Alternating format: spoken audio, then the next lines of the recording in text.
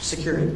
Secure it so nobody could walk over things and nobody could in any way disturb trace evidence, forensic evidence. Isn't that correct? Yes, sir.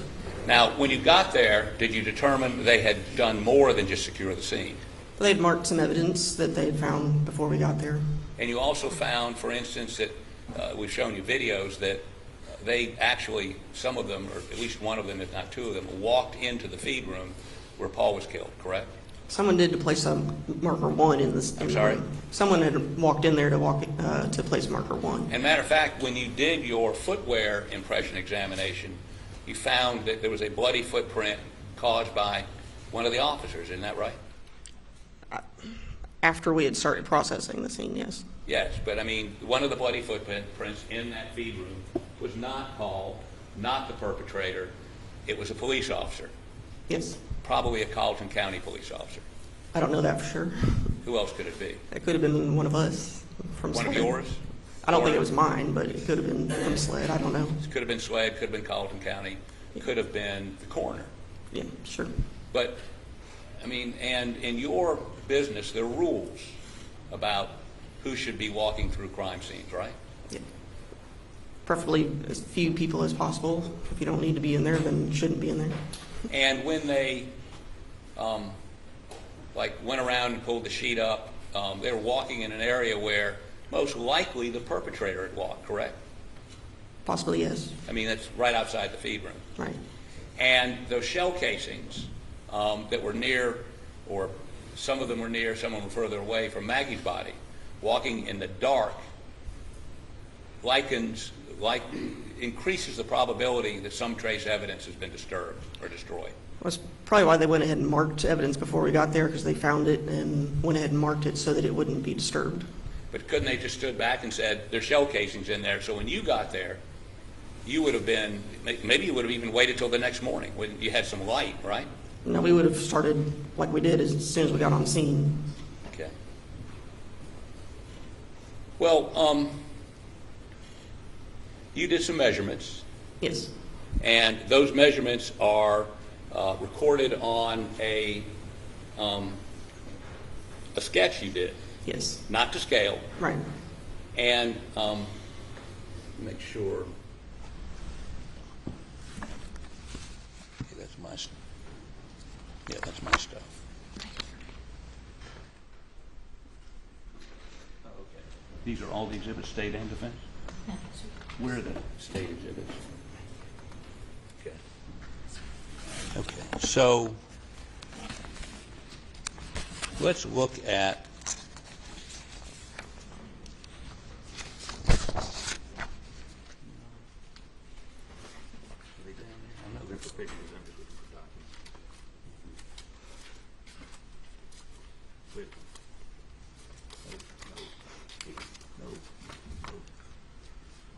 maybe they didn't put them in. Let me ask.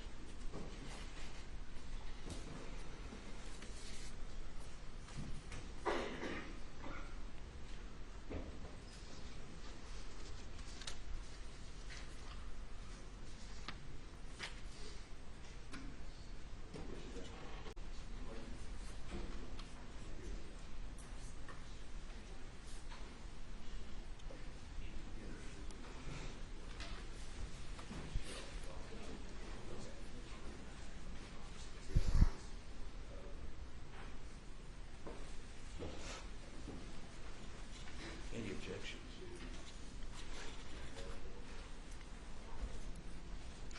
Mr. Harpoon, do you need more time before proceeding? Well, I'm just trying to. Well, do you need more time? No, sir. I'm ready. Let me see if she can identify this. Can you tell me what that is, please? This is my final crime scene diagram. Okay. And you did it. I did. You can identify it. Yes. Your Honor, we would offer this document into evidence, please. It's her crime scene. What number would that be for the defense? 4. Any objection? Submitted without objection. Okay, so can you put Worley number 1 up, please?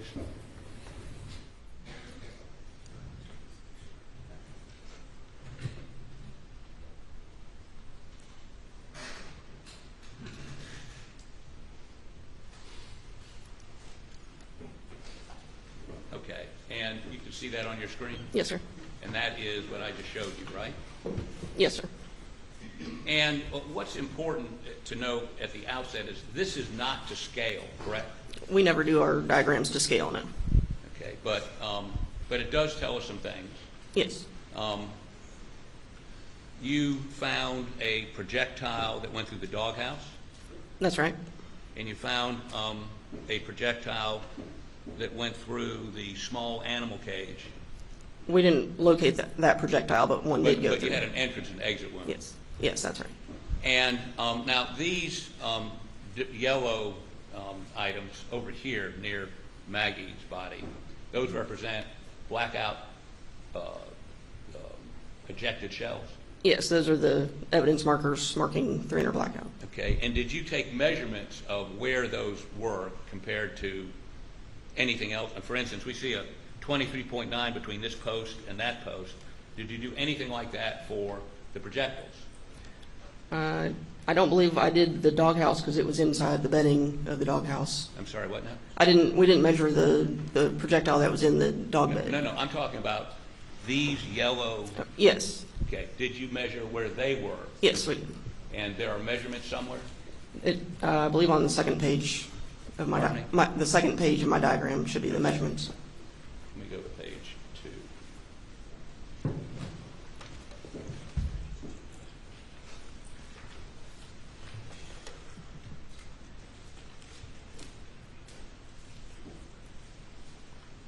Do you have your report with you?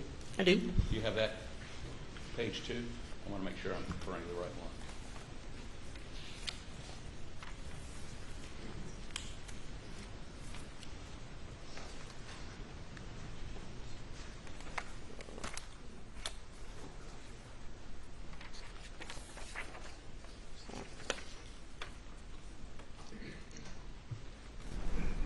Page 2 of 8, right? Yes. Okay, and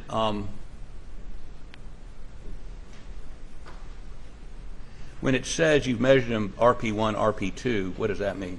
That's reference point. So this corner of the feed room was reference point 1. This column was reference point 2, and this column was reference point 3. Okay, can you find page 2 for me, please?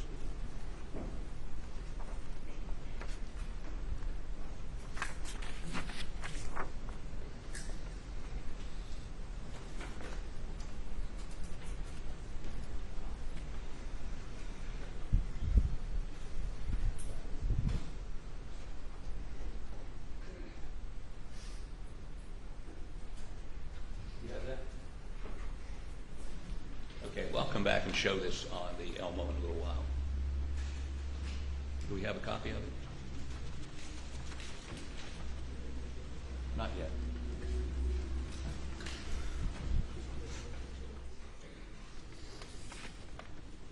What I'd like to do is, let me give you yours back and ask you, what did I do with it?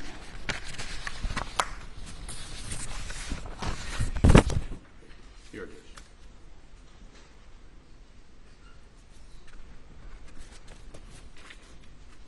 Is that what we were just looking at? Yes, And are these your calculations? they are. And this is what you recorded? Yes. Any objection? No. I'm sorry? No objection. No objection, okay. Your Honor, I'd like to offer this into evidence. I think it's defense 5. Submit it. We'll go back and look at that again in a minute. And so, could I have roll number 1 up?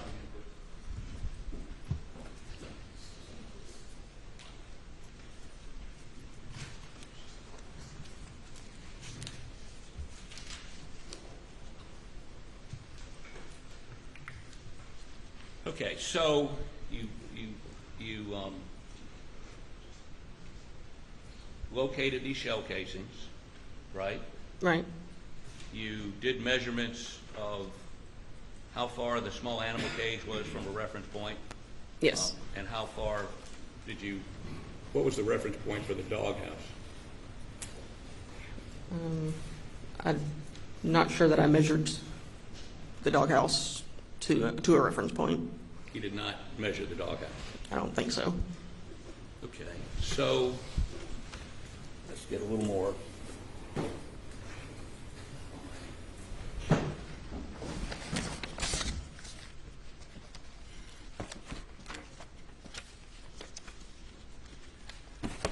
Could you put KNW 1644 up, please?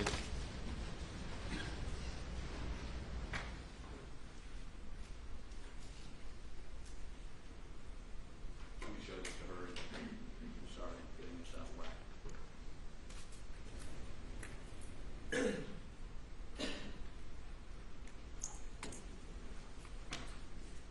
Can you tell me what this is a photo of? It's the doghouse. Well, and but did you make this, or was this done under your supervision? Yes. Okay, Your Honor, we'd offer this into evidence. No objection. Number 6. Submitted. Now, hold on one second.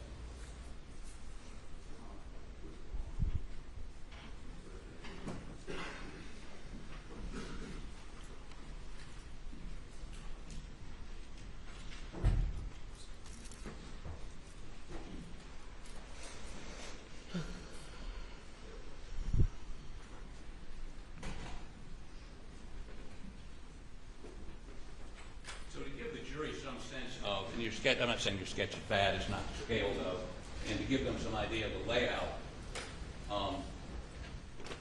this is the doghouse, Yes. correct? Yes, that's right. This is what you call the small animal cage right here, Right. and that's off the ground, It has legs, yes. legs, right? The doghouse has got like a couple of 2x4s under it, so it's not laying directly on the ground, correct? Yeah, I think that's right. And then, if we look over to the right, that would be the door to the feed room where Paul was shot and killed, That's right. right? Yes. So we're all singing from the same sheet of music here. There's the small animal, I'm calling it quail, but it's not. Is it quail? Quail, they apparently kept quail in there. And then there's the doghouse, and then there's the door to the feed room. Did you do any measurements, or can you give us any, if you're standing at the quail pen right over here, and you're looking at a 90-degree angle, that is out in front of you, am I right on that 90 degrees? Okay. Are you looking at the door to the feed room, or is it to the right or to the left? Well, let me ask you this. Did you take any measurements? Not directly from the cage to the door, no. Can you tell me what is it, a 10-degree this way, 10-degree that way? I mean, I'd have to look at the photographs. If any of the photographs show from the door to that animal cage or the animal cage to the door, we'd see if it was at an angle or not, but But you didn't take any measurements when you were on, when were you on the scene doing these measurements? my initial measurements were the night of the incident, and then that picture was taken July 16th when we went back to take additional measurements. And it was after July 16th you generated the sketch we saw a moment ago. No, I think I did this before we went back to the scene on the 16th. So nothing changed in your sketch? No, And to your knowledge, you never took any sort of directional examination of the reference points, for instance, the dog pen and the door to the feed room, or from the quail cage to the door of the feed room, correct? that's right. Okay, now, do you know what, hold on one second. Do we have Pharaoh? Do we have Pharaoh?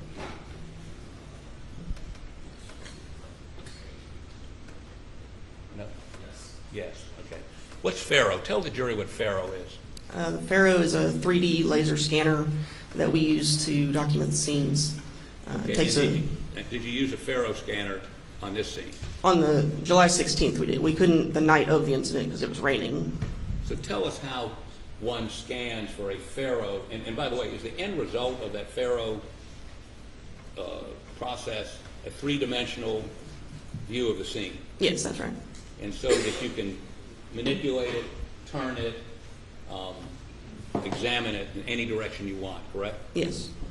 And you had that done in this case. Yes. I did not hear the Attorney General ask you about it in your direct. Was it brought here to the courtroom? I believe it's here, yes. It's here. Okay. Well, I have a copy of what you furnished to us. Any objection to this coming into evidence?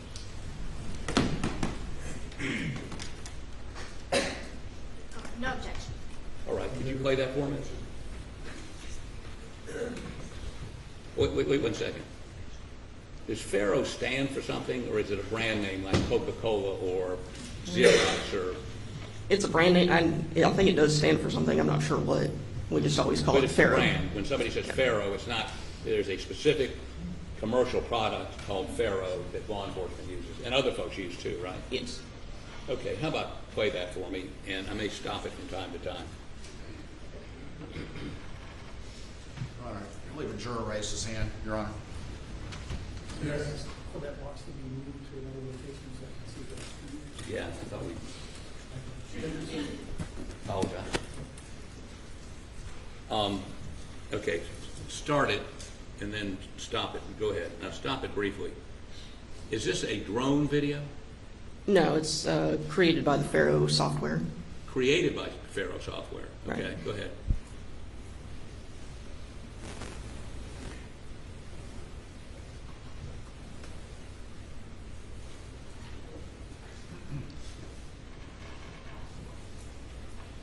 Stop it again. That would be, right down here, that would be the dog,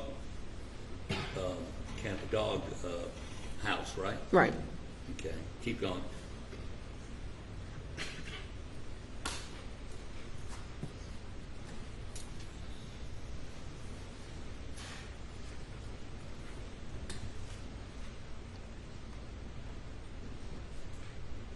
Okay, stop right there. Now, we're seeing the inside of, what is this room called? I refer to it as a workshop. Work, okay. And the bullet that went into the quail cage went through the quail cage and came out this wall, right? That's right. Okay, go ahead. Again, stop it 1 second. Make sure I look this straight on. And the quality of this isn't very good. Why is that? I'm not really sure. But I mean, isn't there a final product you get from this? I'm not sure if there's something more final than I don't do the rendering of the software, so I'm not sure if there's Okay. something more than that. Keep going.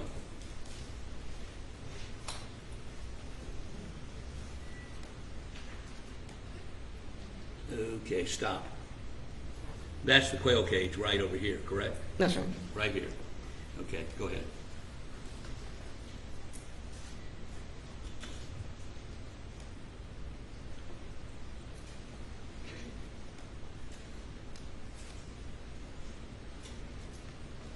That would be the doghouse. Yes. Okay, let's keep going.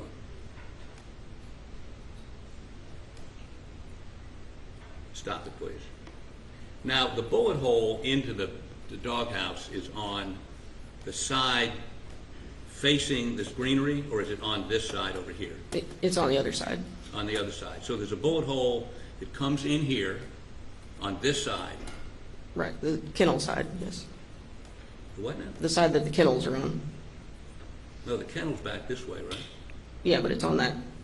If you're looking at the front of the doghouse. Okay, right. So it's coming in here, Yes. and where's it exiting? It goes into the doghouse there was a dog bed in the doghouse. It goes in there. Okay, keep going. Now, stop right there. Go back just a little bit. Okay, go ahead. So as we watch it come around, you would agree with me that the doghouse is not perpendicular to, stop it, to the door to the feed room, correct? Right. Okay, keep going.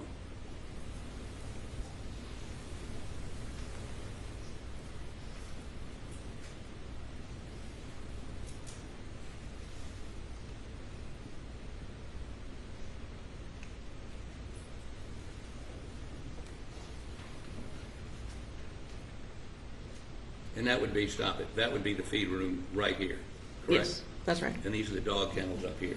Right. Okay, keep going.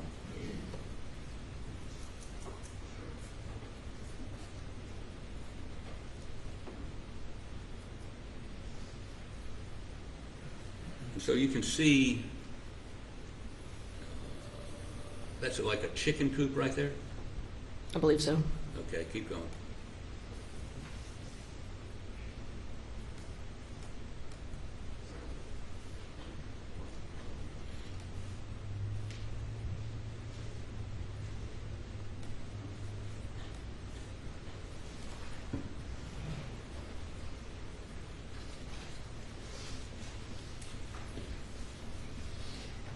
And that's looking at a structure that's back probably 150, 200 feet away from the kennels, right? Yes.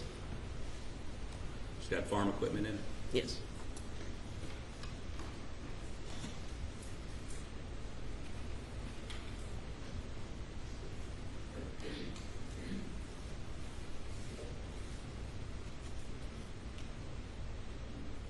Okay, that's it. So we have, and you could take this and convert it into, well, let me ask you this. Do you know how they do this?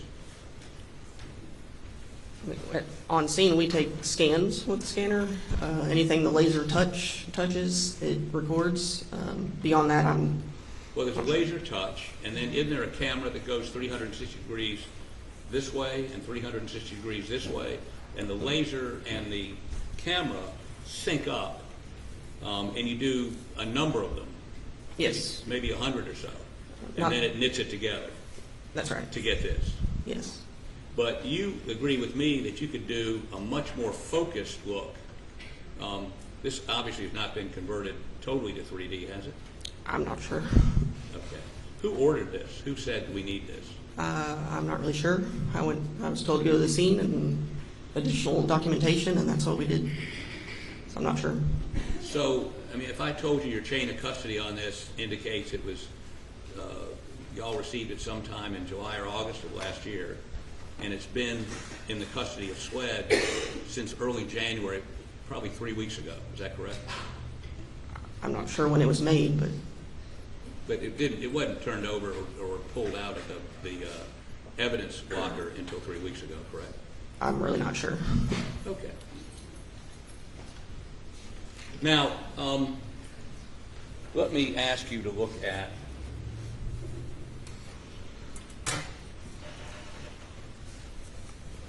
that report of the sketches, right? Mm-hmm. Well, let me do this first.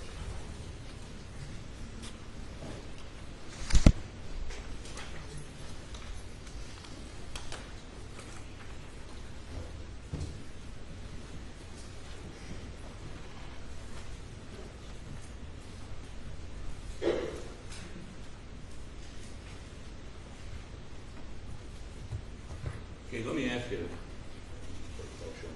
Attorney General.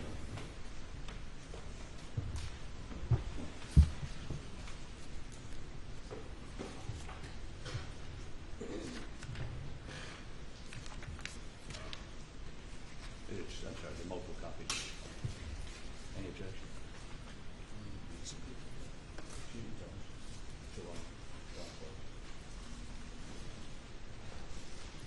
Let me ask you to examine these photos and see if you can identify them.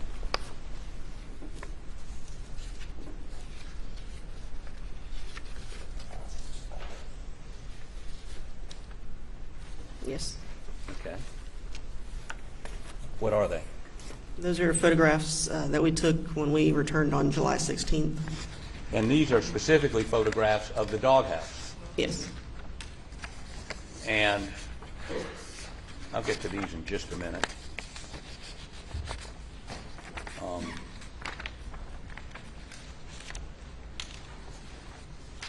So this would be 7, 8. this would be 8, 9, and 10. Make sure I don't put duplicates in.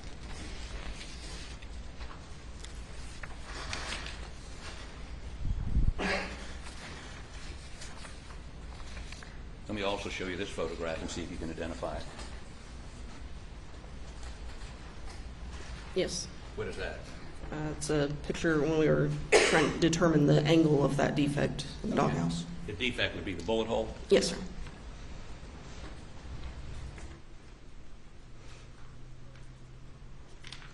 Offer this into evidence as number 11 without objection.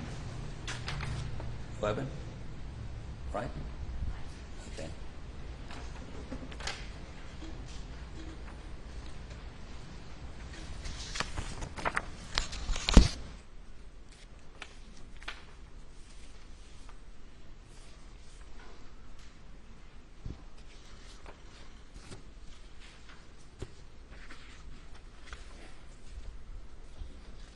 Ladies and gentlemen, we'll have you go to the jury room for a break. Please do not discuss the case.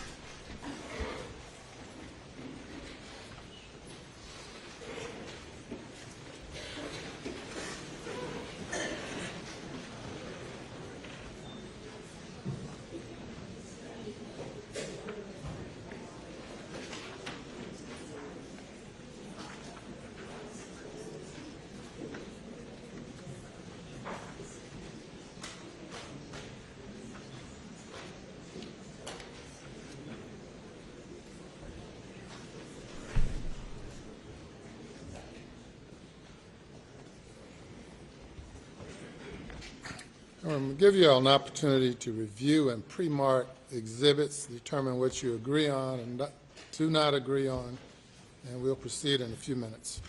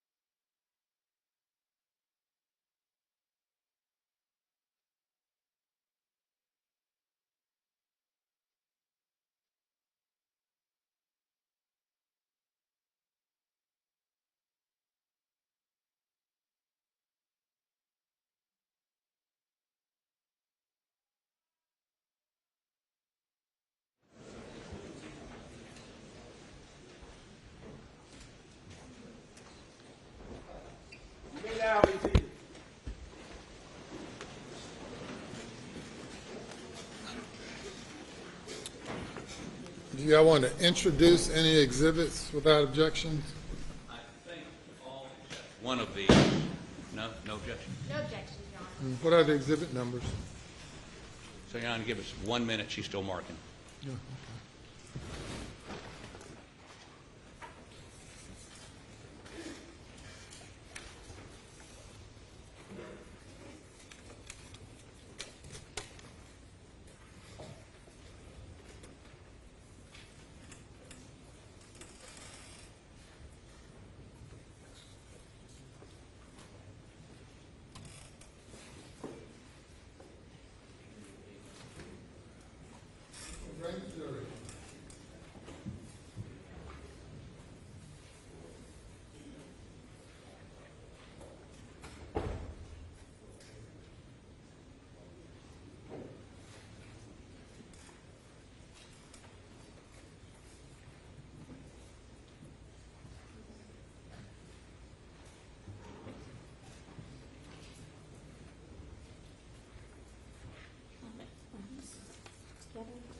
Let me see.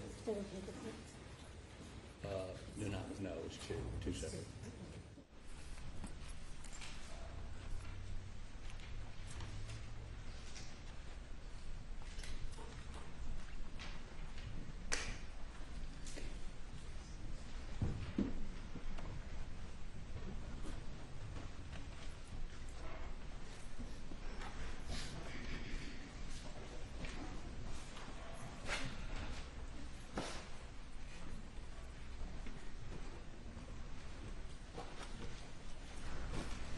The jury is present.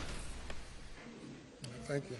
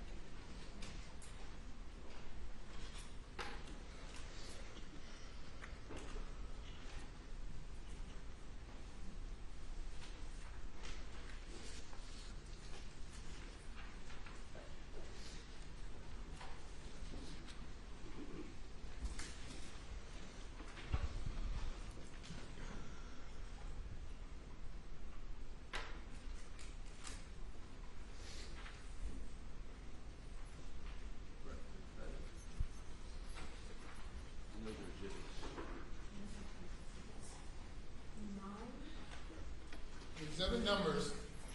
9, 10, 12, 13, 14, 15, 16, 17, 18, 19, 20, 21, 22, 23, 24, 25, 26, 27, 28. They're all admitted without objection. So, you took measurements, for instance, let me show you the picture I want to show you to begin with, which is of the quail cage.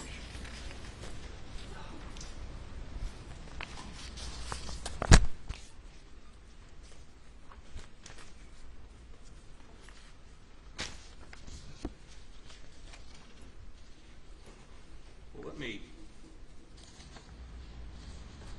first of all show you exhibit number 20, which is Worley, page 7, if you could put that up on the screen.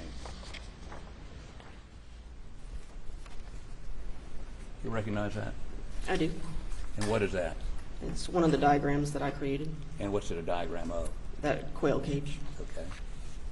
Now, you did that sketch, and that sketch shows, so it says, defect interior side of cage, defect interior side wall of cage, and defect interior back wall of cage, right? Right. So you have an entrance and an exit hole, correct? That's right. Now, what did you do to try to determine the trajectory on that? Where did it come from? We placed a flight path rod through defect J all the way through to where it went through the back wall of the cage. Okay, and let me see, I know I have a picture of that here somewhere.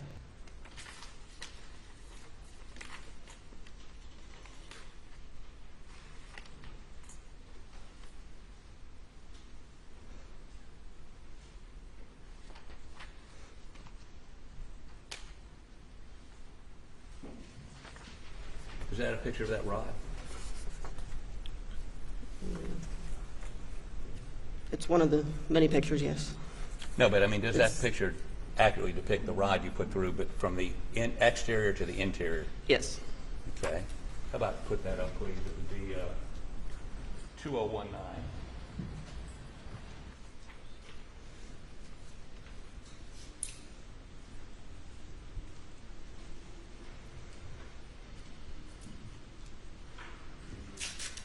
Yes.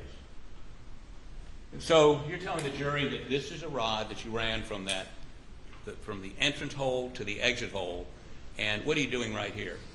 That's where we're determining the angle. Upward or downward angle? That's right. Okay. Now let's talk about how you determined the angle of front to back. I don't know what you call that scientifically. I mean, did you determine the angle of that rod as to the exterior wall of that? Yes. Okay. And based on the exhibit we saw a moment ago, the entrance wound would have been on the, how about go back to Worley, page 7.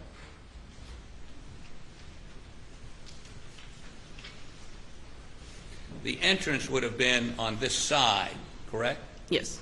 Now, the feed room, you would agree with me, is not on that side of the quail cage, correct? That's right. Matter of fact, this side faces the feed room, correct? I believe so, yes.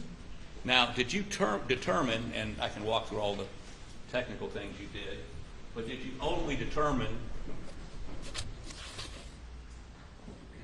the angle, you can check your notes, the angle of the entrance hole over here to that side? That is, is that horizontal? Am I talking horizontal?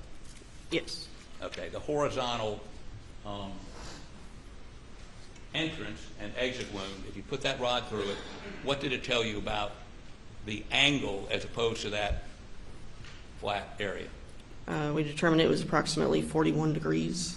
41 degrees, and if I'm standing at that edge, is it 41 degrees to my right or my left?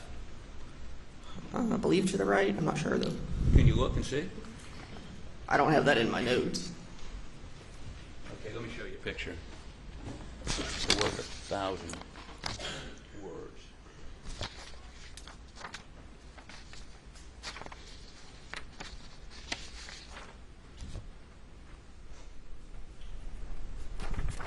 Just help refresh your memory. Yes. And so,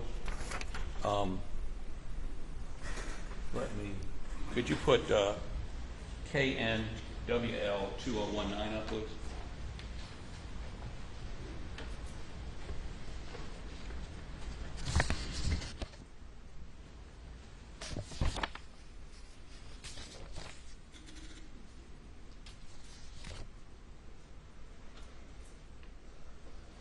Okay, and what you did was, correct me if I'm wrong, you put that rod through, and then you put a protractor up against it and then the protractor told you it was 41 degrees from flat, or I don't know. From the, where the bullet went in the wall, from that flat edge to where the angle is was 41 degrees. Okay, and let me show you KNWL2007.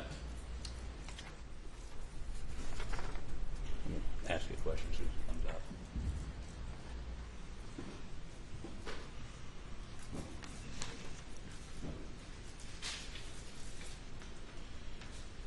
You know, strike that. I don't need it. I don't. Well, that's it. But that depicts that rod you put from the exterior through the interior, right? That's right. And so as that rod sticks out, it would be the path of the bullet.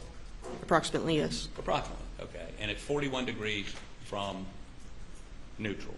Yes. Or, I mean, if this were the wall of the wall the bullet went into, it would be 41 degrees would be over here. Yes. Right. So that side, right. Okay. And I see from that picture we showed a moment ago, you used a protractor, just like this one, or maybe similar to this one, to determine that angle, right? That's right. And basically you just you take the rod and then you put this up to it and then figure out what the angle is, right? You line up the middle of the protractor on where the defect is, yes. Where the bullet hole is. Right. Okay. Now, did you do the same thing for the dog pen, a dog house? Yes, we did. And let me walk you through a couple of those pictures. Let me see if I have. Okay. Let's go to page 6 of 8 of her report.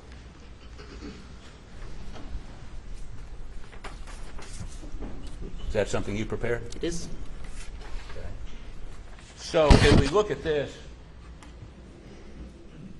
could you zoom in just a little bit for me, please?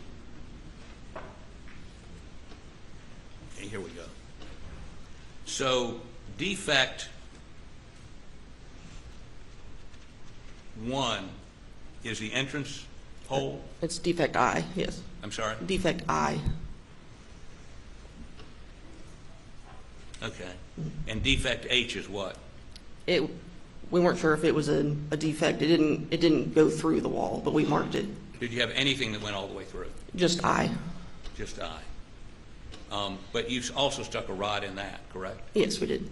And what was the dog, this side of the dog house would be the side facing the kennels? Yes. Okay. And what was the angle, entrance angle on that? You put a rod through and measured, just like you did before, with a protractor. And what was the angle on that? The horizontal angle was approximately 84 degrees. So 84 degrees. Now the side the bullet went in was facing the dog pens. Yes. And as we see from the photos, approximately, I mean, again, it's just guesswork, but not square with the dog pens, a little bit further to, if you're standing in the feed room, if you're looking at the dog house, it would be a little bit to your left, correct? That's right. And then this trajectory into the dog house is 84 degrees, which means it's coming, if that's the feed room, it's coming from even further over here, correct? Yes. Okay. So let me have you do this for me. If I had a sketch, your sketch of the dog house and the quail cage, you could take that protractor right there and basically show the line out, correct? From the quail cage to the doghouse? No, from the quail cage, the trajectory, if I put down that protractor on the side where the bullet went in, that's pretty easy to identify in your sketch. Right. And went to, what was the first one? How many degrees? I'm sorry, I can't remember it either. Was 41 degrees. 41 degrees. 41 degrees. on your sketch, you could follow the trajectory of that bullet out, correct? Yes, Do the same thing on the doghouse. right. Okay. Wait 1 second.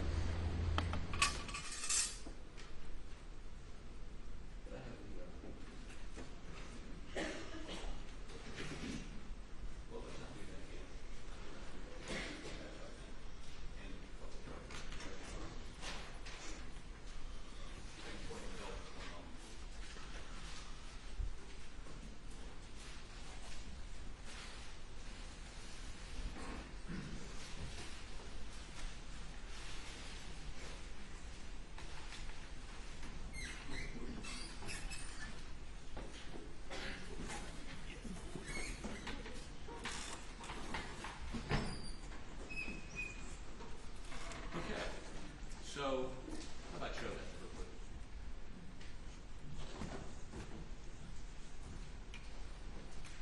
Okay. Is that just a blow up of what we previously put it out as? Yes. Okay. How about do me a favor and keep track of what the different angles are? Because I'll never remember when you get down here. So, if you'd step down, please.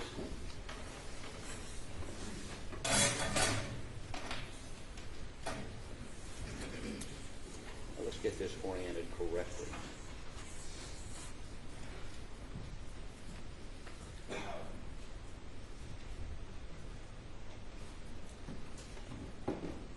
Is the doghouse on this? Okay, I'm disoriented. I'm looking at it upside down. Okay, so if you, does protractor work for you? It's got a little thing that allows you to. Okay, if you take it and let's go from the quail. Oh,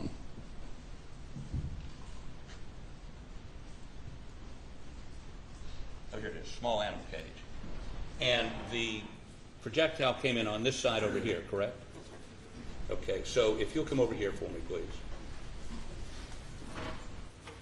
And put the put the protractor against the, there you go. And how many degrees did that go? 41 degrees. Okay, could you put that on 41 degrees?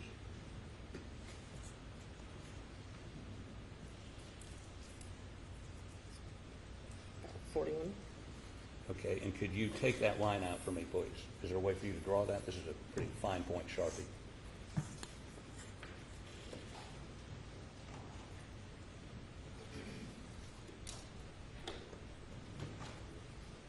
Okay, I'm going to hold this down. If you'll draw that line for me, please.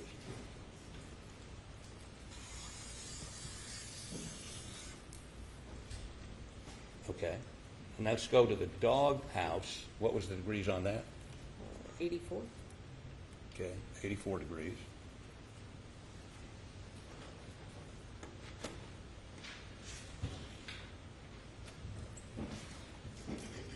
Okay, and how about draw a line for that for me, please, from the side of the doghouse?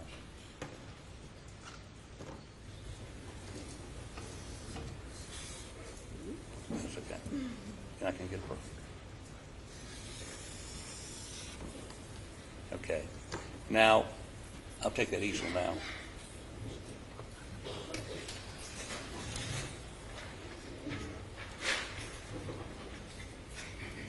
Okay.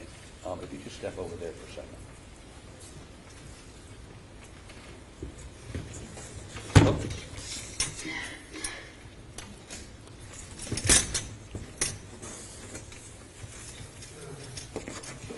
Just put that up there.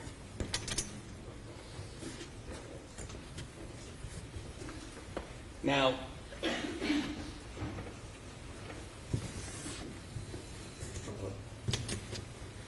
is that steady? Yeah. Okay. So, correct me if I'm wrong, but if you look at the photographs and you look at, well, you look at this, the feed room door is approximately right here, correct? That's right. Would you circle that with a red circle for me, please?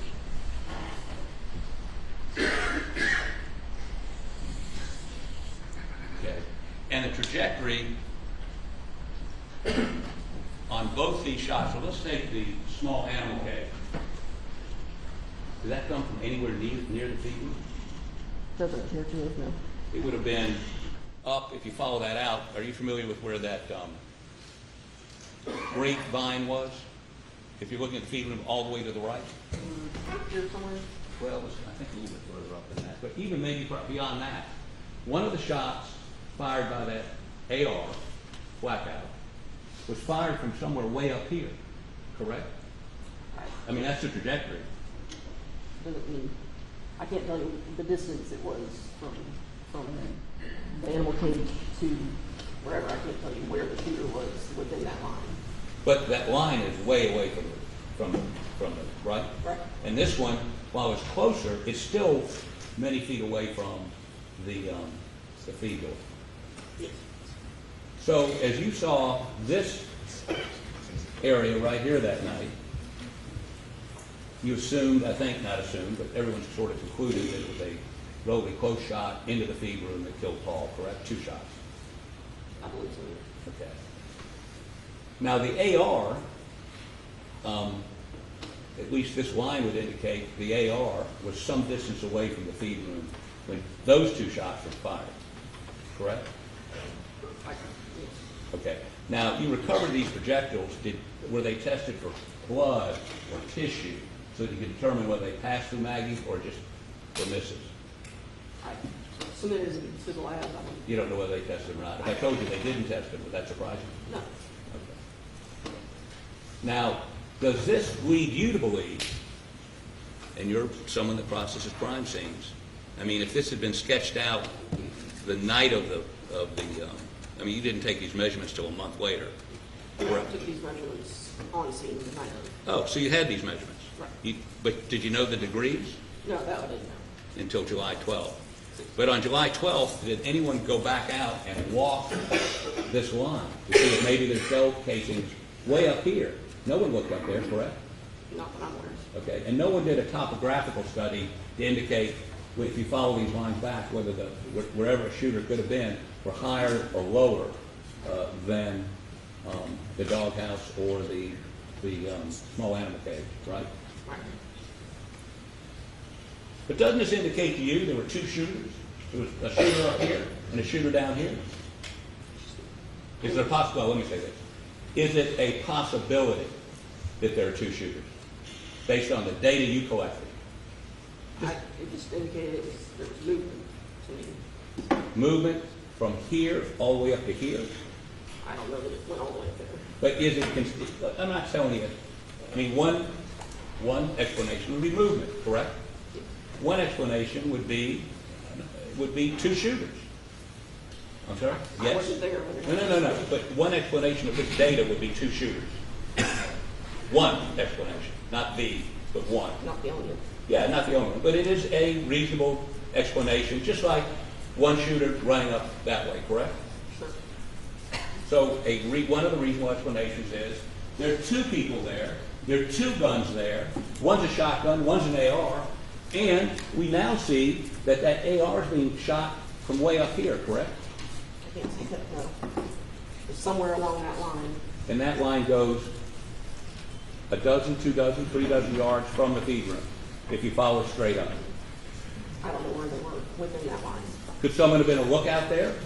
They went there to kill Paul, and that's the lookout. Maggie surprised them. They thought she was gone. I have no idea.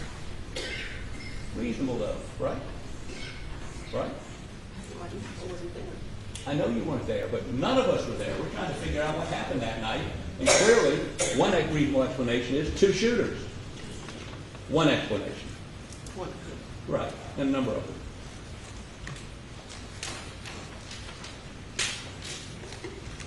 I'd like to offer this into evidence.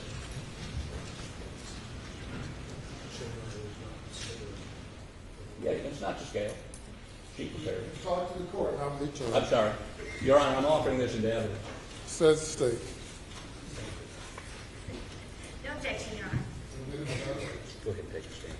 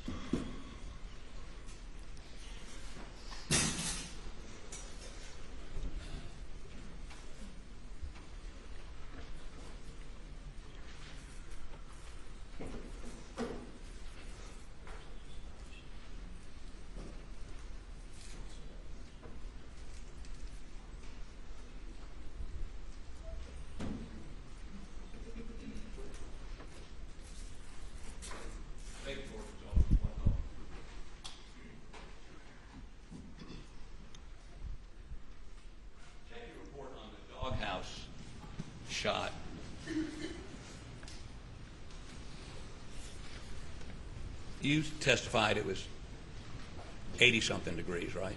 84 degrees. It's not 90-something degrees? I had 84.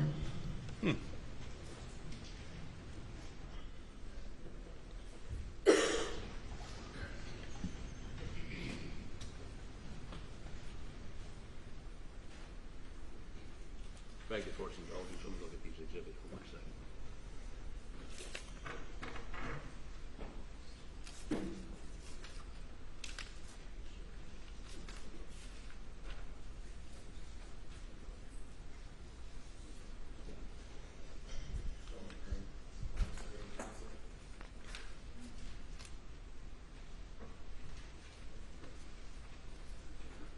Okay, let me show you defense exhibits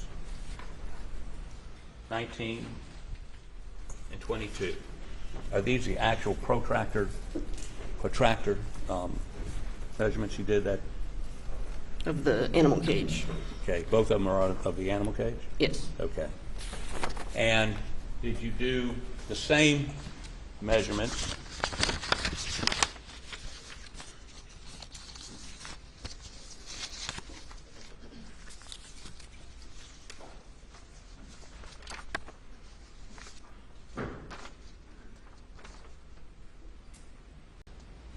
on the doghouse? Yes. What does that indicate? You mean, what is this? No, what is the angle based on that? Can't really.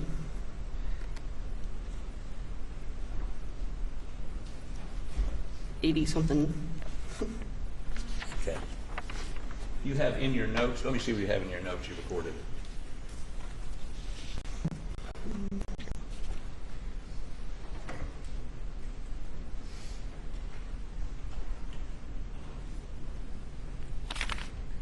And that's, where's your full report?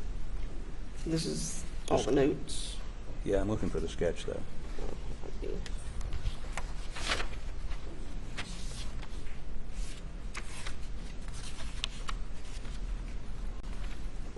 Okay, where's the doghouse?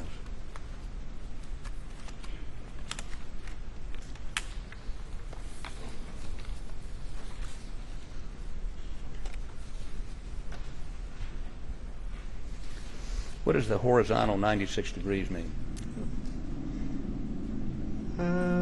Not sure why that says 96. I'm sorry? I'm not sure why it says 96 if I had 84. In your crime scene notes? That's right. But you wrote down, your official report said 96 degrees. My note said 84 degrees. Well, did you just... The notes were taken at the scene? Yes. Okay. Beg the court's indulgence.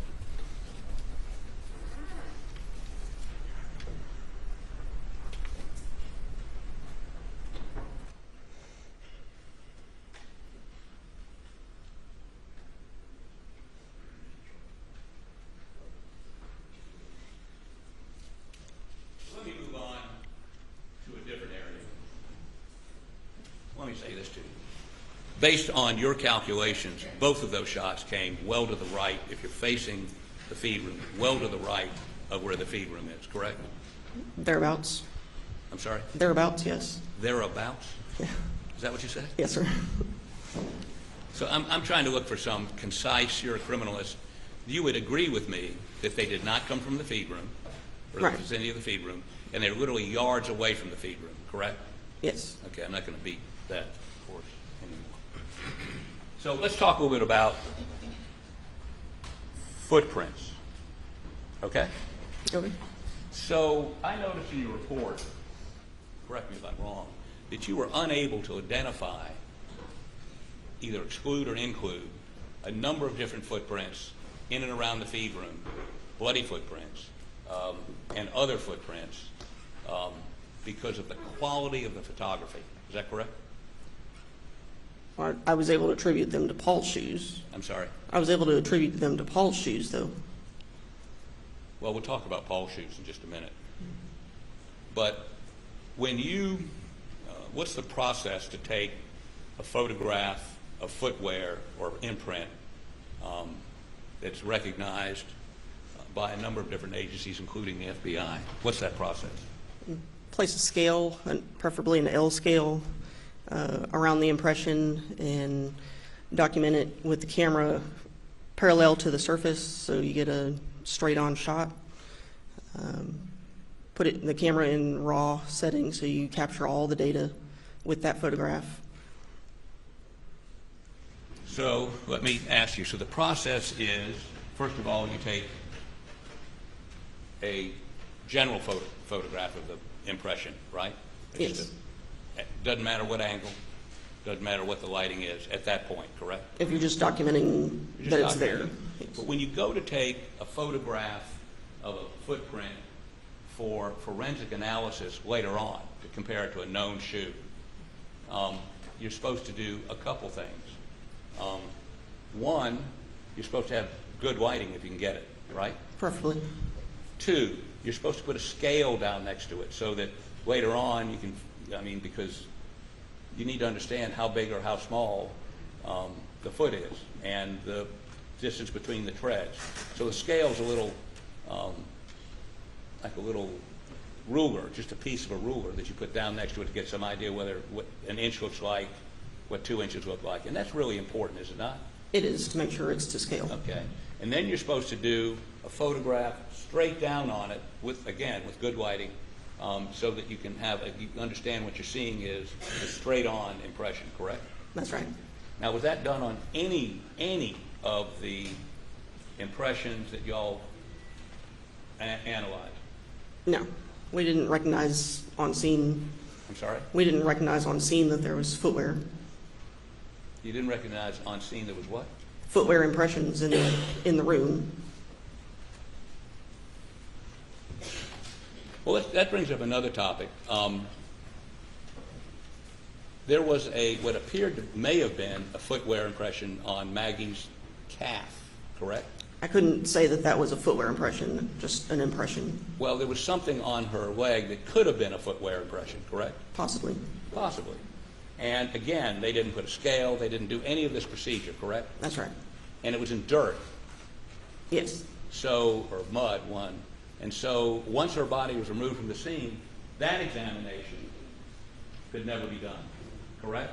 That's right. As a matter of fact, none of the impressions could be examined after the next day at best, correct? Not physically. Right. We couldn't go back out and take new photographs. Right.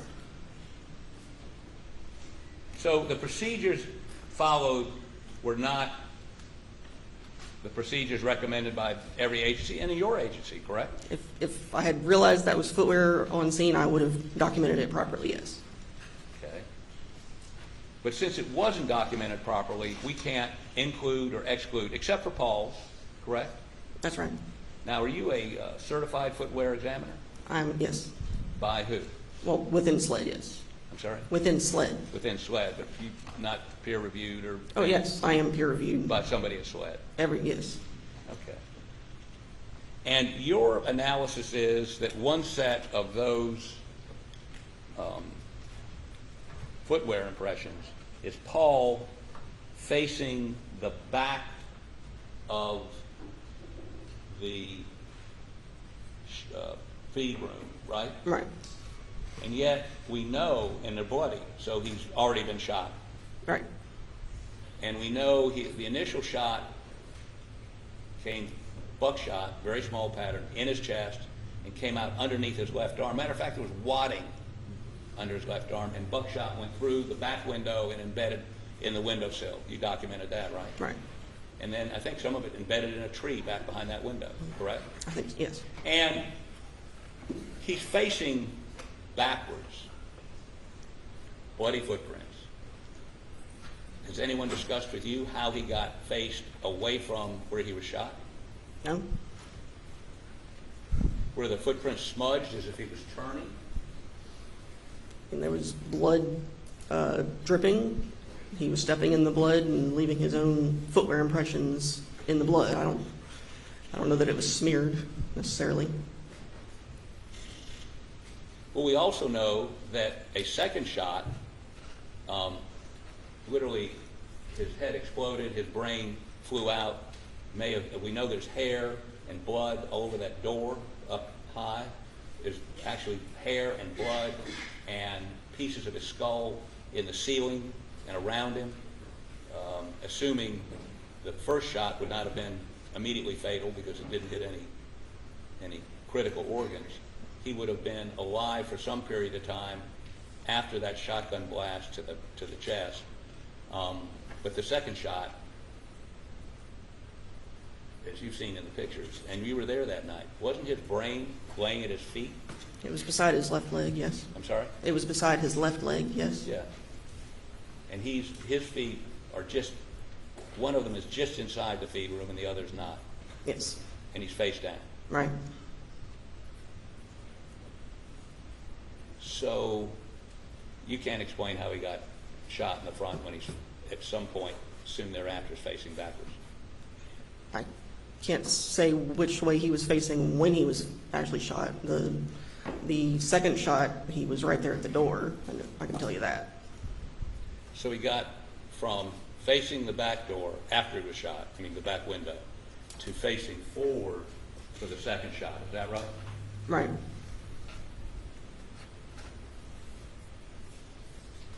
Has anyone from SLED briefed you on after you identified those footprints? No. They didn't ask for any explanation? Not for me, no. Okay, and you would agree that because of the way the scene was processed, most of the footprints you were unable to do any comparison to because of the way the pictures were? No, I was able to do a comparison with, and they were mostly Paul's shoes. Other than those two? There was one right inside the door. There was one further to the left where the door was. Then there were at least two by marker one. And correct me if I'm wrong, at least one of those bloody footprints initially identified as Paul's turned out to be a police officer's, isn't that correct? It wasn't initially identified as Paul's, no. But there was a bloody footprint near his that turned out to be law enforcement, correct? Yes. In the feed room, Right. in blood. Is that preservation of the scene that your standards require? Not exactly, no. Not exactly. Should the police be walking through the scene? No. Do we know what other evidence they may have destroyed? I have no idea. That's right, we don't. Now,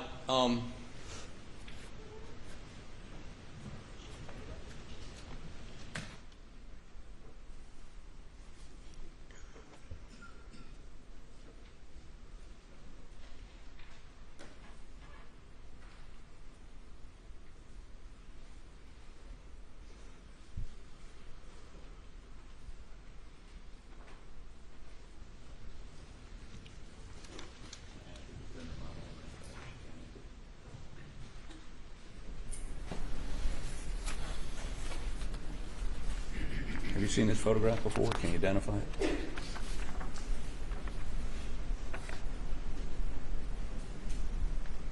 It's not one that we took. But does it appear to be in the area you've been describing? Close, yes. It's in the feed room.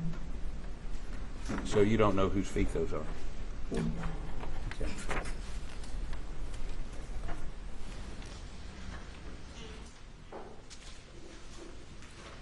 Did you check other foot impressions in the feed room and exclude Paul? No.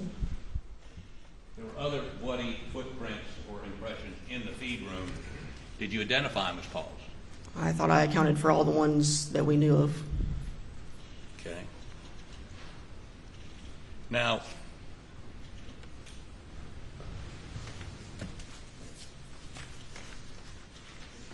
make sure this is not already in evidence, Your Honor.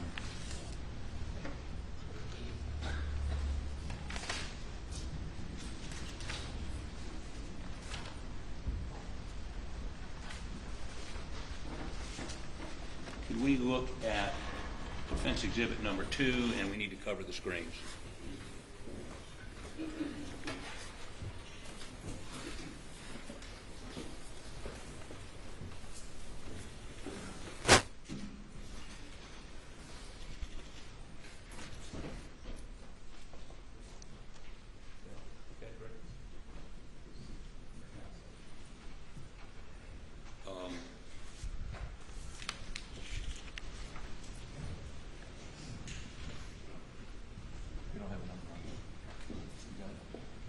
the big screen?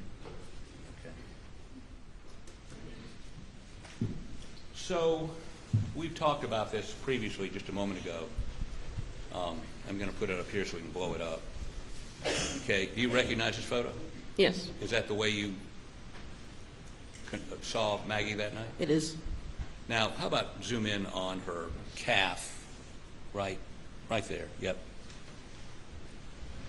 Now, somebody, even that night we see in notes, thinks that could be a footwear impression, or it could be something else, correct? I couldn't determine what kind of impression it was. No. Okay. But you would agree with me, there is something on the back of her leg that has some sort of pattern in it? It is, yes. Okay. Not naturally occurring pattern. Right. And this is the only photograph you received that night, or you received ever, of Maggie's calf, correct? That's not the photo I used at all. I'm sorry? That's not the photograph I used at all for my footwear examination. What photograph did you use?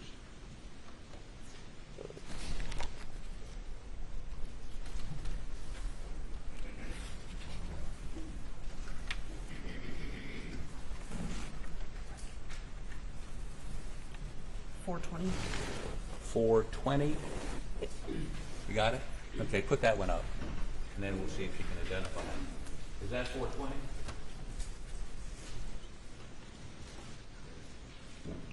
Yes. Okay. We'd like to offer photograph 420 into evidence, Your Honor. No objection, we just asked to see the photo before it's offered. It's admitted. Thank you. I don't have it. We'll get it. Do we have Holly, we got a hard copy of that? Thank you. We'll get it to you in just a minute. So, can you come down here for just a second, please?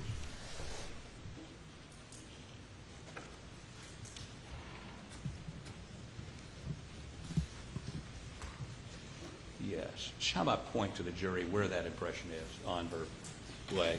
This whole area right here. And it has, if you blow it up, you can see some regular lines as opposed to irregular, right? Yes. Which would indicate some, not natural, but when I say unnatural, man-made something caused that, correct? There's a distinct pattern to it. Okay. Now, why were you not able to get significant definition to compare it to a footwear? I felt like I had enough definition, I just couldn't attribute it to any type of footwear. Any type of footwear? As far as any type of shoe, I wasn't able to attribute it to a specific type of shoe. Okay, now, and you would agree with me, there's no scale. Right. There's no multiple pictures of this from different angles for the purpose of giving you the more definition so you can make a comparison, correct? There's not. So this was not done according to procedure. I mean, I didn't know about this on scene. Yeah, but as your photographers take pictures, aren't they, I mean, wouldn't it be good just to put down a scale, no matter what?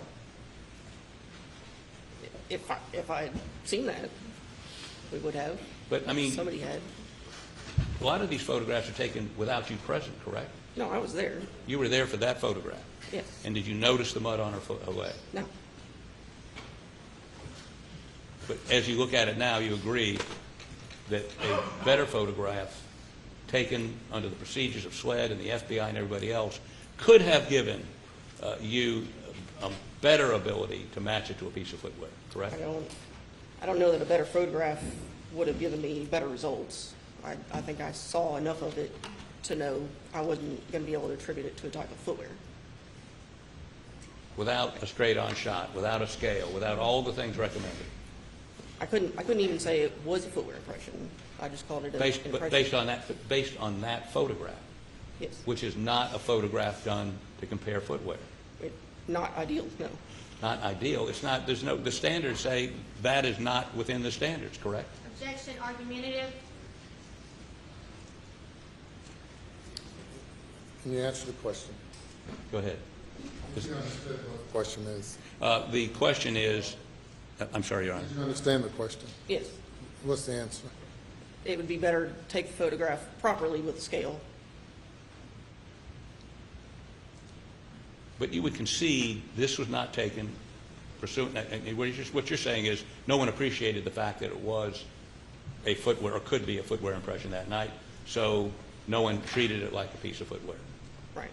But we know that same night they didn't treat any suspected footwear according to procedures, correct? No scale, no multiple pictures, no 90-degree, right? Right. Okay, thank you. Go ahead and take a stand.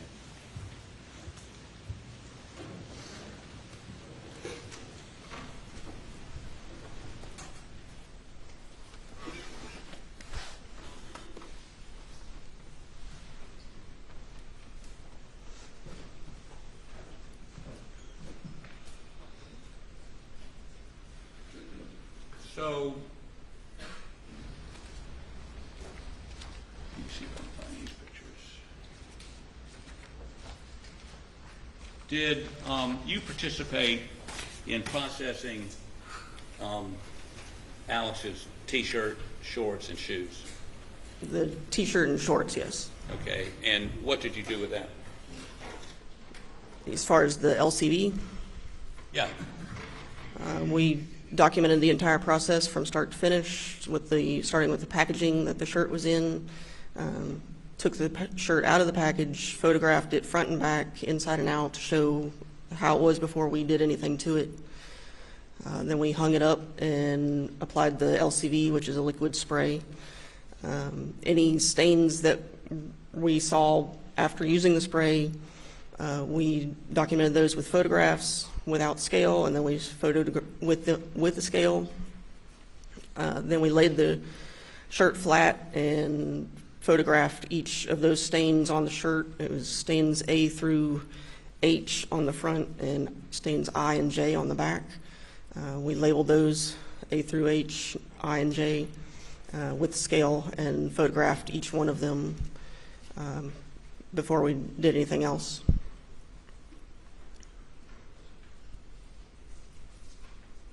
Let me show you a couple photographs. Any objections? No objection.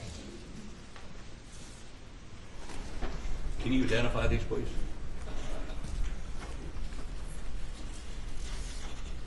Doug, 19A, please. Yes. Yes. Is that the shirt as you saw it that night? Not that night, no. When did you see it? When we processed it at the lab. Okay. So you would agree with me that this shirt has, it doesn't look like it just came back from the laundry. It's got smudges down here and generally stains here and there, correct? Not completely clean, Yeah, okay. Well, that's it. It's not completely clean, correct? right? And then I'd offer that into evidence, Your Honor. 31.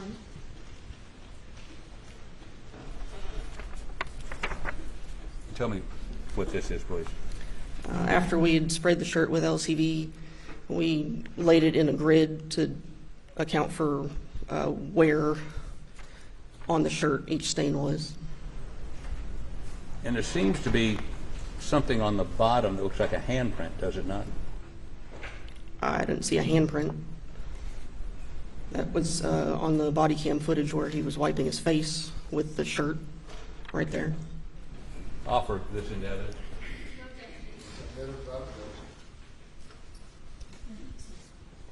Can I have that 19, I'm sorry, let me see what it is. What does it say at the bottom? KNM 3282.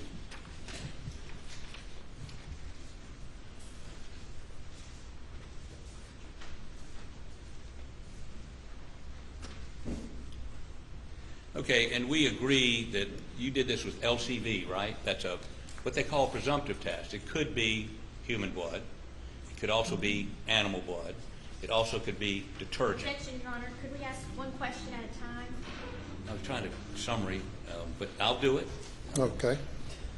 Could it be something other something other than human blood? It doesn't determine whether it's human or not. Right. So it could be animal blood. It's possible. Could be detergent. Detergent oftentimes. Not bleach, maybe. Bleach. Okay. What about organic matter like plants? The only two I know of really is bleach and rust. That Rust? Right. Okay. But there are other things that will, and that's why you do a confirmatory test. right. And that's done with hemotrace. I'm not sure how. I don't do that part. So. Well, do you know what the results were when they treated it with hemotrace? I'm not sure. No. You never saw the report? No. No human blood found? Hey, now, did you test his shorts? We did the same procedure with the shorts. And there some presumptive, some indication that it was human blood or something else, correct? Yes. Do you know whether they ran a confirmatory test on that? I'm not. I assume they did. I'm not Did sure. you? Well, but you don't know. Right. Do you know did you use LCV on the shorts or did you use something else? We used LCV. Okay. Did you do the shoes? No.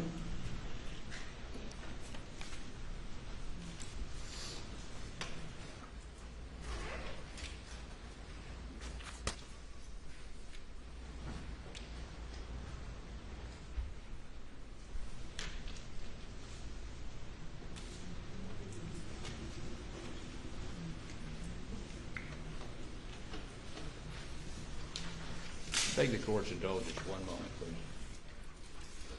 Maybe almost through.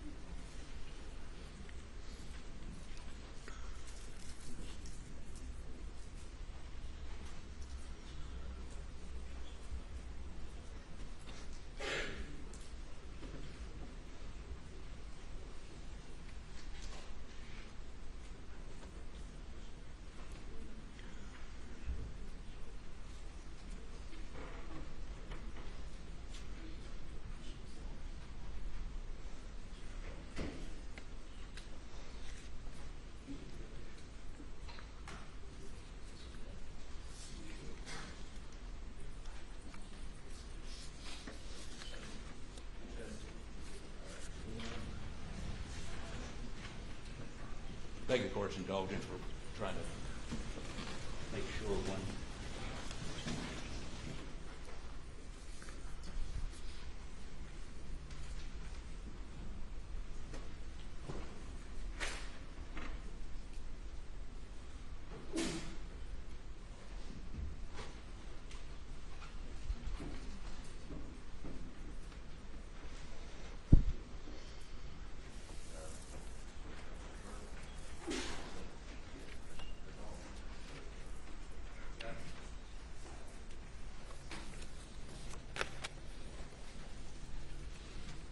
Let me put up on the screen. I'll give you a copy of it if she can identify it, okay? And I think she can.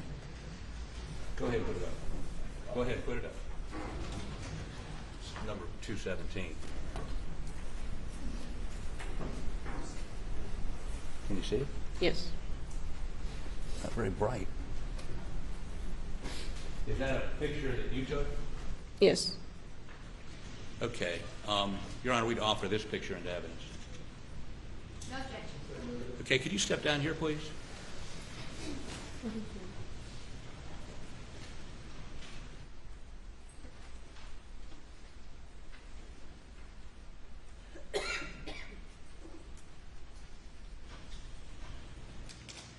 So the angle, this is the doghouse. What's the angle on this? Approximately 84, 83. Yes. Okay. Just wanted to make sure we all were on singing from the same shooting music, even though you wrote down 96 in your report, correct? In my diagram of that, yes. Right. The official report. The official. My official notes say 84 degrees. But I'm talking about what we got. But we got your notes also. But in your printed document, you said 96. On the diagram, yes. Yes. But it's only 84. Right. Okay. Thank you.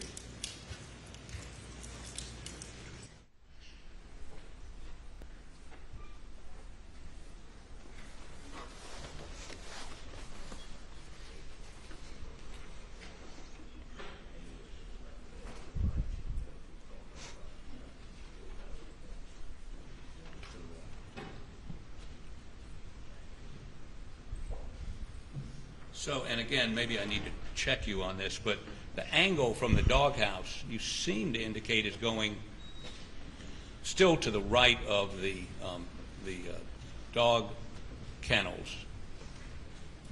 But, and let me check it out, just one second. I'm not sure you got this right.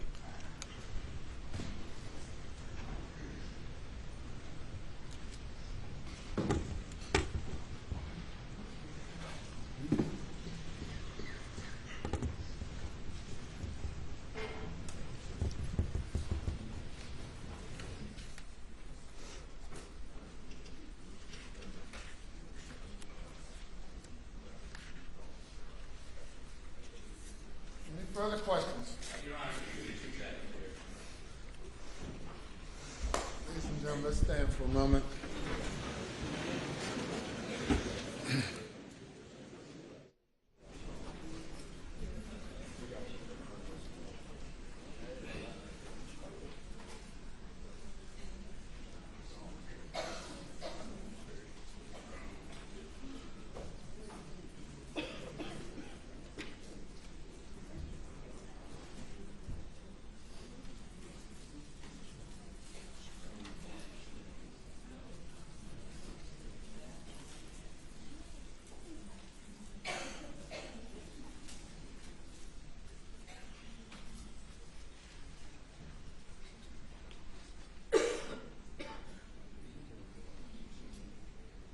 Okay. Okay,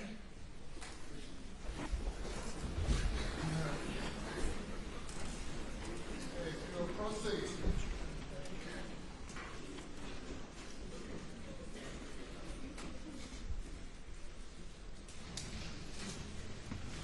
Thank you, no further questions. You're right.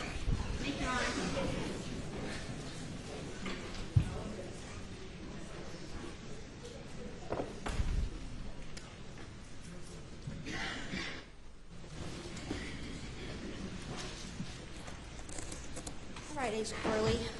Let's see. Right. We saw this big diagram and then some other diagrams that you prepared. What was the purpose of you preparing all these diagrams? Show for that one where the evidence was in relation to each other, where the victims were in relation to the evidence, where the kennels were and the workshop overhang, measurements, all the other diagrams, the doghouse, animal cage, were to show more measurements of where the bullet defects were. Would those be done for reconstructive purposes? That's right. And was that really done here on this case? Not that I'm aware of, no. Okay. And in this diagram, what? If it's Exhibit 29, we see 2, 3, 4, 5, 6, and 7. And what were those? What do those indicate? Those were 300 blackout cartridge cases. And this is not to scale, is that right? No, not at all. So what does that mean if something's not to scale? It's not like an inch on there is not an inch in real life. It's just an approximation of where everything was in relation to each other. So it may not correspond to the actual dimensions of things on the scene. Right.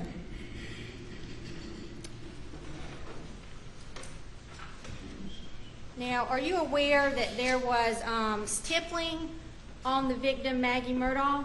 Yes. And what does it mean if there's stippling on a victim? It's a close gunshot.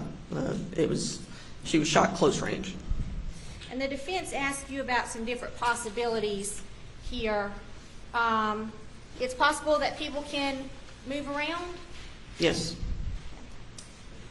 and it's also possible that one person could have had 2 guns.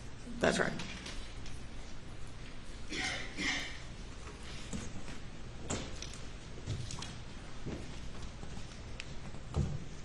All right. Then we talked a lot about footprints. Let's see here.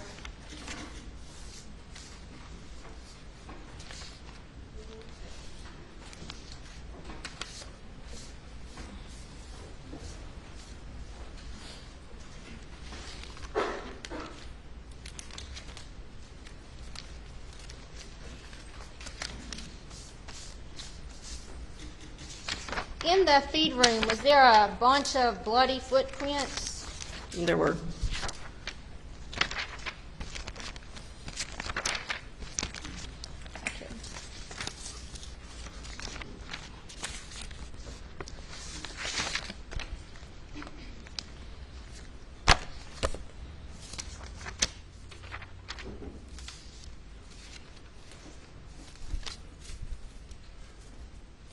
Other things have kind of gotten disarray over here. I didn't have a moment.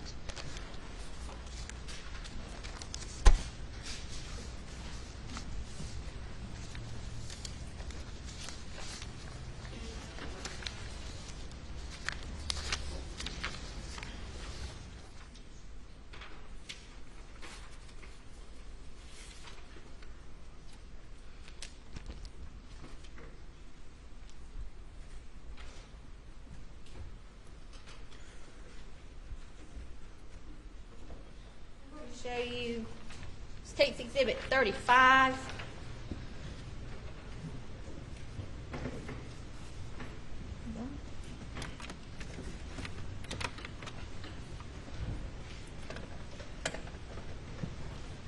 Are those the bloody footprints in the feed room? 2 of them, yes. And those were determined to be the footprints of Paul Murdaugh? Right. And now, just to be clear, I mean, in this picture, we aren't seeing like 5 sets of other bloody footprints. No. So, you talked about some other footprints in the feed room. Could you kind of elaborate on that? Closer to the door, there was one, and also closer to the door, the actual physical door, there was one, a partial impression. Okay. And did you determine who those footprints belong to? Those were consistent with Paul's shoes. And is it possible that after SLED took some crime scene photos and moved Paul's body, that someone could have come in along later and stepped in? Your Honor, we Objections overruled. Is it possible that if there were more prints in there, that those could have been after SLED's pictures were taken? speculation. Objections overruled. I suppose so, yes. We also talked about footprints in States 194 and 195. Why couldn't you do anything with those footprints? I was not made aware of those footwear impressions until June 15th, when I saw one of those photographs. So you didn't take any of these pictures while you were out there at the scene? No, it was on the other side of the workshop. And we have no way to know when these footprints occurred? Right. Now, the defense showed us a picture of that dirt on the back of Maggie Murdaugh's leg. Do we even know if that's a shoe print? No.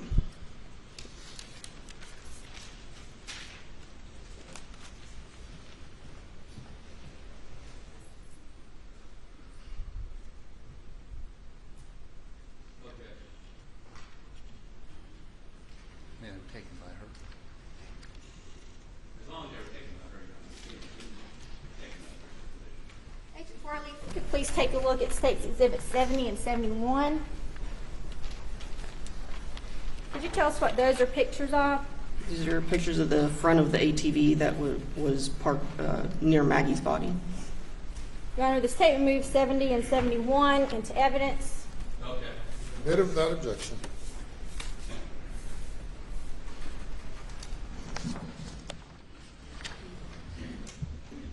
So if we look here at Defense Exhibit 9, can you point out where the ATV was there the night of the murders? That photo was taken on July 16th. But where were the photos or the ATVs on the night of the ATV on the night of the murders? Under that overhang behind the doghouse. This time I'm going to publish States Exhibit 70.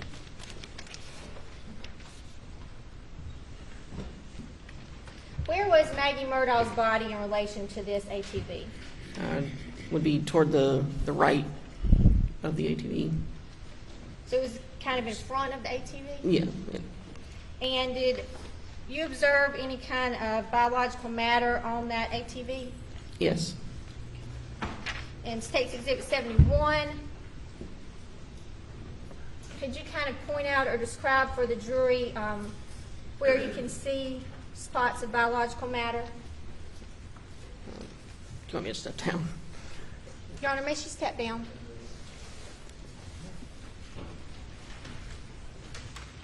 Suggestion, Your Honor, unless she's going to indicate, it appears to be biological matter. Did she test, was it tested? I have to hear the question before I can hear an objection. Go ahead. Agent Forley, if you could please point out for the jury where it would appear to be biological matter or tissue on that ATV. Object to the question. I object to the response because it was never tested. It appears, and it could be deer blood, it could be a number of different things. This calls for speculation. Objection is overruled. These areas right here, a little there. I believe there was a little bit on this tire also. Thank you, Agent Forley.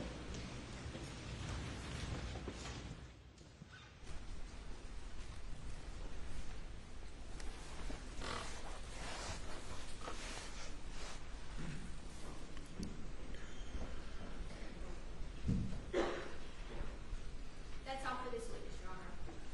Further cross-examination. Well, you would concede, I mean, if you saw that, but you not, I mean, it looked like blood? Yes. Did you test it for blood? No. Gather, swab something so you could take it back to the lab and see if it was Maggie's blood, Paul's blood, deer blood? I mean, they hunt in those ATVs, right? I have no idea what they do in those. You don't know if they hunt using ATVs? Really? Is that one of the things you're aware that's done with those? I am now, yes. Okay. But the night you saw that blood, you didn't take a swab of it, or whatever you thought was blood, didn't swab it? No, it didn't. As a matter of fact, there's a pool of water around Paul. Did anyone ask you to take a sample of that? No. Determine whether or not there was human blood in it? No. Okay.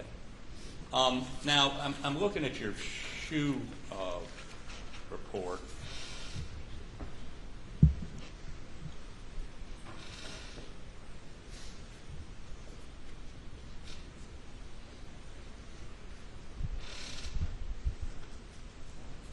You specifically say on a number of these that the photograph is inadequate to do a comparison, right?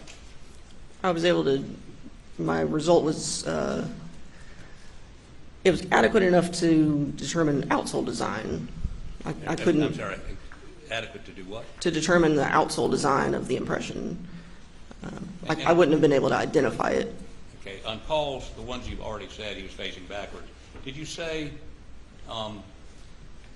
that you had partials and at one point you didn't know which way the foot was facing?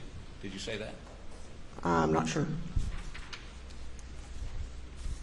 Did you come to any conclusions about any of the other, I mean, did you match his footwear to any of the other bloody impressions in that feed room? Yes. Which ones? The one by the door, like right in front of the doorway. What's the number of that?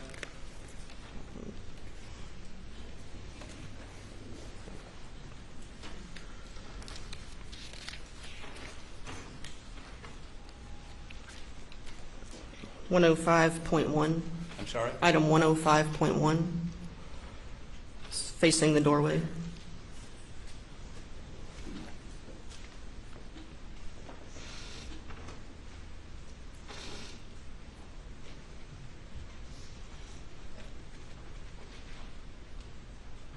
It says that the outsole design is consistent with item 103, Paul's shoe. So you also say that the way you got scale was, in some of these were evidence markers, and then you figured out how big the evidence marker was, and that's what you used to get to scale. The marker and the shot shells at markers 9 and 10 were measured. Yes. Okay.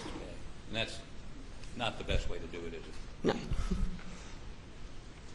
And in terms of the sketch we had a pretty crude sketch, but have you ever been asked by SWED or the Attorney General's office to do this trajectory analysis that I asked you to do today? No, but I don't necessarily do crime scene reconstruction. Who does? I'm not sure. We don't necessarily do that ourselves. We process crime scenes and document it, but we don't do reconstructions. But no one has consulted with you about a reconstruction. No one's come from SWED and said, let's go over these angles, or, how did you conduct this, or nobody's asked you. No.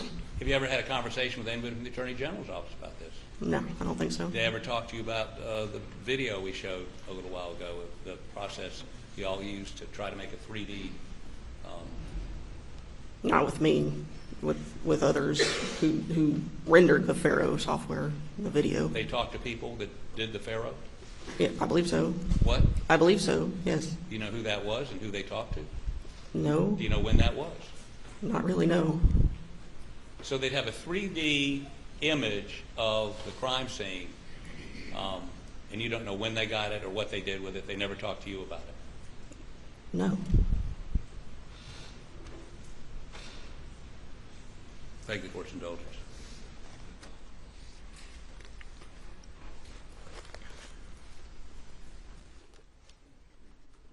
Thank you. May step down.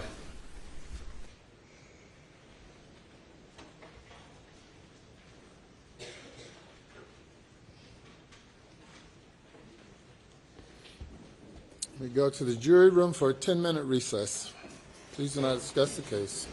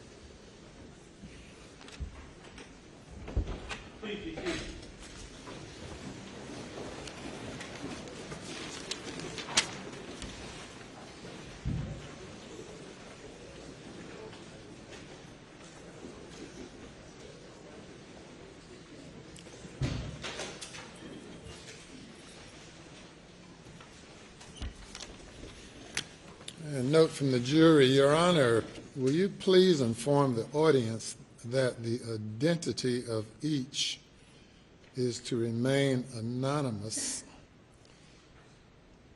That's my first. Secondly, please remove or move the cart in front of the large TV.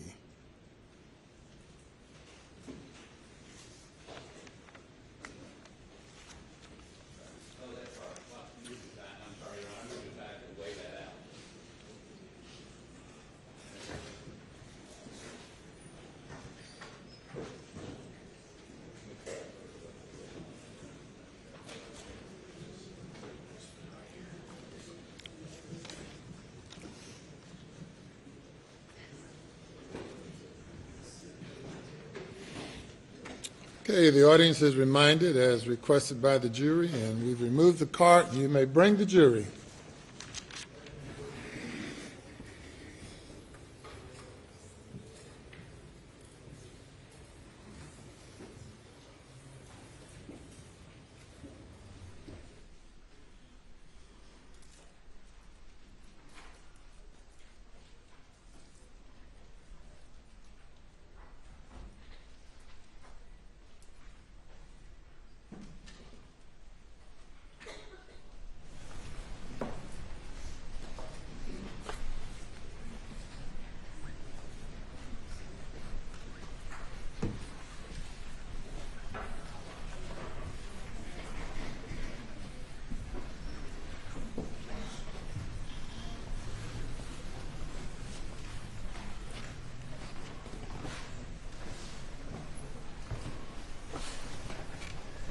The jury is present.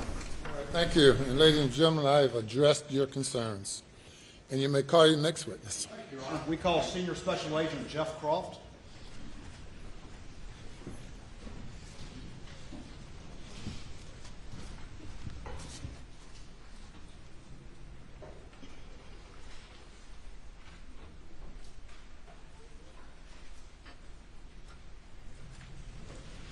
Raise your right hand, left hand on the Bible. Do you affirm the testimony about to give before in this trial shall be the truth so help you God? Yes, ma'am.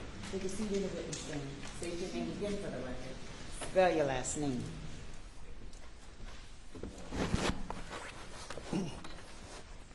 Jeff Croft, C-R-O-F-T. Senior Special Agent Croft, how you doing today? Doing well, sir. So your beard's about as gray as mine is, isn't it? Sir? Your beard's about as gray as mine is. Yes, sir. Is that how you get to be a Senior Special Agent? I don't think so. Tell us a little bit about yourself. Where'd you grow up? Where are you from? And then tell us a little bit about your career in law enforcement. I grew up in Barnwell County. I started my law enforcement career in the early 2000s as a reserve deputy with the Barnwell County Sheriff's Office. I got hired full-time, started on the road. I did road patrol. I then went to investigations, where I worked narcotics and violent crime. In 2012, I transferred over to SLED, where I worked in the Low Country region in investigative services. I was assigned to this area for investigative purposes, working homicides, violent crime, financial cases, all sorts of stuff. Okay. And how long have you been with SLED? I'm going on 12 years. Where were you assigned back on June 7th, 2021? I was assigned to the Low Country region here in Colleton County. And were you summoned, called out to respond to the reports of the 2 deaths at 4147 Moselle Road?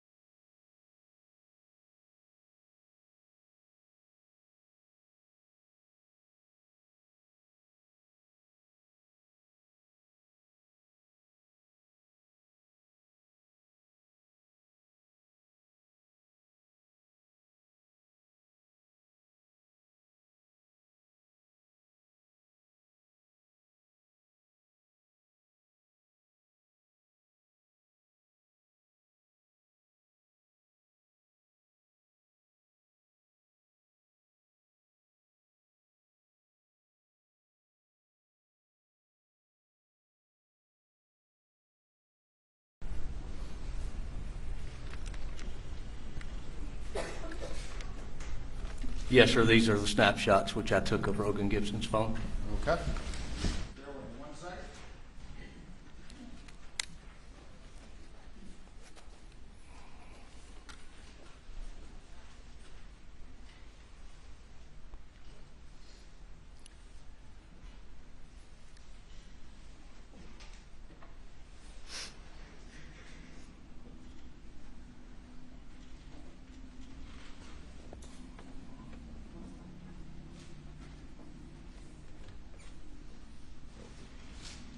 Your Honor, this time I will move into evidence exhibits, States Exhibits 165 through 172, I believe without objection.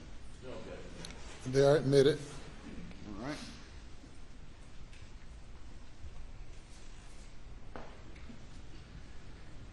If I could get the Elmo up, please. Let's see how that looks.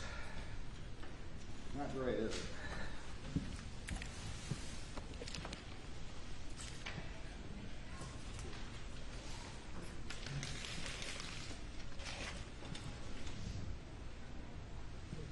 All right, I'm going to put up on the screen States Exhibit 165.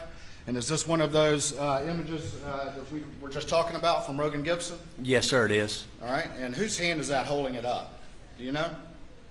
That is Rogan Gibson holding the phone for me to take the picture. All right, and was he manipulating the phone for you and then showing you when he found things and then you taking a picture of it with your phone? Yes, sir, he was. Okay. And does this reflect a incoming call from Paul at a particular time? Yes, sir, it does. What time does it reflect that call? At 8:40 p.m. All right, and this is going to be on June 7th, 2021? That is correct, sir. And how long does it reflect that call was? Approximately 4 minutes. 4 minutes. All right, let's look at the next one.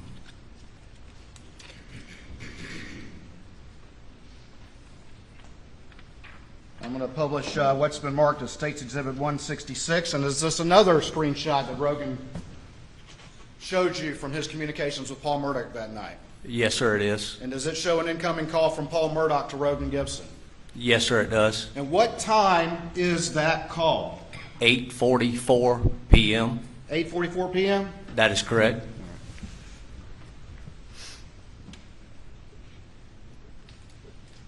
I'm going to show you next what's been marked as Exhibit 167 to your testimony. And is this another screenshot that was showed to you by Rogan Gibson from his communications with Paul Murdaugh? Yes, sir, it is. All right. And were these some texts between the two of them? Yes, sir, it is.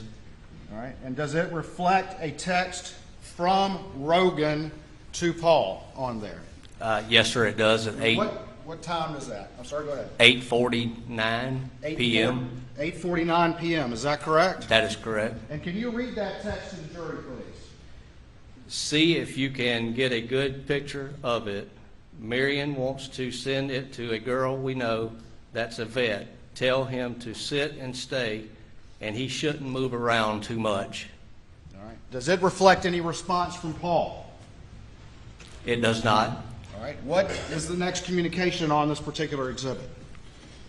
It's a little got glare on it. I can't. Yep. It looks like All 9:58 p.m. All right. I'm going to bring the exhibit up because I know our Elmo's not working great. We're still working on that. But let me actually have you look at it. So we said there was that communication to Paul from Rogan, and then you said there was no response. Is that correct? That is correct, sir. And then the next thing is Rogan sends a text. Is that correct? That is correct, sir. What time is that text? 9:58 p.m. 9:58. And what does he say? Yo. Yo. Y-O, yo.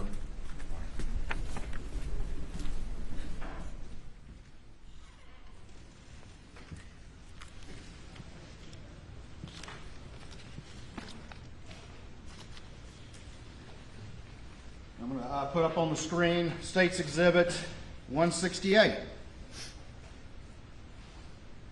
Can you see that all right? Yes, sir. All right. And does this reflect a number of outgoing calls from Rogan to Paul, trying to get him to answer? Yes, sir, it does. Can you tell the jury the times, starting at the bottom, that he's trying to call Paul Murdaugh without an answer? At 9:10 p.m., there's a 2-second outgoing call. At 9:29 p.m., there's a 1-second outgoing call. At 9:42 p.m., there's a 1-second outgoing call. And at 9:57 p.m., there's a 4-second outgoing call. All right, I'm going to put up on the screen State's Exhibit 169. And does this also reflect an outgoing call from Rogan to Paul that is unanswered? Yes, sir, it does. And what time was that? 10:08 p.m.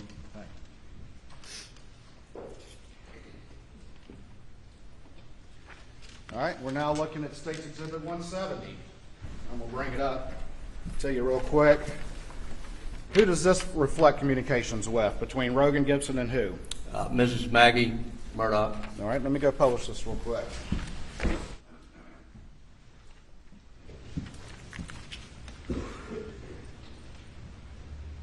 right.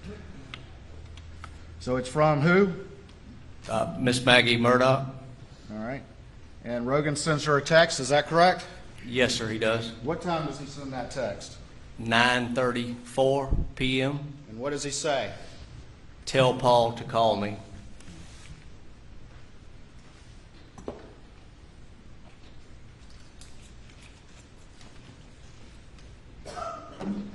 I'm going to publish what's been marked as State's Exhibit 171. Can you see that all right?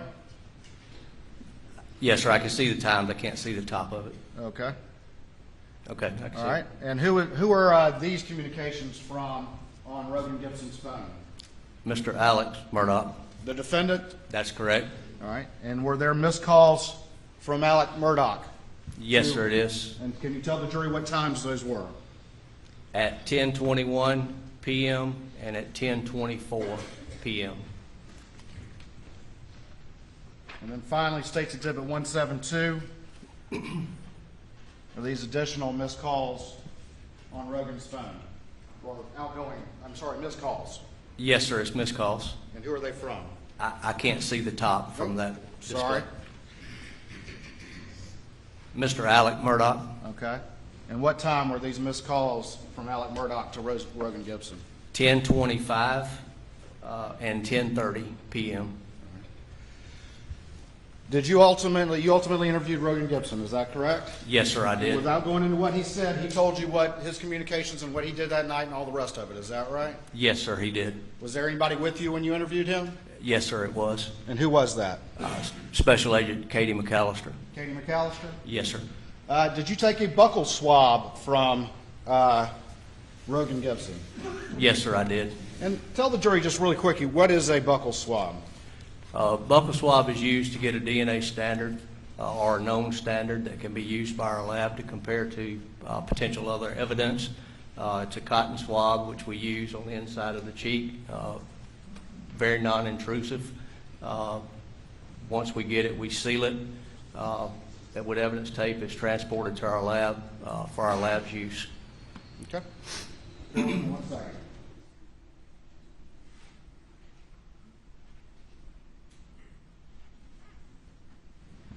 I'm going to show you what's been marked as State's Exhibit 154 and see if you recognize this document.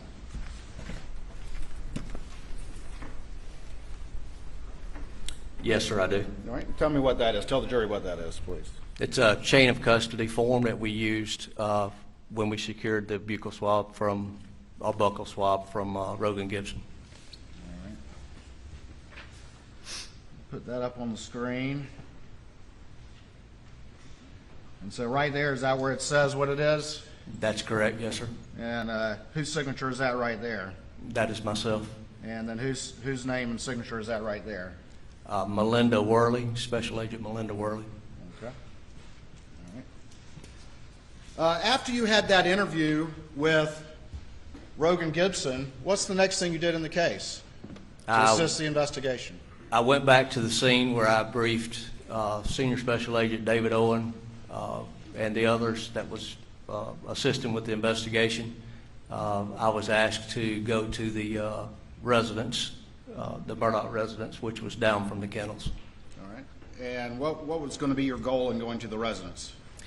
I went to the residence to secure any firearms or ammunition, spent shell casings, of that nature that would be potentially compared to or similar in nature to what was at the scene.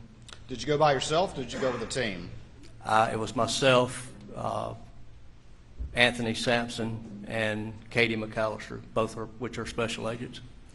What was your particular role to this team? What was going to be your main job and why you were picked to be on this team to go in the house looking for firearms evidence? I have some knowledge of firearms and ammunition, and my main duty was to attempt to locate any firearms that were capable of firing similar ammunition that was at the actual crime scene, any spent shell casings that would be similar in nature that could potentially be tested back to a firearm if one was located or tested in comparison to the casings which were at the scene. All right.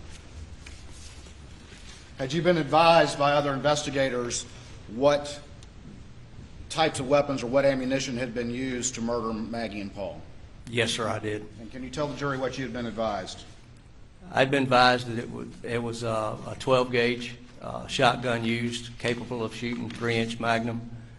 I was also advised that there was a 300 blackout rifle, or excuse me, it's an AR rifle chambered for 300 blackout.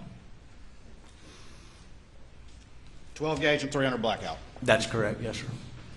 Bear with me 1 second.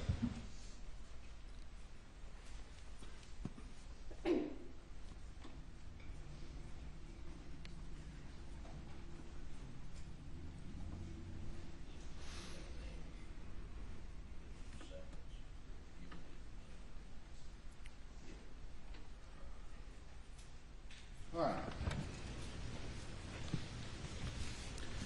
I'm going to show you what's been marked as Exhibit 160 to your testimony and see if you recognize that particular disc. Yes, sir, I do. All right, tell me what that disc is.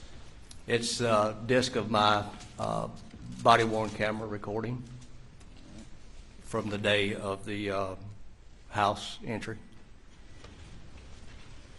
All right, I'm going to show you what's been marked as Exhibit 159. See if you recognize this particular exhibit.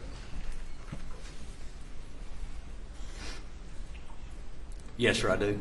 All right, and what's on that? This is, again, a recording of my body-worn camera for the house entrance. All right, and why are there two recordings of body cams? Why do we have two instead of just one? After the initial entrance to the residence and some initial items being secured, I stepped outside to speak to the investigative team, which was up at the kennels, and then I walked back in the house. While I was outside, I noticed some items on the ground that needed to be secured, so I walked back in the house, got Anthony Sampson, Special Agent Anthony Sampson, to accompany me outside to collect those items. And what were those items? I'm going ahead and let's jump ahead. What were those items you ultimately collected out there? It was 300 blackout shell casings, which appeared to be weathered at the bottom of the stoop, entered to the entrance of the what I call the gun room, and in the flower bed on each side. All right, and when you say cases or casings, tell the jury what we're talking about. What is a case or a casing as opposed to the whole cartridge? Can you explain that to the jury, please? Cartridge case is what's ejected from the weapon once it's fired.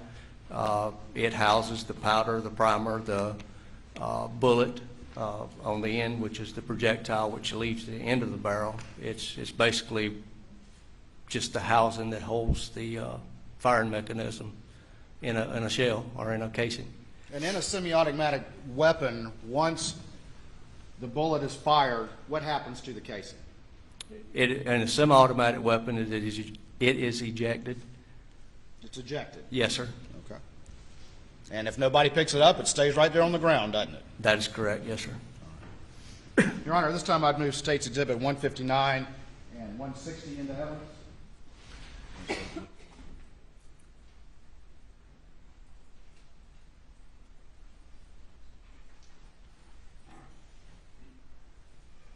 We don't object to the video of either one.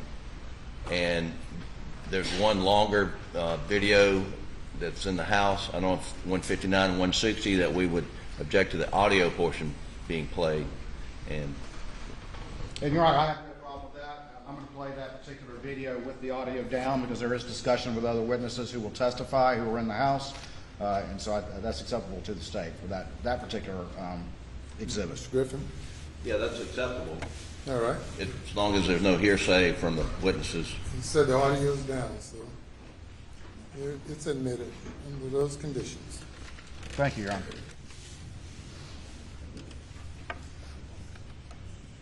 Bear with me 1 second.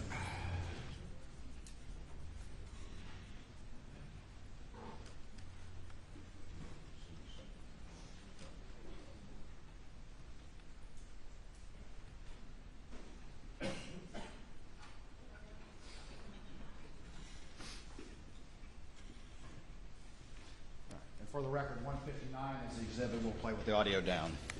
Thank you. Can I get the input changed, please, to the laptop?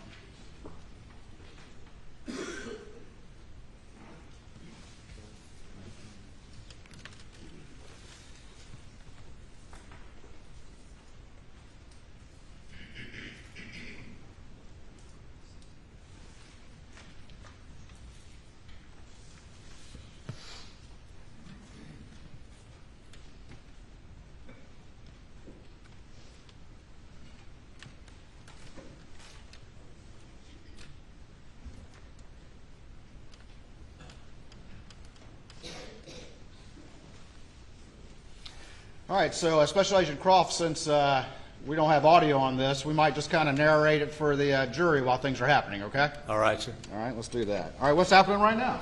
We are walking up to the side door of the residence, which enters the gun room. And just real quick, we see that side stoop right there? Yes, sir. And what was found right there, if anything, by that stoop? 300 blackout casings. Is that what you just were talking about? Yes, sir, it is. Right there, huh? Yes, sir. Thank you.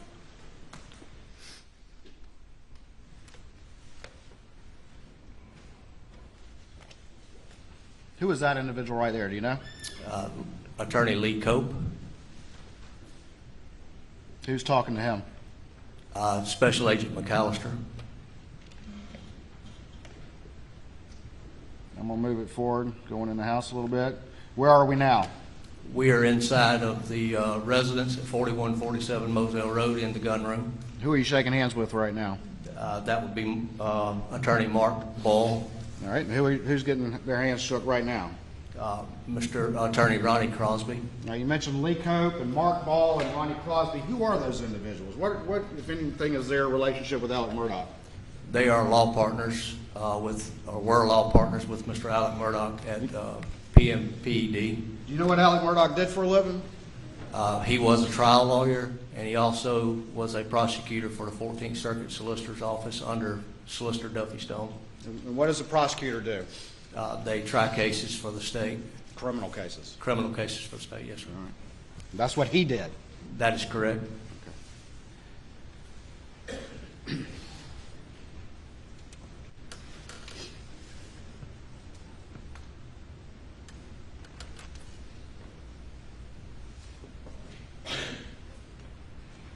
I'm going to fast forward just a little bit.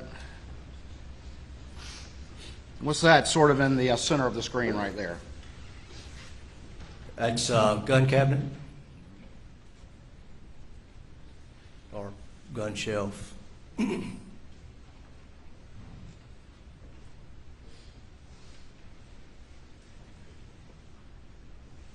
What's going on right now? Special Agent McAllister is explaining why we are there, kind of what we're looking for, and gaining consent to search that area. Was consent ultimately obtained to search? Yes, sir, it was.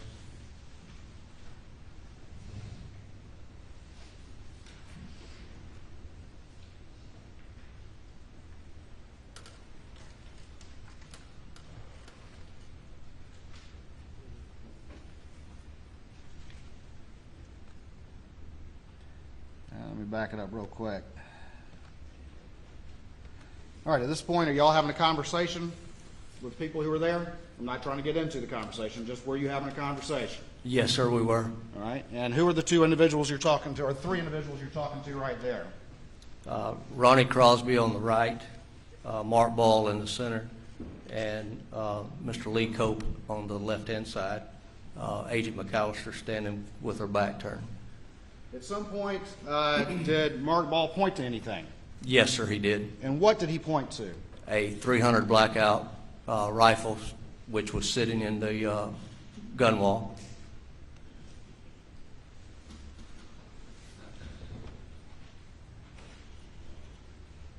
Did Ronnie Crosby point to it? Let me back up.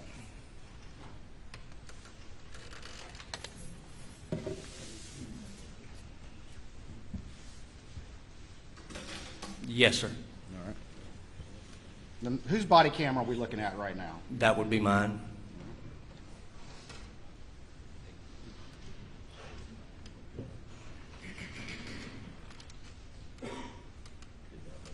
Where are you going right now?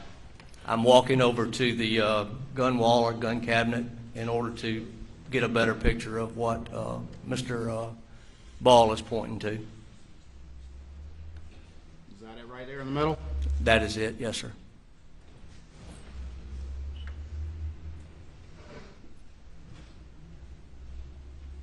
All right. Right, what is Mark Ball pointing to right now?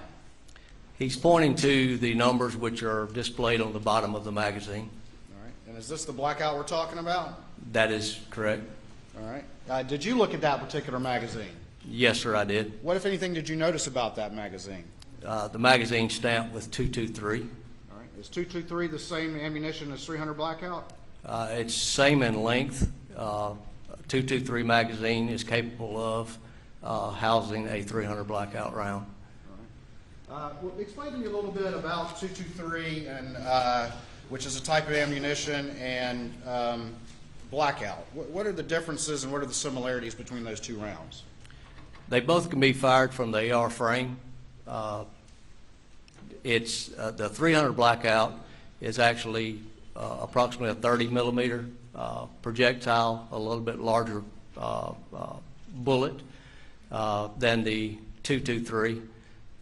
Has a little more kinetic energy and a little more stopping power than the 223. The 223 is a faster bullet, a little flatter trajectory. It does not have the stopping power that the 300 has. But because the 300 is a larger bullet, and trying to use it in an AR frame, it's neck down. So you don't have quite as much speed coming out or velocity coming out of the barrel than you would with a 223. What is it you just said, though? A 300 blackout has more of stopping power than the 223. And stopping power. What does that mean? What is stopping power? It has more impact than the 223 round would have. Impact. Okay. All right.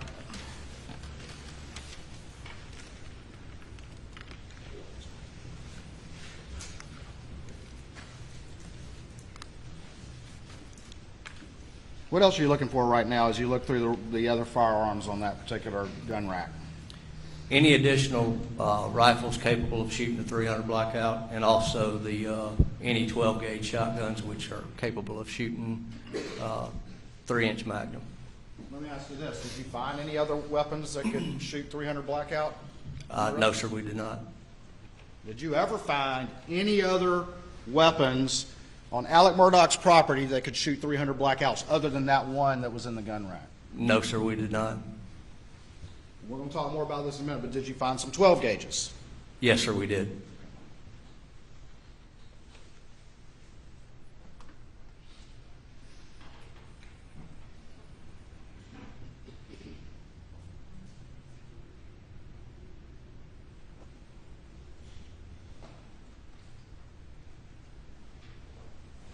All right, what are we looking at right here? That's to the right of the gun wall or gun cabinet. It's various ammunitions for different type of weapons, shell casings, just parts for the gun wall. Okay. And you're having a conversation with who right there? Attorney Mark Ball. As a result of that conversation, was Mark Ball pointing to things, Yes, sir, he was. specific things? Yes, sir, he was. Did you ultimately come back and collect some of those things? Yes, sir, I did.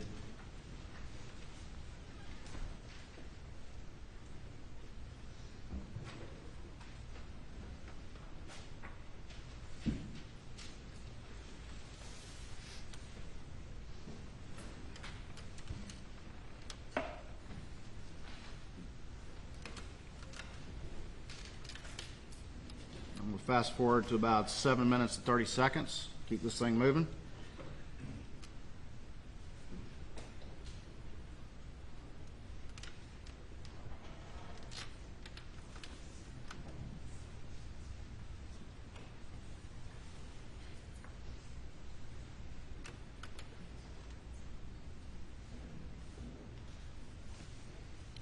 Right there. What's that right there? That is an empty box with the label S&B 300 BLK. All right. Did you ultimately collect that box? Yes, sir, I did. All right. I'm going to show you what's been marked as State's Exhibit 213 and see if you recognize that item. Yes, sir, I do. All right. Stand by for me real quick.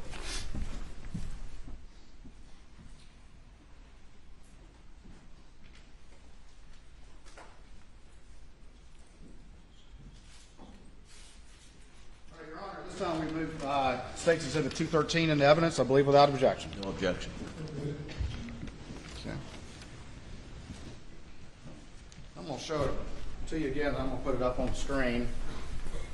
Does that box reflect the grain weight of the bullets of that ammunition that were inside of it? Yes, sir, it does. And what is that? 147 grains. All right. And tell the jury, what is 147 grains, or just grains in general when it comes to a bullet? What does that mean? It's the weight of the projectile. And it's possible to have certain ammunition of the same caliber, but it has different weights. Is that correct? That is correct, yes, sir. All right. And this blackout is 147 grains, correct? That is correct, yes, sir.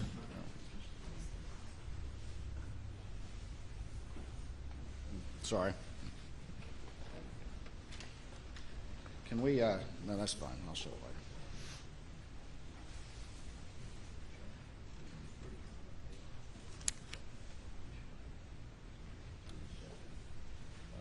And let's go ahead and do that. Can we switch the input just real quick? I'm going to switch it right back. I just want to show this to the jury, please. All right. Everybody can see that? Maybe if I do it, get it this way. All right. And that's the empty box you found in the gun room? Yes, sir, it is.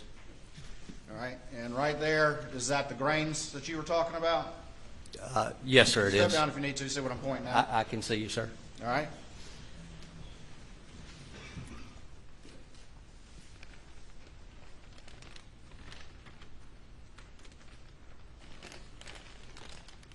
Can you read that right there?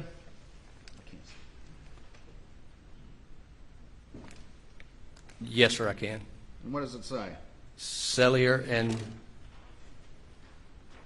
looks like bellet, All right. And in shorthand, when people are talking about ammunition, how do they say that? S&B. S&B.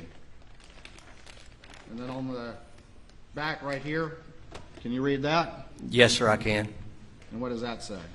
300 AAC blackout. All right. If we go back to the video, please.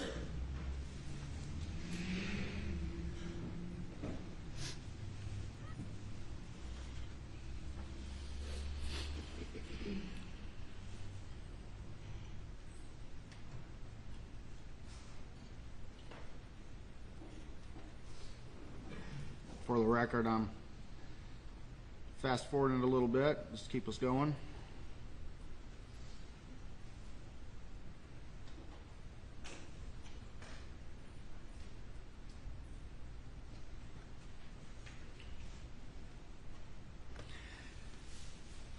particular time, as it relates to the shotguns, are you looking to collect every single shotgun that's on that rack or only specific shotguns? Only specific shotguns. And what specific gauge of shotgun were you looking to collect? 12 gauge. And why only 12 gauge? That was the shell casings that was located at the crime scene.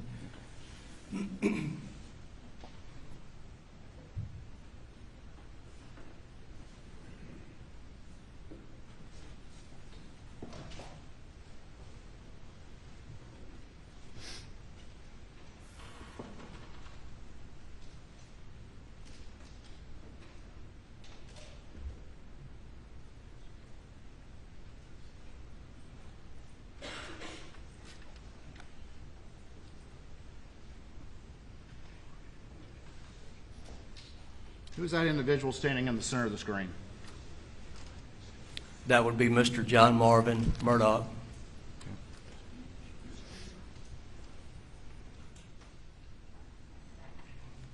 Now, you mentioned attorneys Lee Cope, Mark Ball, and Ronnie Crosby were in that room as well. Is that correct? That is correct, yes, sir. And Mr. John Marvin Murdaugh, is that correct? That is correct, yes, And sir. what's his relation to the defendant? He is the brother.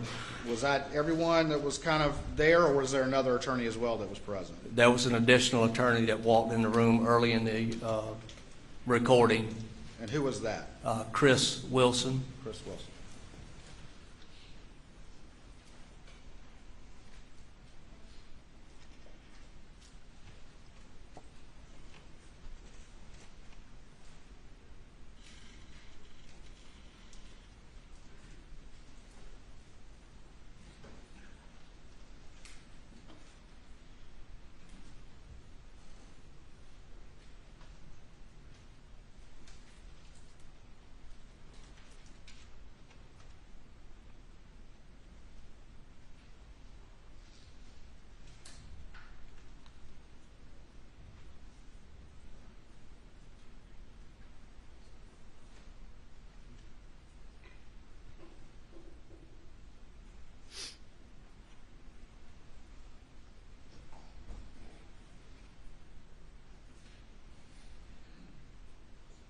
Just generally, what are you doing right here?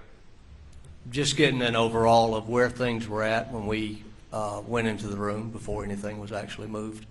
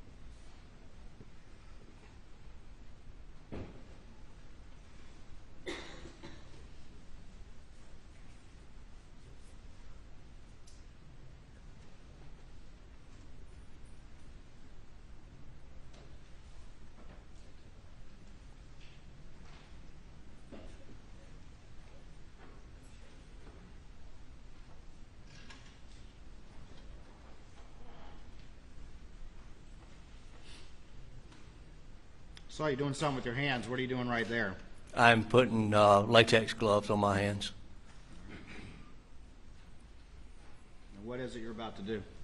I'm going to start collecting or securing those firearms. Okay.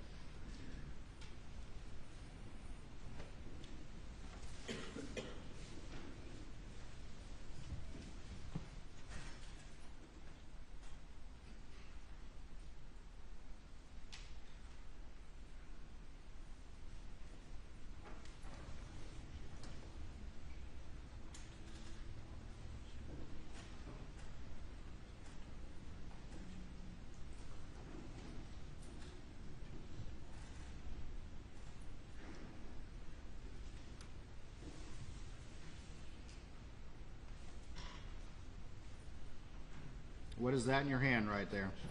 That is a 300 or an AR-15 chambered to 300 blackout.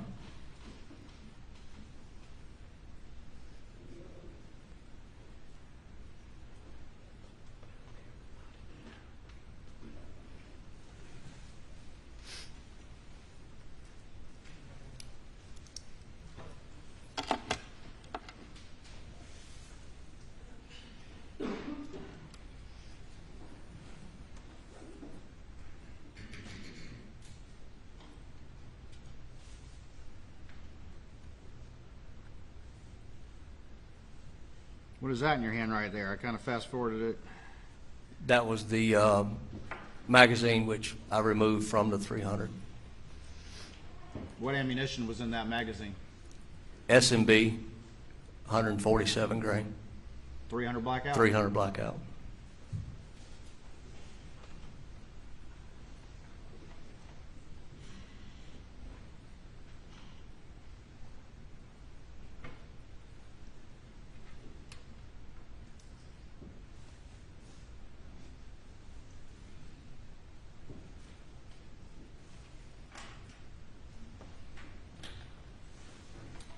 See another item, item 33, please.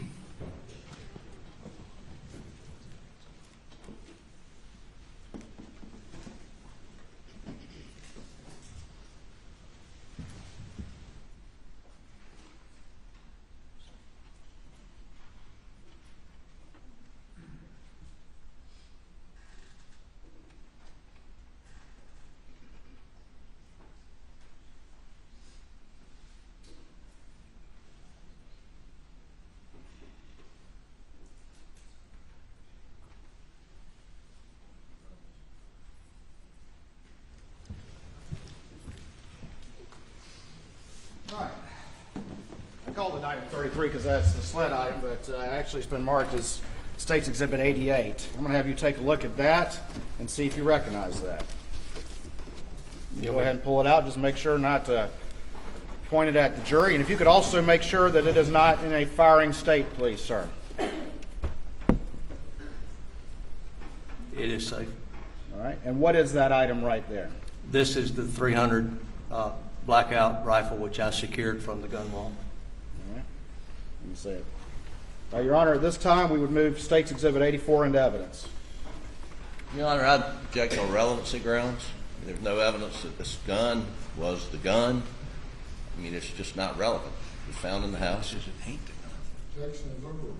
Thank you, Your Honor. Hold on to that gun for me, please, Special Agent Croft. Let's see what else is in this box.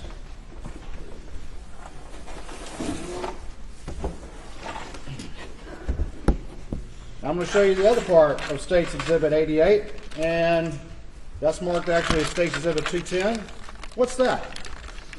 This would be the magazine which I removed from this rifle on the video and the ammunition which it contained. All right. And what kind of ammunition is that? It's head stamp S&B 300 blackout. All right. And do you know the specific brand and make and caliber of ammunition that was used to kill Maggie Murdaugh? The head stamps on the shell casings at the crime scene was S&B 300 blackout. Same thing? Yes, sir. Let's talk a little bit about this firearm. What is this thing on the top here?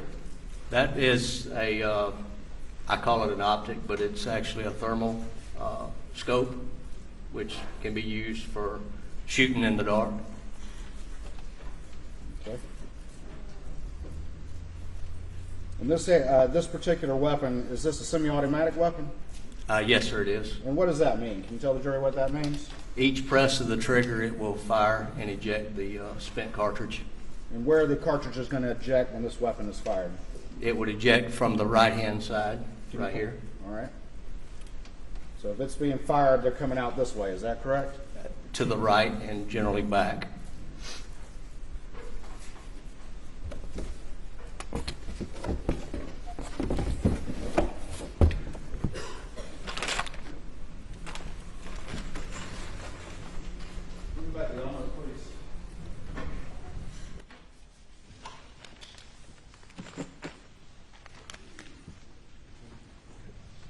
Excuse me.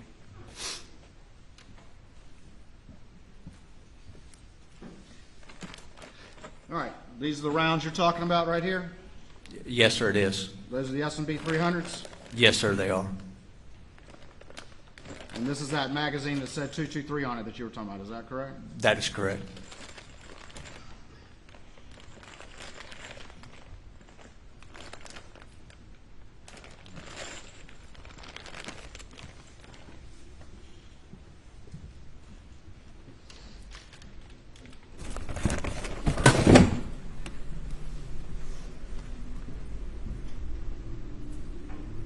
Make sure and to the video, please, ma'am.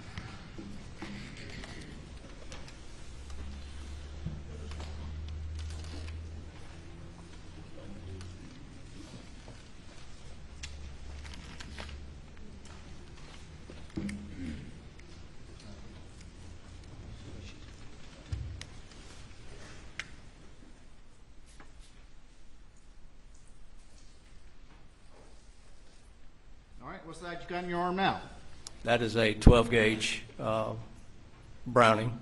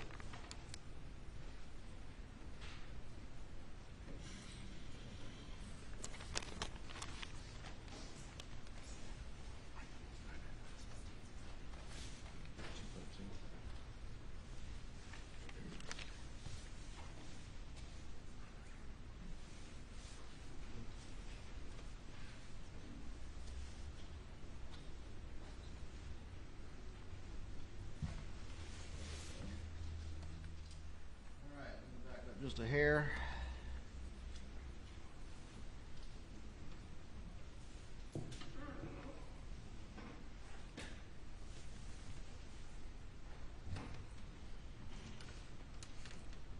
All right, and so that's the Browning you collected, is that correct?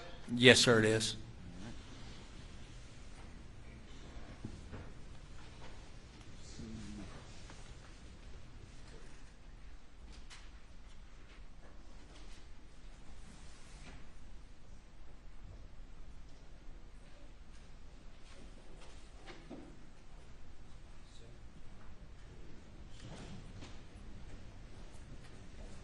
All right, I'm gonna bring you to item 31 here real quick. Before you open it, just give me 1 second. I'm gonna get this blackout rifle out of the way. That's gonna block you.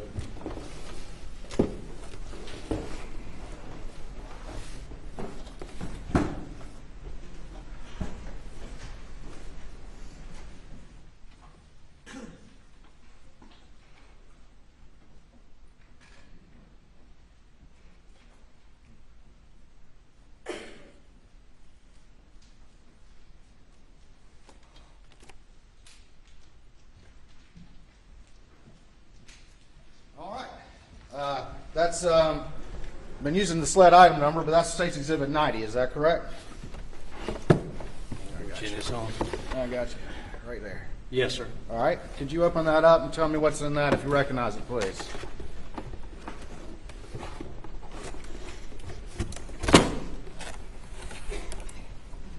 That would be the Browning which I secured from the gun room. All right. Can you, is it in an unfired condition? Can you show that to the jury, please? It's in a safe condition, breech open. All right. And this is chambered in what gauge? 12 gauge. All right. Your Honor, at this time we would move State's Exhibit 80 into evidence. Relevancy, unless they have evidence tying it to the murders, I mean, there are a lot of guns that were seized, Your Honor. Objections overruled. Thank you, Your Honor. My apologies.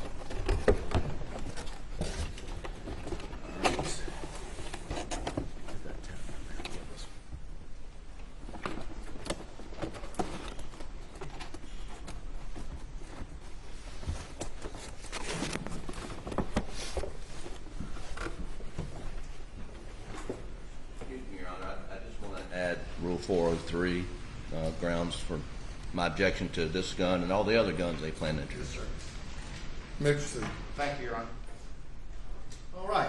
Let's return to the video.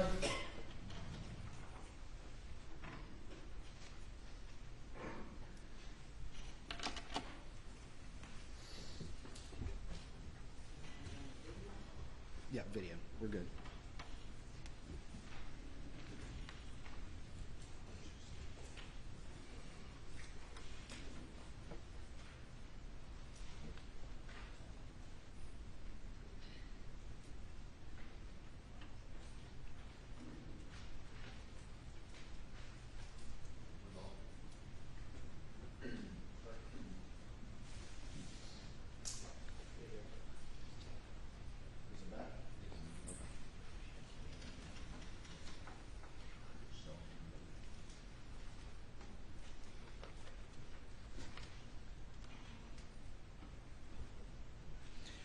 As you were looking through these various shotguns and picking some up and putting them back and all the rest of it, what are you looking for in making that determination, the ones you take and the ones that you're putting back? That it was chambered in 12 gauge.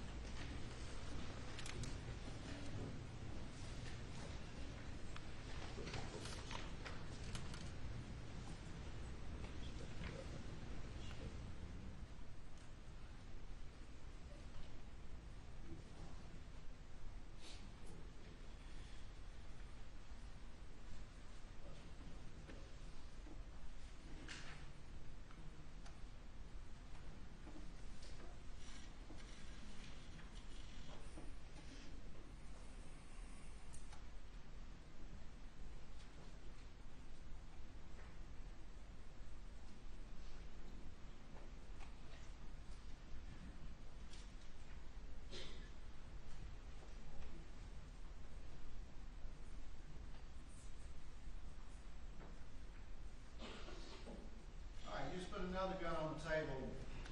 Do you recognize that particular gun? Yes, sir, I do. All right. And what about the particular condition of that gun did you notice, if anything? That is a 12 gauge pump, and the breech is open. Inside of the chamber is a shotgun shell that's ready to be chambered into the to be fired. And I've paused it at 20 minutes and 17 seconds. What do we see right there? That is a 12 gauge shotgun shell that's ready to be chambered. Once you slide the pump action forward, it would be chambered into the chamber and ready to fire. All right, thank you. And Your Honor, just very quickly for the record, with that Browning shotgun, I believe I referred to it as State's Exhibit 80. It's actually State's Exhibit 90, which I believe was admitted over objection. All right, let's go to 32, please.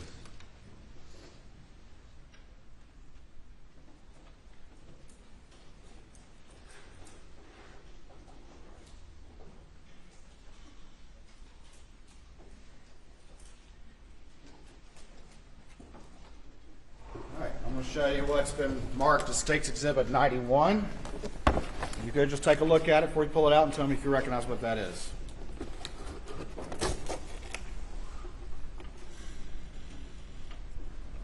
Yes, sir, I do. And what is that?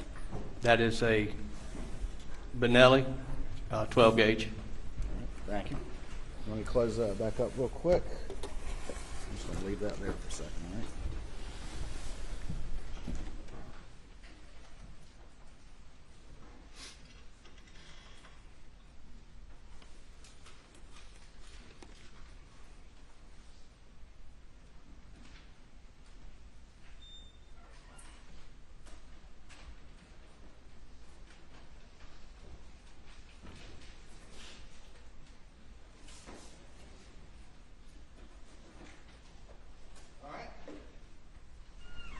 Step ahead of ourselves, so let's do this one.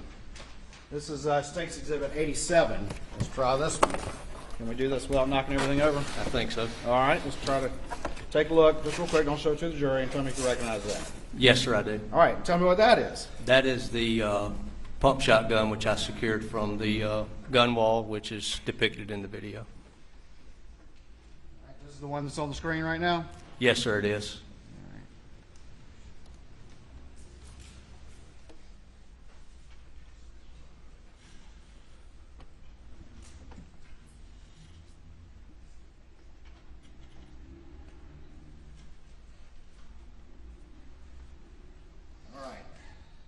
For the record, this is State's Exhibit 89. Let's go ahead and take a look and see if you recognize that.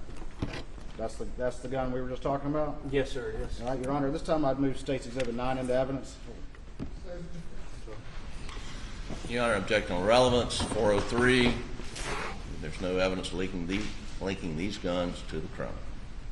And which is cumulative. Did you want to respond to the speaking objection? Yes, sir, I do want to respond to the speaking objection.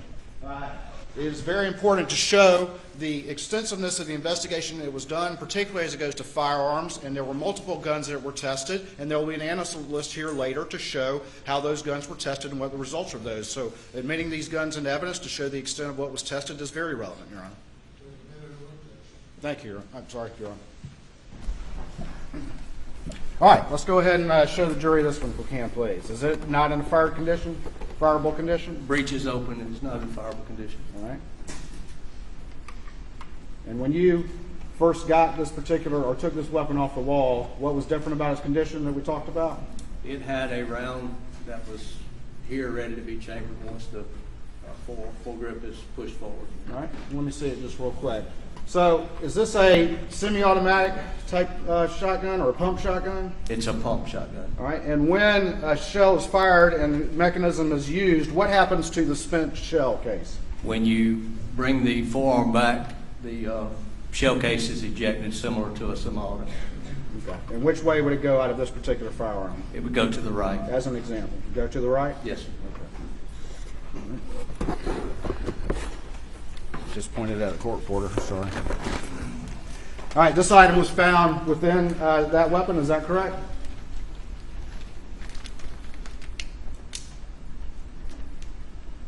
Yes, sir. All right, tell me what that is. It's a 12 gauge, 3.5 inch shell, 2 1/4, number 7.9. Is that a turkey load? Yes, sir, it is. All right, let's close this box up. Help me out if you would real quick.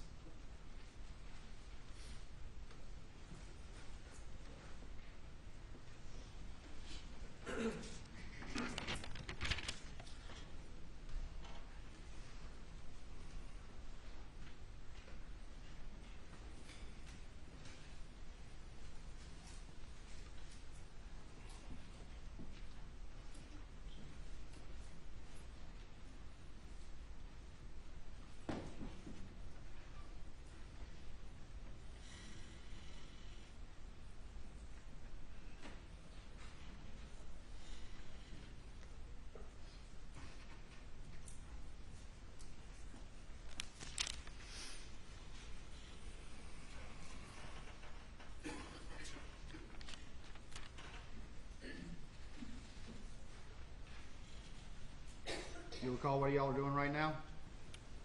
We are securing a Benelli shotgun.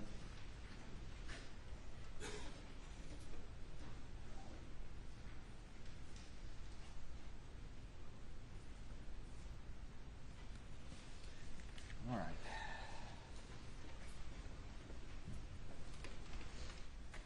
So we just did states 89, and now let's do states. Can you tell me the number on the bottom of that one? 91. 91. All right, just real quick, if you can just take a look without showing it to the jury and see if you recognize that. Yes, sir, I do. And tell me what that is, please. That is the Benelli shotgun, which I secured. It's depicted in the video. All right. Your Honor, at this time, we would move states 91 into evidence. Yes, relevance 403. All right. Let's go ahead and again, if you can show that to the jury, please.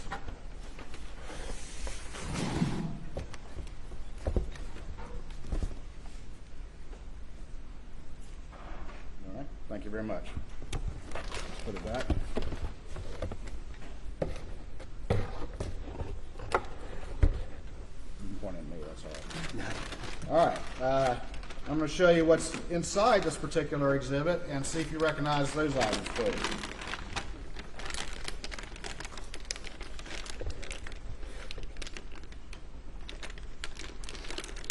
Yes, sir.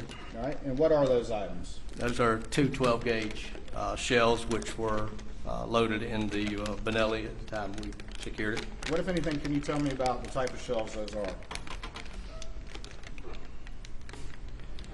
Head stamp is Winchester 12 gauge,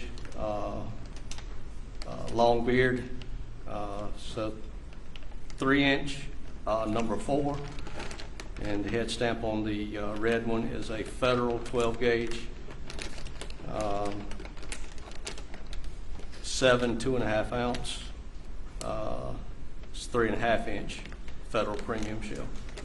Different types of ammunition, even different sizes, is that correct? That's correct. One is a Winchester and one's a Federal, is that correct? That is correct. Let's close this box if we could.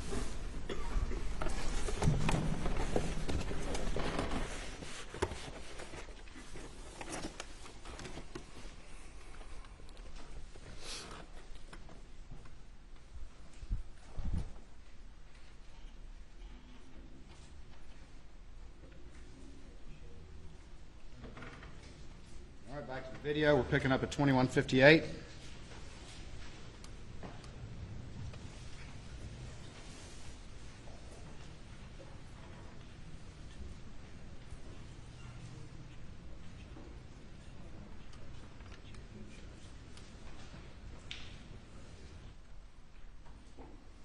this point on that gun rack, did you observe any other 12 gauges?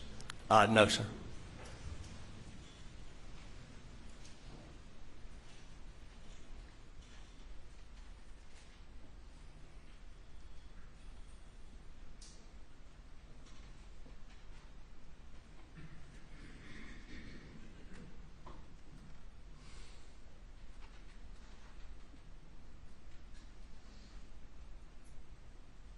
Who are you having a conversation with right there? Attorney Mark Ball. Was he pointing in that box? Yes, sir, he is. Was he pointing about what y'all were talking about? Yes, sir, he is.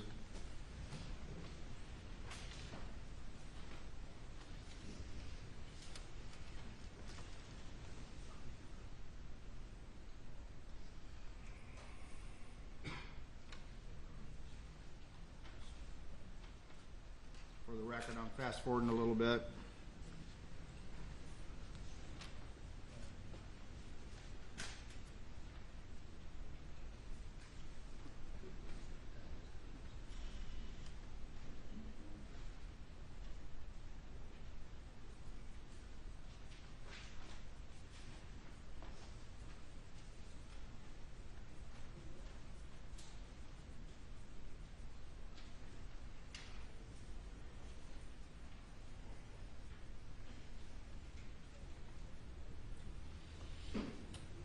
We're going to talk more about this, but after collecting these various firearms, did you and the other agents ultimately collect both spent rounds as well as unfired rounds in the property and at the house? Yes, sir, we did. And that's what generally the video is depicting from here on out? Yes, sir, it is.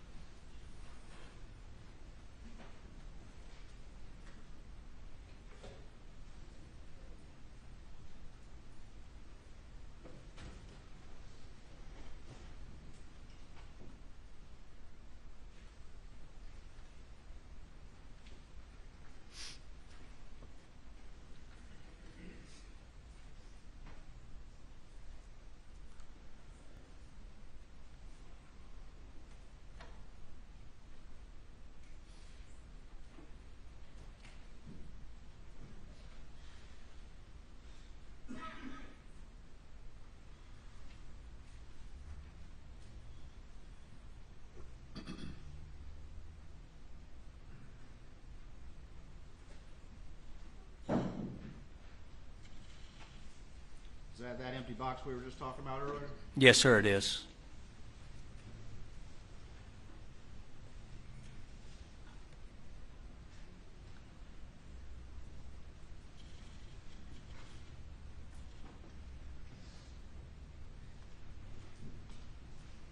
For the record, we're at 28 minutes and 59 seconds.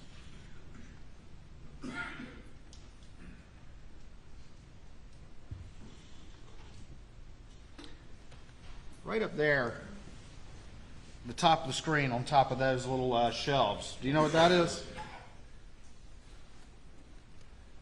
I don't see where you're talking, sir. Let me back it up. You can step down for me real quick. Back it up one more time. That silvery thing, you know what that is? right there. I didn't catch a good look at it, sir. It looks like a juice box drink. Okay, juice box drink. All right, keep on going if you would, please.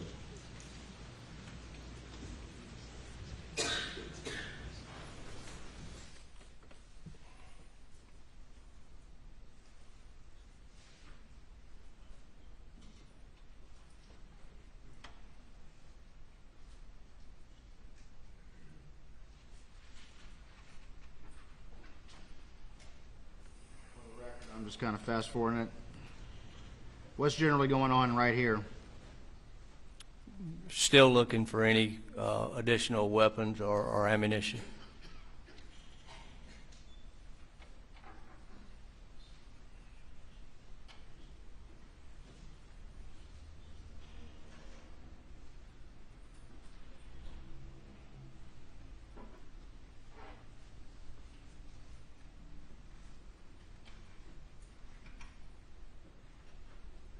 Right there on the image at 3804, who's sitting on the couch? That would be Attorney Chris Wilson.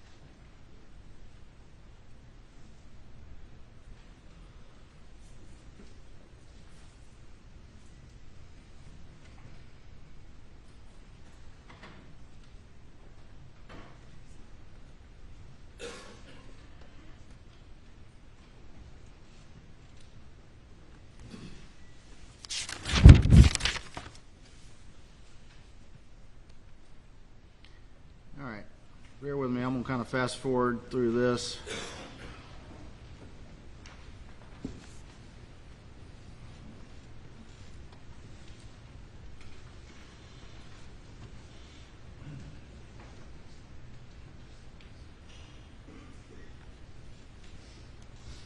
And for the record, I'm at 4708.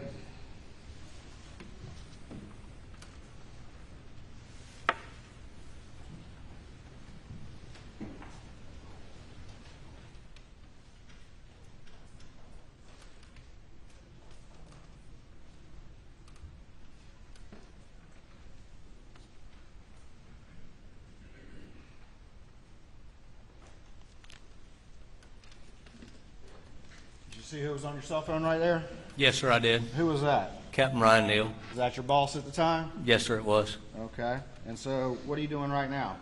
I'm fixing to step outside to talk to him. All right. Does your body camera go off at that point? It does. All right. Tell me what happens when you go outside. Do you go outside that stoop we showed earlier? Yes, sir, I go out of the side door, same door we entered. All right. And what, if anything, did you observe outside? I observed on the ground right at the edge of the stoop what appeared to be a 300 blackout spent shell casing, appeared to be weathered as if it had been there for some time. Okay. And what, if anything, did you decide to do at that point? After talking to Captain Neal, I went back inside.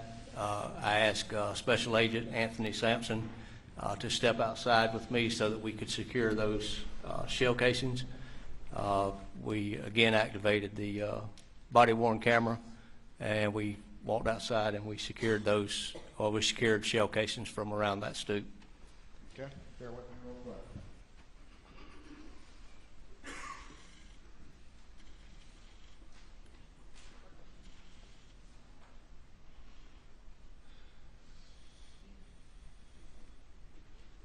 All right. I have what's been marked as Stacy's Exhibit 260 for identification at this time, and I want you to have to take a look at that and see if you recognize that.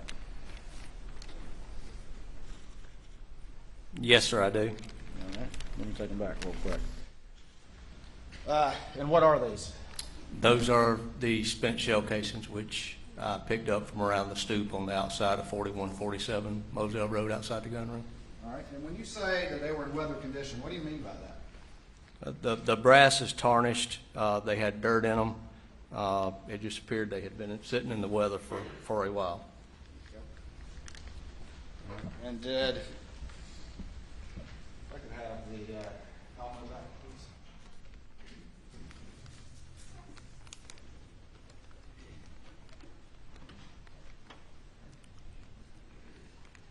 Did they appear to be shiny like the bullets that were with the magazine that the jury earlier saw from the prior exhibit? No, sir.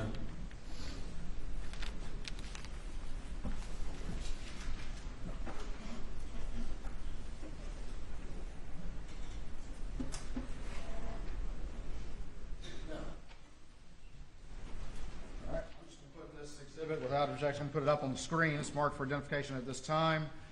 And again, if you could describe for the jury the condition of those cases when they caught your eye. I apologize. I couldn't hear what you said. My apologies. Again, if you would, just describe for the jury what you're talking about about these cases when you that caught your eye when you saw them outside. Well, the brass was not shiny as a new casing would be. It appeared that it had been sitting in the weather for some time. It had began to tarnish inside of the where the bullet had been expelled from the end. The inside had dirt, grass. Obviously, it had been there for a while. What was the brand and type of ammunition that's in this particular exhibit that you found? S&B 300 BOK, Butch Blackout. Let me go to the video if I could, please.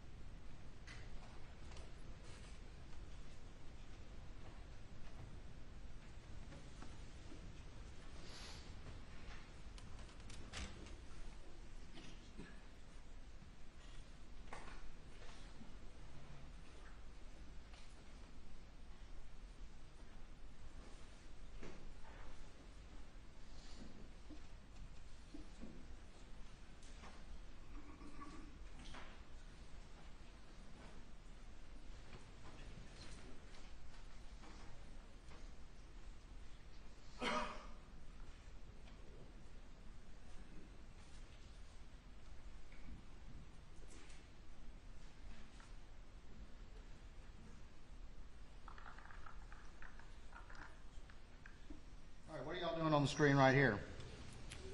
We are locating the 300 shell casings.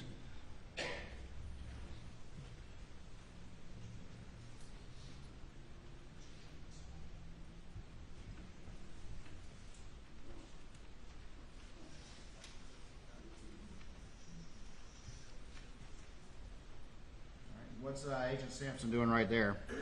He is picking the shell casing up. Is that one of the casings that's in this bag right here that you identified? Yes, sir, it is.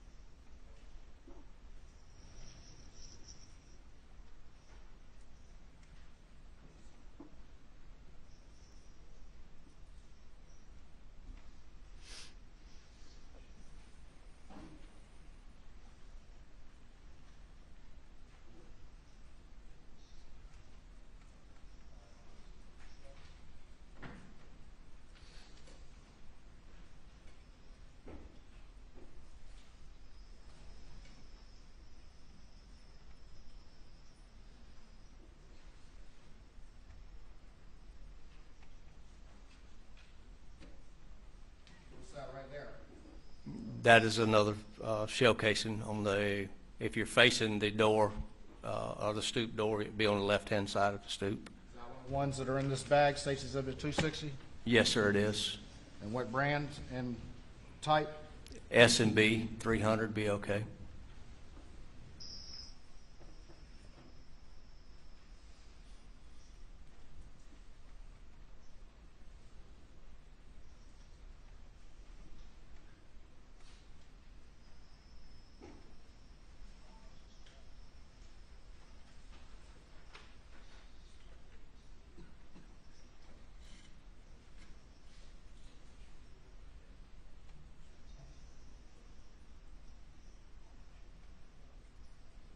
What you find there that's just picked up?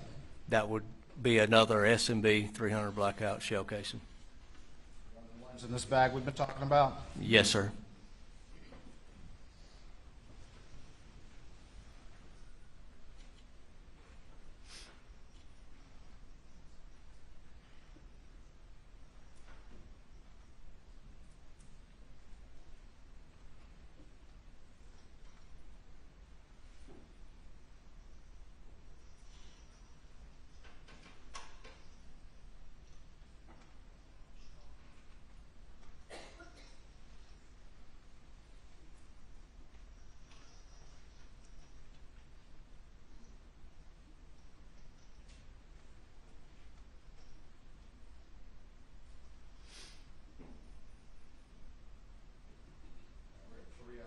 Fast forward just a little bit.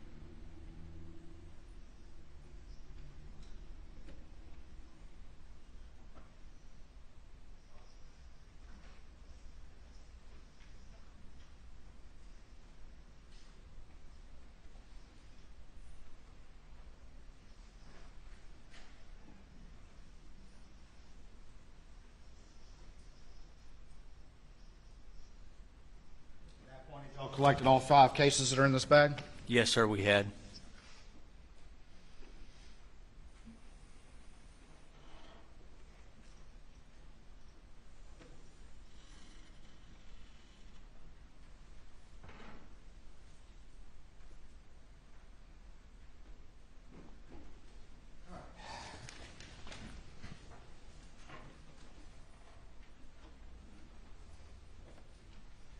Did you go to any other locations that day? What day is this right now, with those videos you just watched? 6/8 of 21. 21. On June 8th of 2021, the day after the murders, did you go to any other location in the property to search, to your recollection? I don't think it was that day, no, sir. Okay. Did you ultimately go and search a shed at the property? Oh, yes, sir. Okay. And what specifically did y'all search at the shed? The trash that had been taken away from the house. Okay. And I'm going to show you what's been marked as State's Exhibit 161 to your testimony, and see if you recognize that exhibit.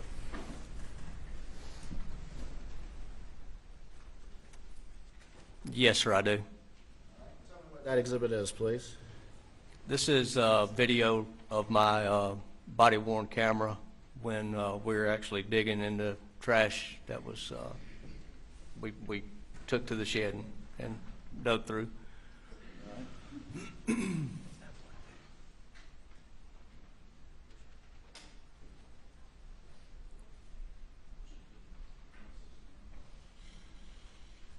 Your Honor, this time I would offer State's Exhibit 161 into evidence, I believe without objection.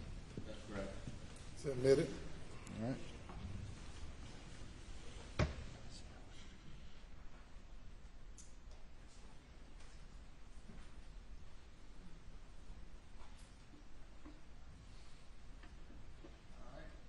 This time, I'm going to publish Exhibit 161.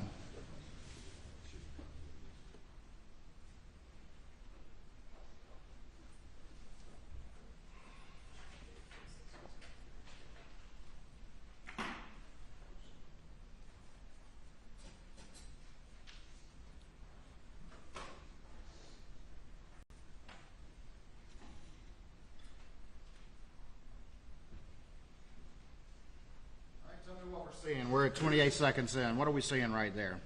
That is the large shed that's our hangar, just probably to the right middle of the screen would be the dog kennels, dog house. To the far right is the, I think it's chicken coop. But the shed is where we went through some trash that we had secured. All right. And step down for me, if you would, please. Let's kind of point that out for the jury. So where are the kennels in this particular video? The kennels are right here. And where's the feed room in this video? The feed room would be right here on the end. All right. And where's the little doghouse in this video? This would be the dog house. All right. What is this thing right there underneath the shed? That's UTV under the shed. And then the kennels extend down this way with various cages? Yes, sir, it does. Thank you. You can retake your seat.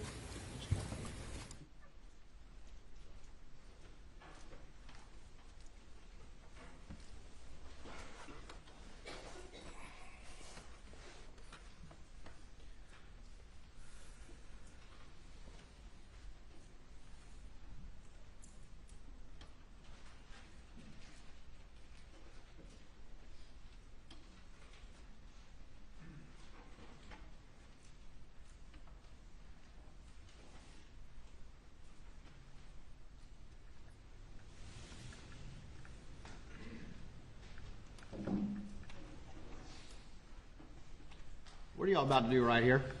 We're about to dig in trash. Digging trash? Yes, sir. Is that a fun job? It's not, but it has to be done.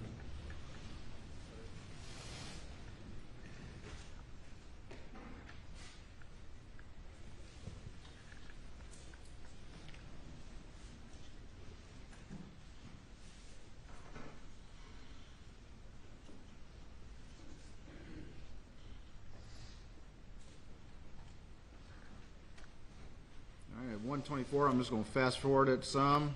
What is that image right now at 145 that's on the screen? That is a empty box, 12 gauge premium turkey load ammunition. All right, and what is that right there?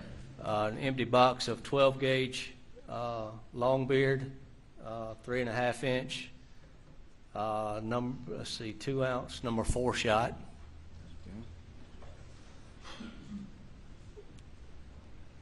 And what is that right there? That is a empty box of 12 gauge. It's got Browning on it, TSS. It's a 3.5 inch, 2 1/4, number 7 and 9. All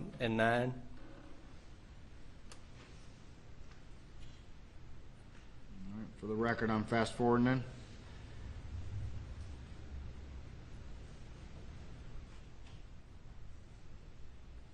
What is this right now that we're seeing at 3 minutes and 7 seconds? That is appeared to be a credit card statement or receipt, and it's got an item circled on it. And was there was an item circled on it? That is correct. And what was the store on that particular item? Goosey store? Gucci? Yeah. All right. And what was the amount? $1,021.10. Okay. And somebody had circled that particular entry, is that correct? That is correct.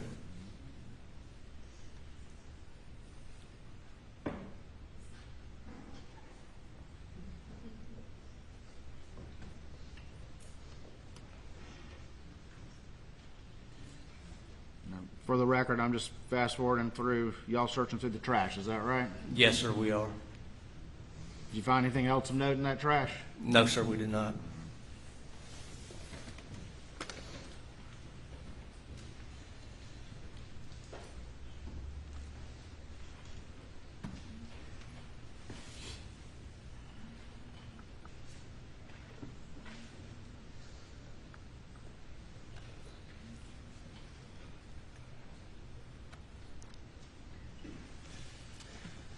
All right.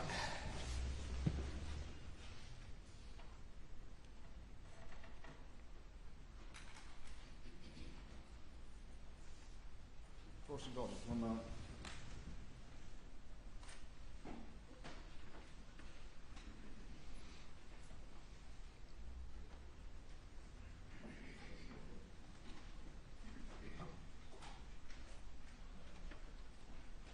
All right, I'm going to show you, stand by for me real quick.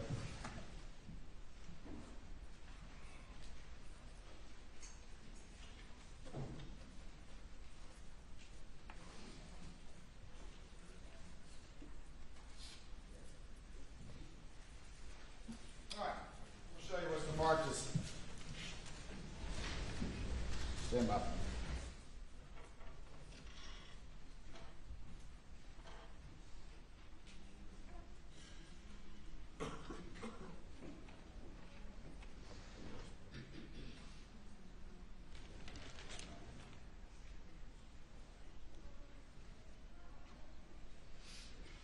I'm going to show you what's been marked as State's Exhibit 214, which is an evidence bag, and see if you recognize what's in there.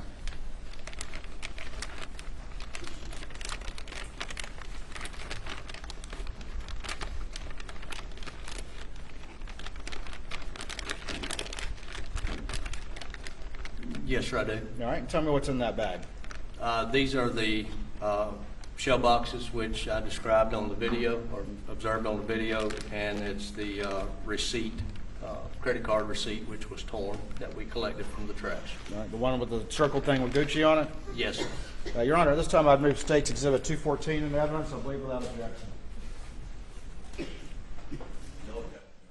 Did it?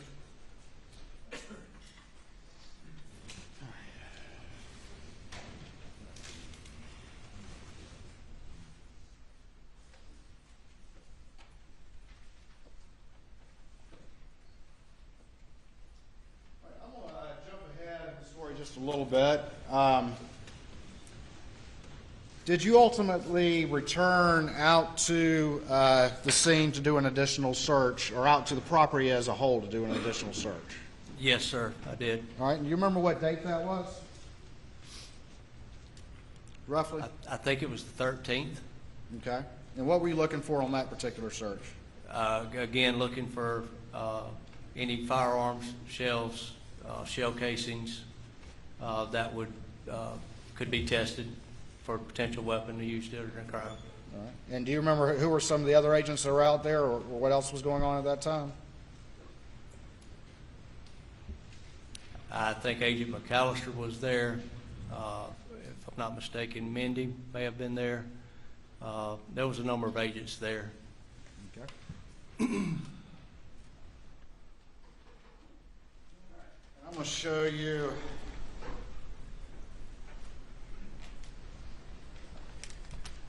what's been marked for identification, or marked right now, is State's Exhibit 152 and 151, and see if you recognize those items generally.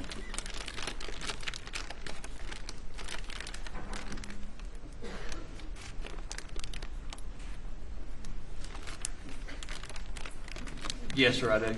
All right. And can you tell the jury just generally what those items are? It's 300 blackout ammunition and magazine containing 300 blackout ammunition that was collected. All right. And was this collected at various locations on the property during that search? Yes, sir.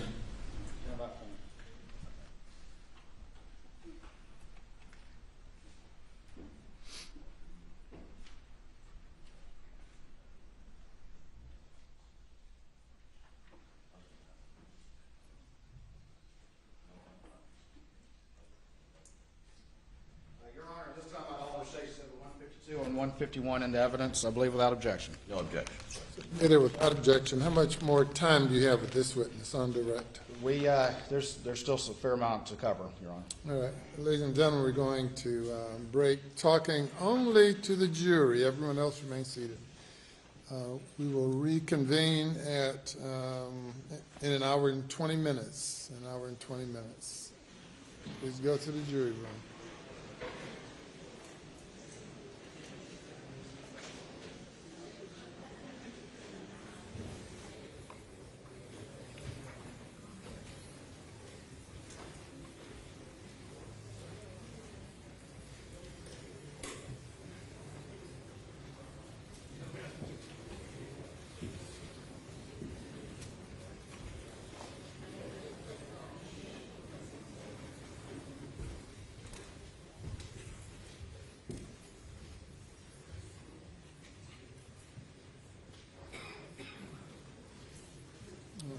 With regard to the admission of the guns, any further, anything further the state or the defense would like to place on the record?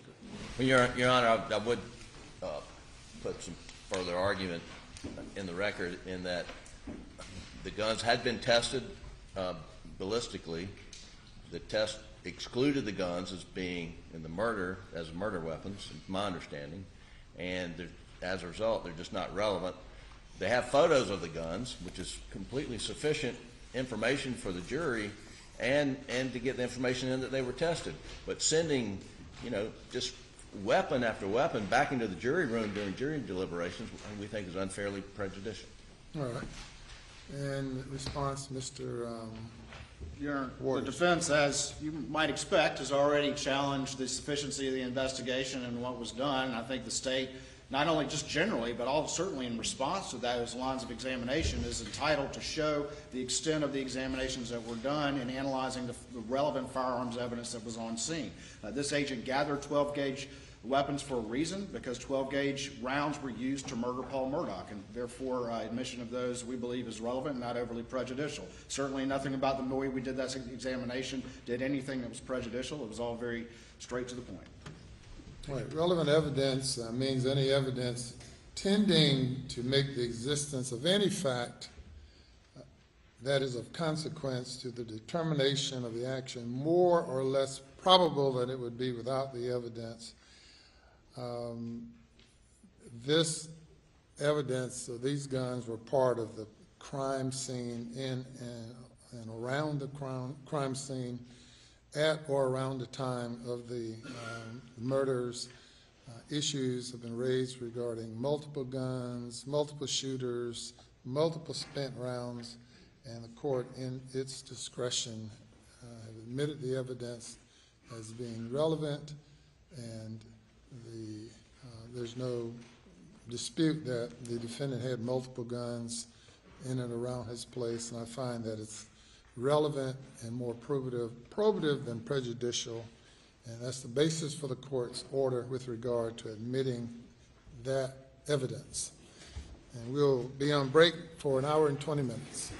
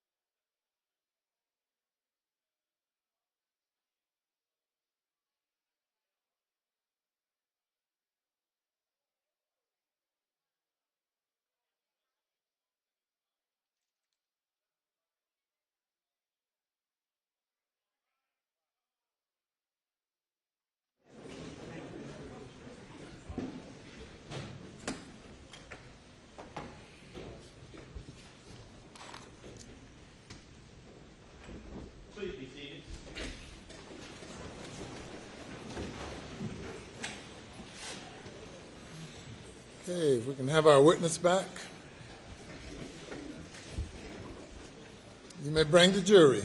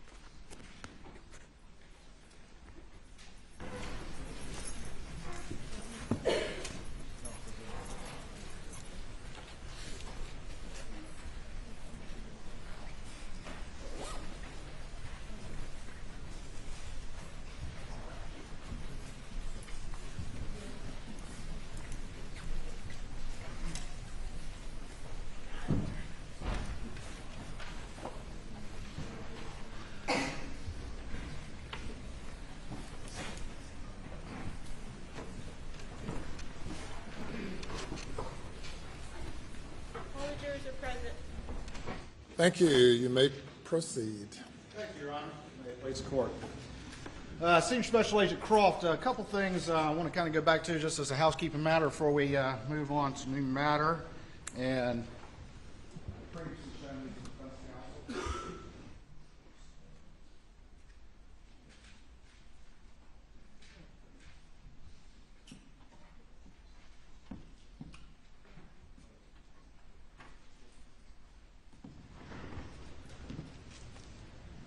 all right, so we'll show you some images.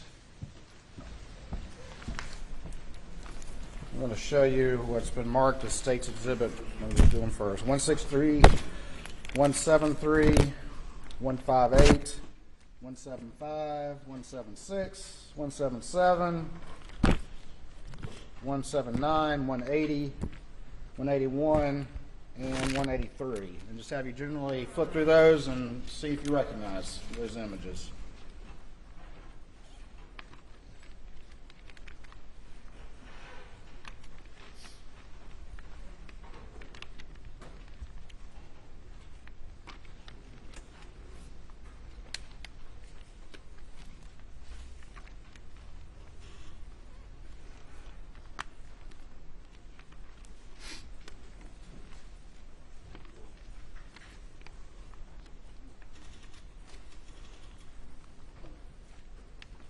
Yes, sir, I do. All right, and just generally, what are these images of, if you would? Those are still images taken from my body-worn camera the day of the 8th. So these are still images from the body-worn cameras that the jury saw prior to lunch? That is correct. All right, Your Honor, this time the state would move in states 163, 173, 158, 175, 176, 177, 179, 180, 181, and 183, I believe, without objection. No objection. Admitted. All right, let's go through these real quick if we could, if I could get the input to the Elmo. Looks like it is on the Elmo. All right. We got this fancy hood up here. See if that'll do better for us. All right, can you tell me what this image is of, please? And this, for the record, my apologies, would be States 163. That is a picture of the pool table in the gun room that with the 300 or AR-15 300 blackout sitting on the pool table, which I collected out of the gun rack. All right, and that person right there, who is that? That is Mark Bull. All right, I'm going to show the jury now 173. And tell me what this image is, please. That is that AR-15 rifle 300 blackout sitting in the gun wall before it was pulled from the gun wall, placed on the table. All right. Still image 158. Can you tell me what that is, please? That is what I was describing as the side door which enters to the gun room without going through the main part of the house, the stoop, and out in front of that is where items were collected. And what items are you talking about? The 5 300 spent shell casings were collected out in front of the stoop. All right. Going to go now to Exhibit 175, and what is that image? That is the same side door, just a different angle, same stoop. All right. 176, tell me what that is, please. That is the brick landing at the bottom of the stoop, and just in the center, down low, close to the bottom, you can see a 300 spent 300 blackout casing. What am I pointing out with my finger right now? That is the spent 300 blackout casing. All right. Go to exhibit number 177. Tell me what this still image from your body cam reflects. That is my hand, and I have picked up a spent 300 blackout casing from the side of the stoop. All right. 179. Those are the three 300 blackout casings which were collected at the in front of the stoop. All right. And now 180.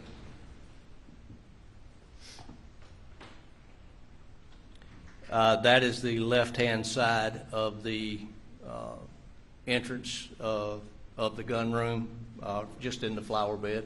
All right. And do we see cases in that image? You can step down if you need to. I know your screen's pretty small. If you need to step down, that's fine.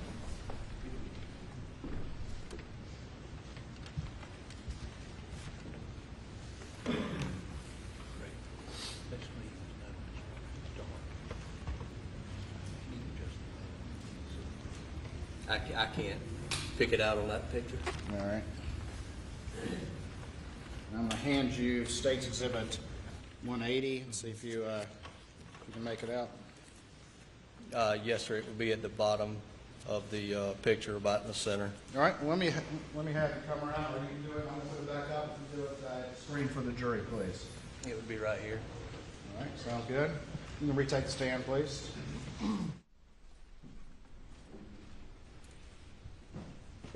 All right, moving on to 181. Tell the jury what this still image reflects, please.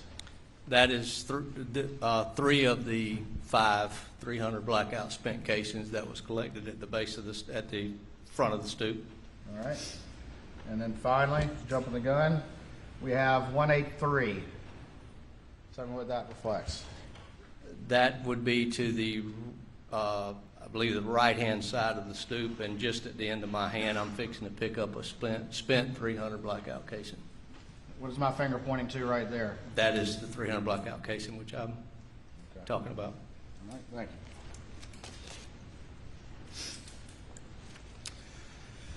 Right before lunch, there was admitted into evidence states 152 and 151, and you got your readers with you? I do, yes, sir. Can you remind us where those items were collected, please? The ammo was collected from the shelving in the gun room, 300 blackout ammo, on 9/13 of 21, and the 300 blackout the 243 magazine with 300 blackout ammo in it was collected from a black Ford F-150 that was located on the property.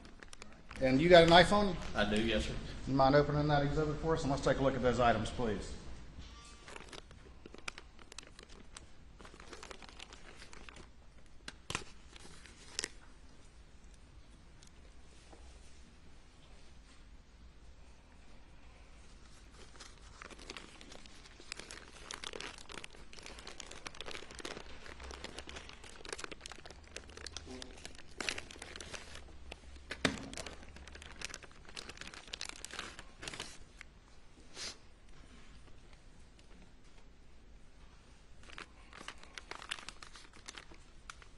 Do you want me to open the brown bags also? I do, please.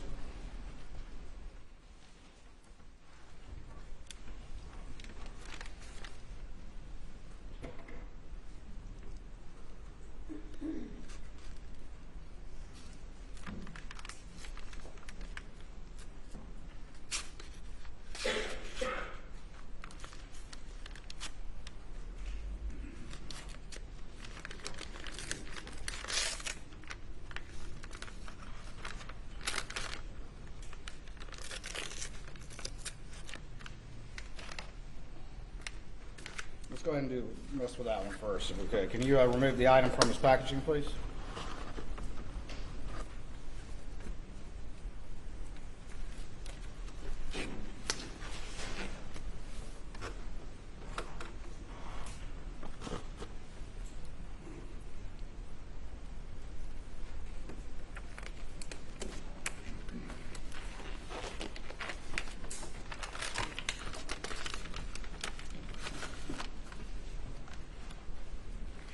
What you got there? It's a magazine which fits the AR style rifle that is loaded with 300 blackout ammunition. All right, and can you see what brand that is on there? On the rounds that you can see?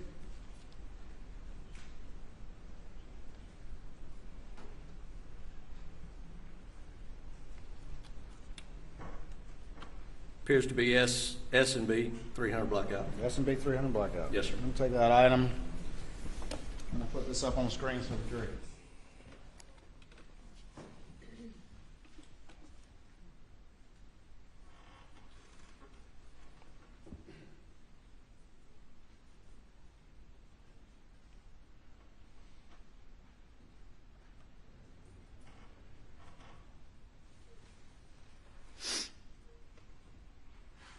All right, go ahead and open the other one for me, please. Before we move on, we're not pulling all the ammo out. Does this magazine appear to be relatively full? It's pretty heavy, so it's pretty full. All right. I'm going to ask you to go ahead and just put that one back for me, please. And then go on to the next one.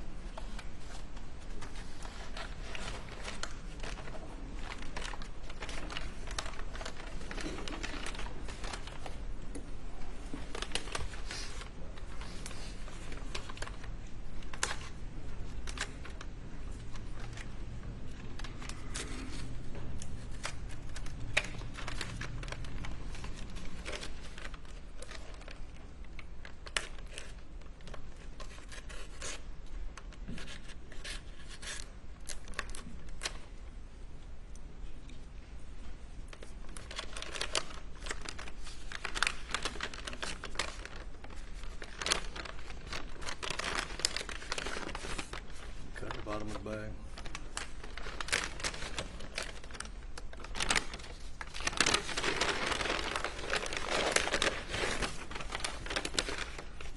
What you got in there? This is another magazine that fits the AR style rifle. It's loaded with 300 blackout. Can you tell the particular brand of that 300 blackout? It's head stamped S&B 300 blackout. All right. Let me go put that up on the screen for the jury.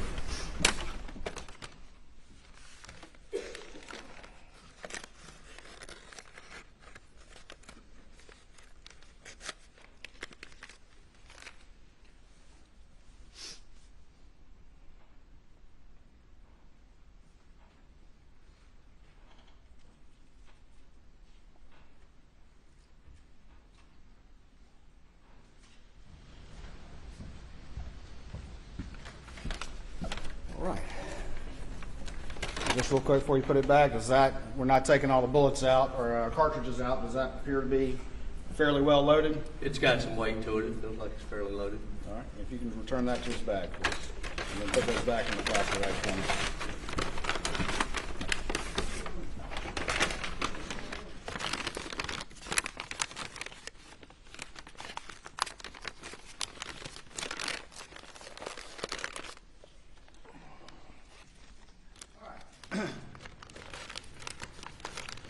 We've been talking about guns for a while. Let's talk about something else for a minute, and then we'll get back to guns.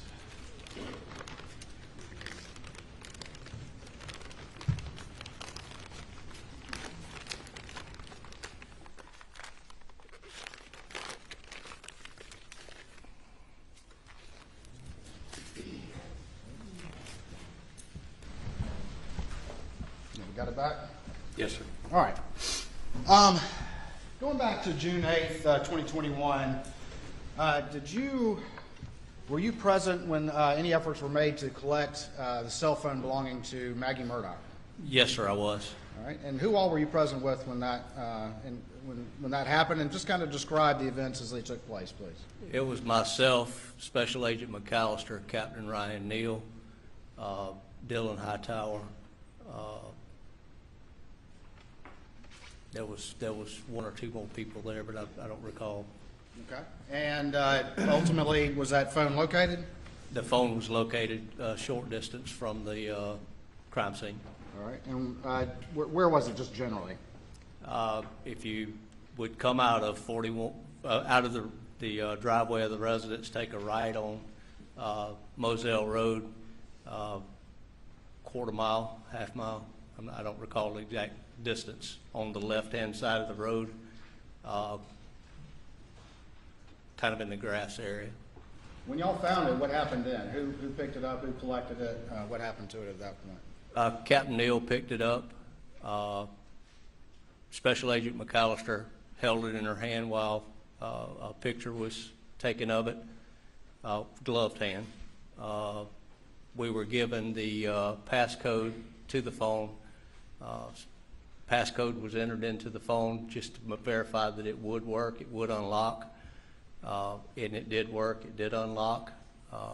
It was immediately shut, locked back, and then passcode was written on a sticky note. It was packaged and ultimately turned over to crime scene. Okay. And you were there when all that happened, is that correct? That is correct, yes, sir. Aside from the things y'all just described, was it otherwise manipulated or tampered with or changed in any way? No, sir, it was not. All right. I'm going to show you what's been previously marked for identification at this time as Exhibit 204, and have you just take a look at that and see if you recognize that item.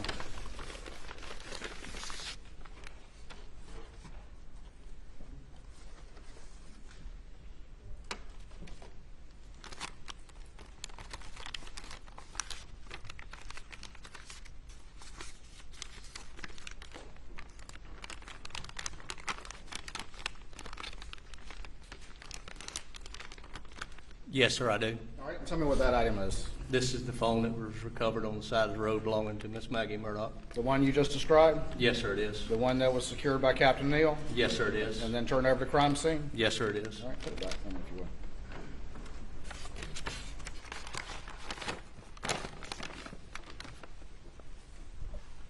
Just real quick.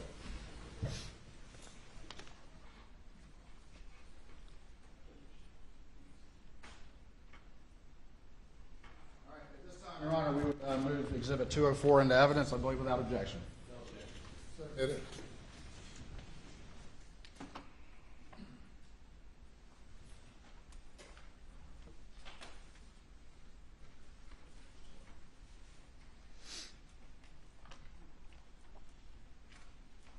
All right.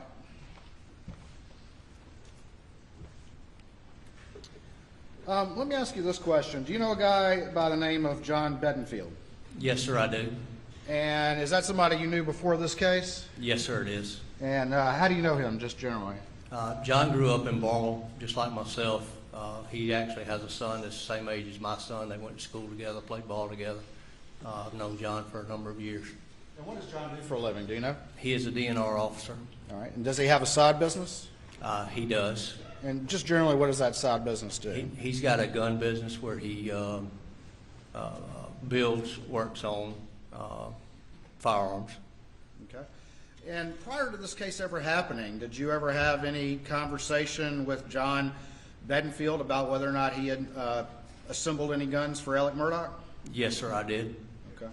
And is that something that you knew prior to this case ever taking place? Yes, sir, it is. After this case took place, well, let me ask you this. Did you know what ammunition was used by those guns that were assembled by John Bedingfield for Alex Murdaugh? Yes, sir. And what ammunition was used in those guns? Hearsay. Response. Yes, not all for the truth of the matter asserted this time, but effect on the listener for his actions. Anything further?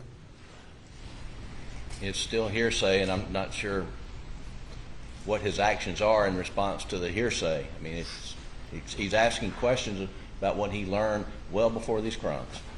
Objections overruled. And so what was the ammunition in the guns from what John Bedingfield told you? The guns were built and chambered for 300 blackout. All right. As this case developed, did that prior fact that you knew, did that cause you to take any actions? Yes, sir, it did. And tell me what actions you took based on that prior knowledge you had. I contacted John Bedingfield and asked him if he could provide me with paperwork for the weapons that was purchased by Mr. Alex Murdaugh. All right. And was that after these particular crimes that took place? That was after, yes, sir. All right. You remember roughly when that was? It was within a day or so that I talked to him, yes, sir. All right. And did he ultimately provide you some paperwork? Yes, sir, he did.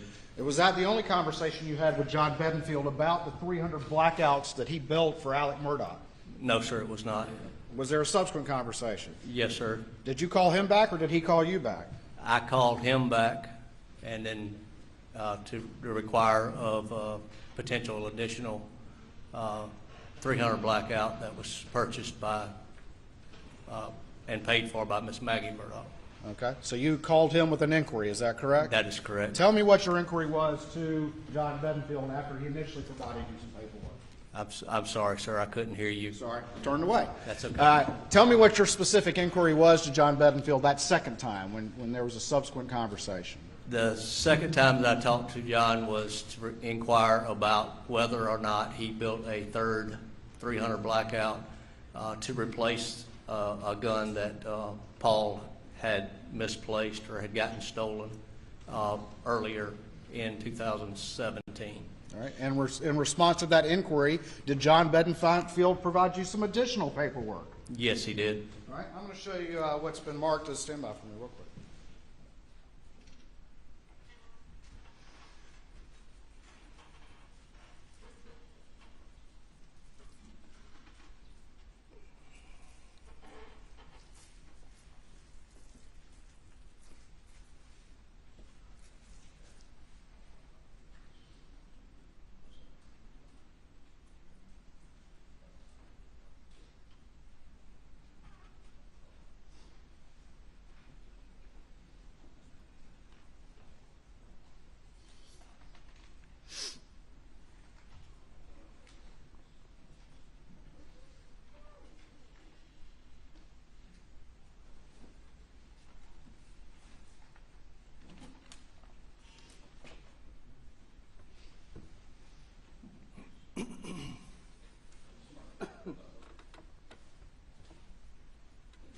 All right, I'm going to show you what's been marked at this time for identification only. States 247.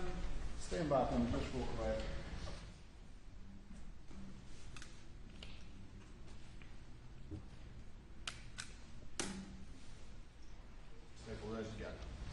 All right, and I'm going to ask you to look at what's been marked for identification only this time as Exhibit 247 and see if you recognize that paperwork.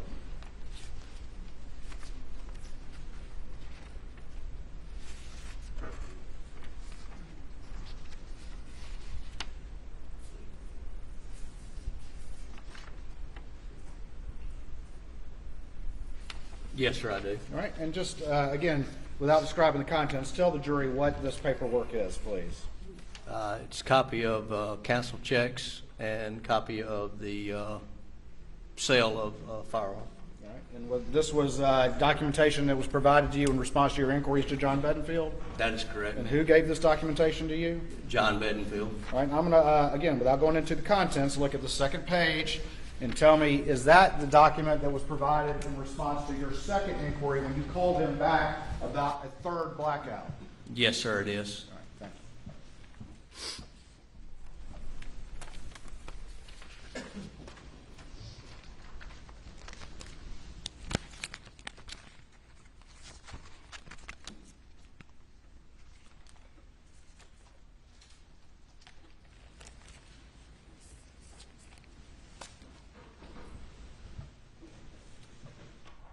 Okay.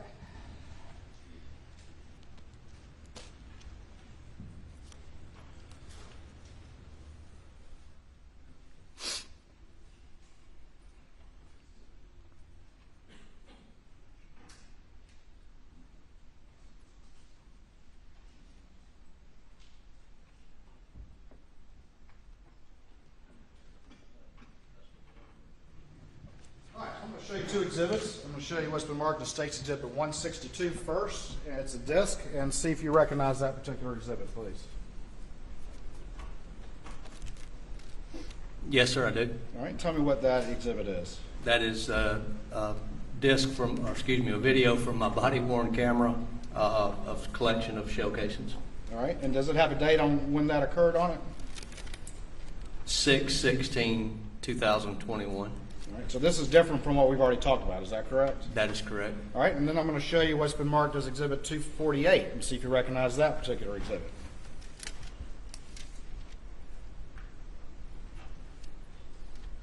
Yes, sir, I do. All right, and is that additional body cam footage from that search on 6/16/21?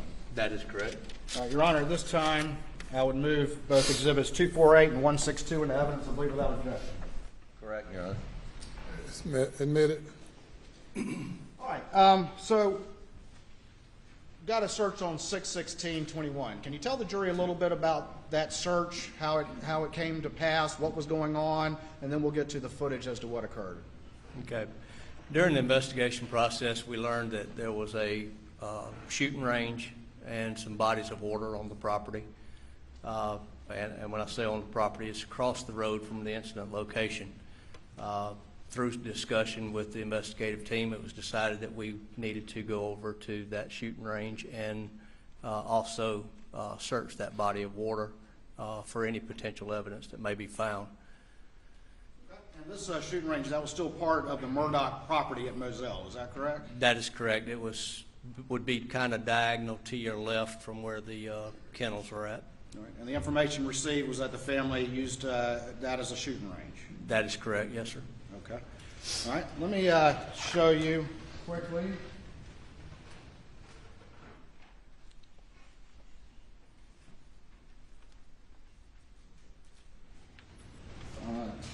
Go ahead and just quickly show you these. Show you what's been marked as exhibits 184, 185, and 186, and see if you recognize those.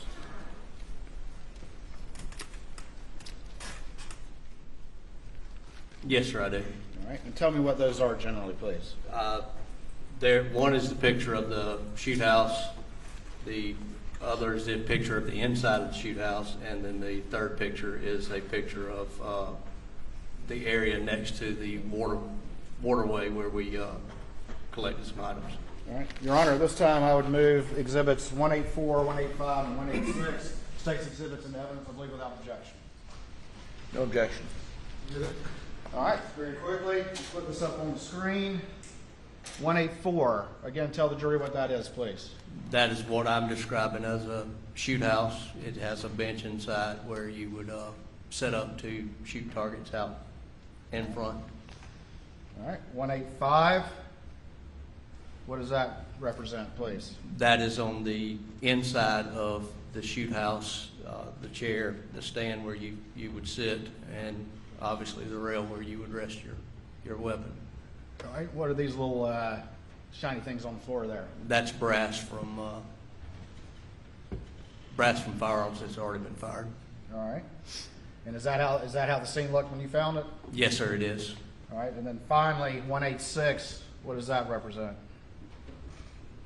That is two 12-gauge spent shotgun shells that was collected over near the waterway behind where we had set our dive trailer up. All right. If I could have the inputs changed to the video, please.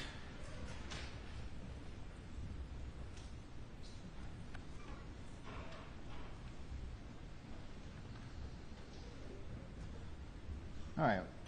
This time, I'm going to play Exhibit 162.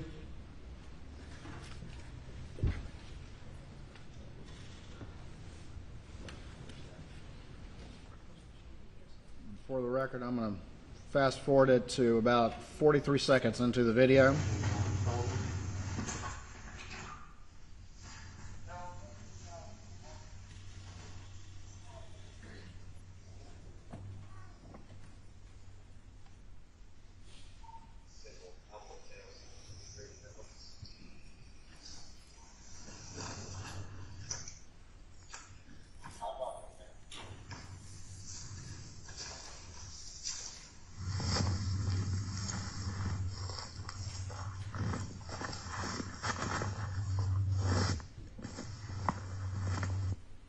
shooting house as you observed it?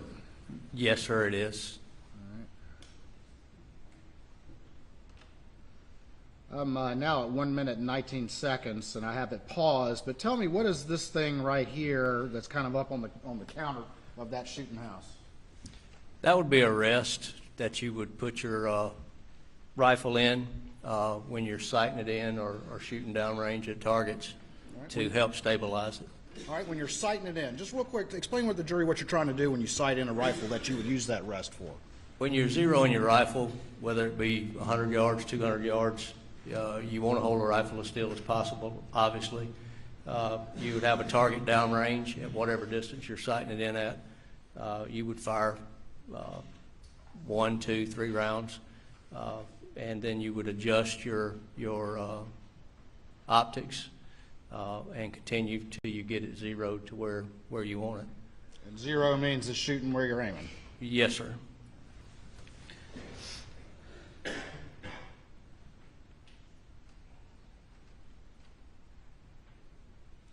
Ultimately, and I'm going to fast forward through a fair amount of this, but ultimately, after seeing those cases on the floor, did you see any 300 blackout that you recognized just looking down were 300 blackout?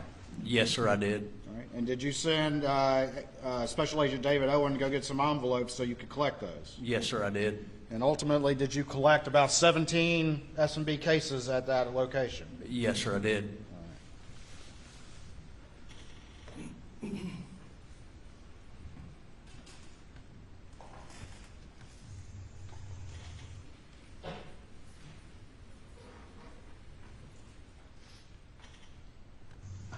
Hold it.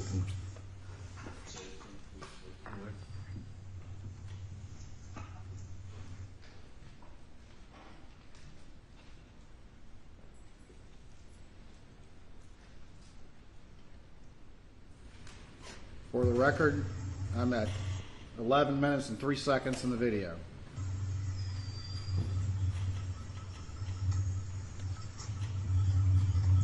Okay. And what is it? 300? 300 blackout? Head stamp is S&B. Okay. 300. That AACBLK. What are you reading out right there? I'm reading the numbers to identify, the identifiers off the head stamp of the shell casing. All right. Moving now to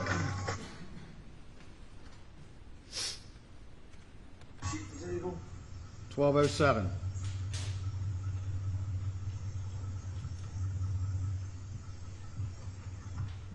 S&B 300.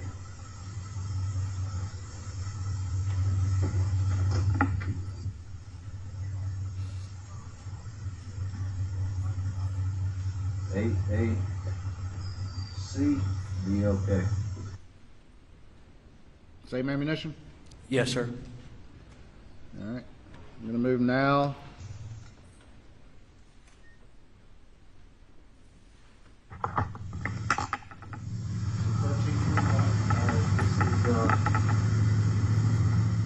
Your right leg of the shooting table. Hang on. I'm sorry. S&B. 300 blackout. AACBLK. Same thing? Yes, sir, it is.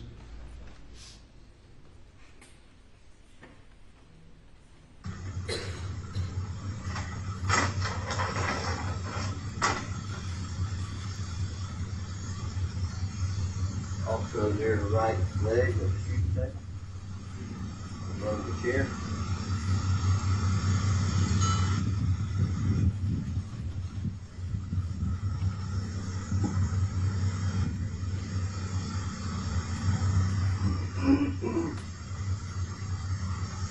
Okay.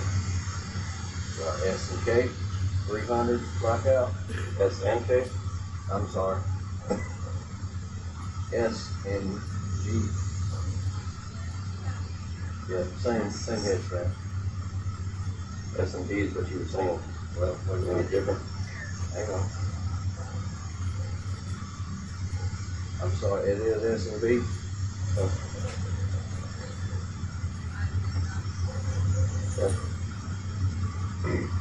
AAC, BLK.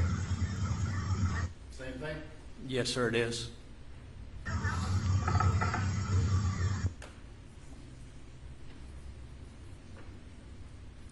Moving to 1619. S&B 300, blackout, AAC, BLK. Same thing? Yes, sir, it is. Moving to 1721. In front, into the Check that. 1717. BLK, 300 blackout. A little too far. Let's back up to 1712. S&B 300, AAC, BLK, 300 blackout. Same thing? Yes, sir, it is. Moving now to 18:00, about 18 minutes even. 300 blackout will be the AAC. Okay. S&B 300 blackout will be the AAC, BLK. Same thing? Yes, sir, it is. Between the table leg and the wall of the shootout. Now we're at 1847.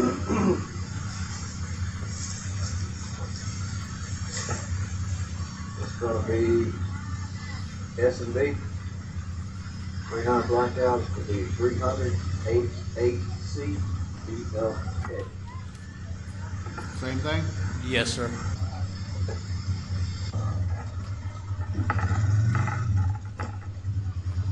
So, back. Moving now to 2221. Same hit. Excuse me, 2216. Ma'am, S&B 300 AAC, BLK. Same thing? Yes, sir, it is. BLK. 2309. Will be S&B 300 blackout. Hit that AAC, BLK. 300. Same thing? Yes, sir, it is. Moving up to the right front Now we're at 2356. corner.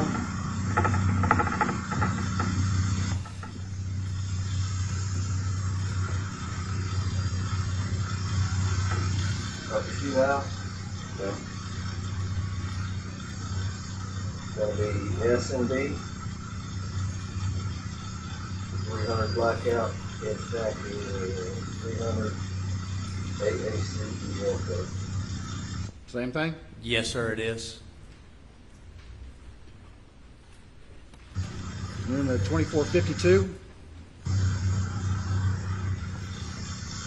S&B 300 blackout. AAC, BLK. Same thing? Yes, sir.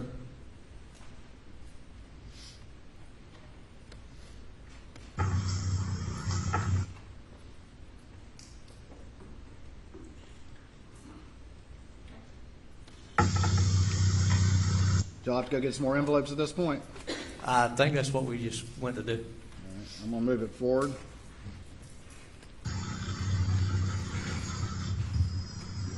All right, we're at now at 2802.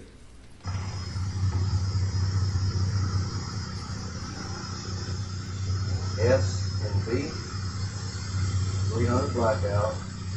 300, AAC, BLK.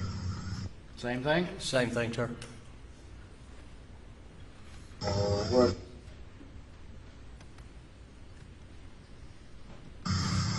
We're now at 2908.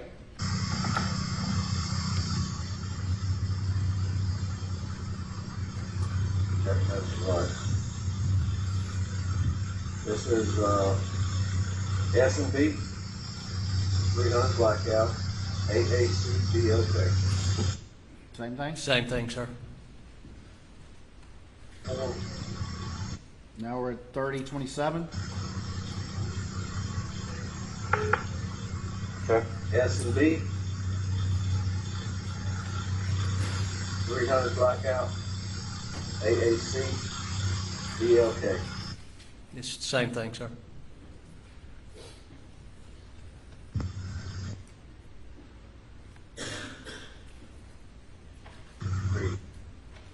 Now we're at 3132.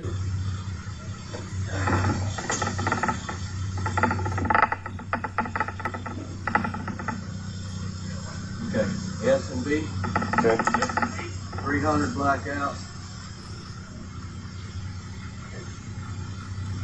AAC, BLK.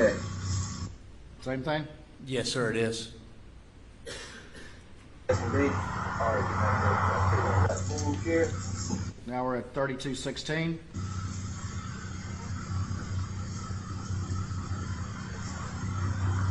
S and B. All right, 300 blackout, 300 AAC. Same thing? Yes, sir, it is. Almost done.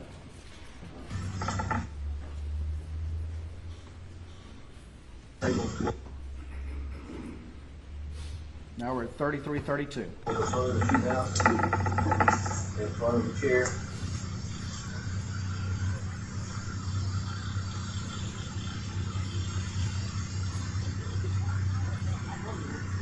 Okay.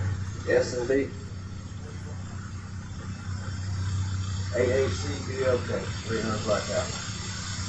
Same thing? Yes, sir, it is. Will be in front of the shooting chair on We're now at 3428. the table.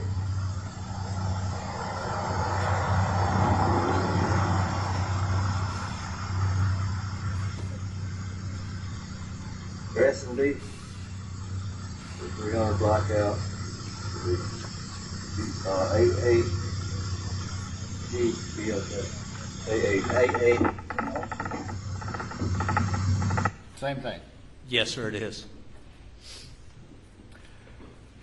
You participated in multiple searches at various locations on the Murdaugh property at Moselle Road, is that correct? Yes, sir, I did. Did you repeatedly find S&B 300 blackout ammunition, both fired and unfired, at various locations throughout that property? Yes, sir, I did.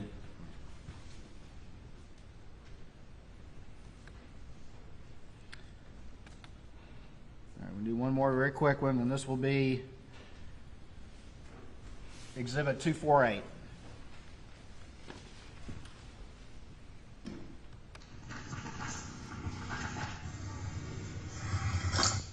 And I'm going to fast forward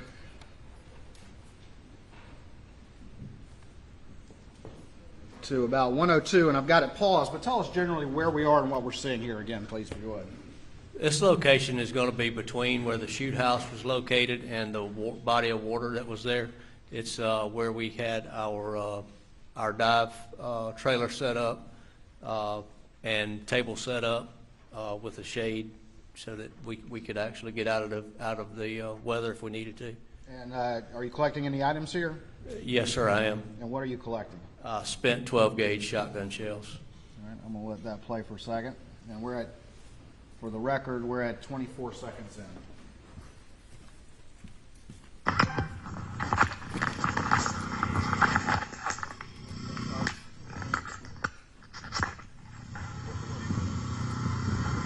Hold that. All right, let's see.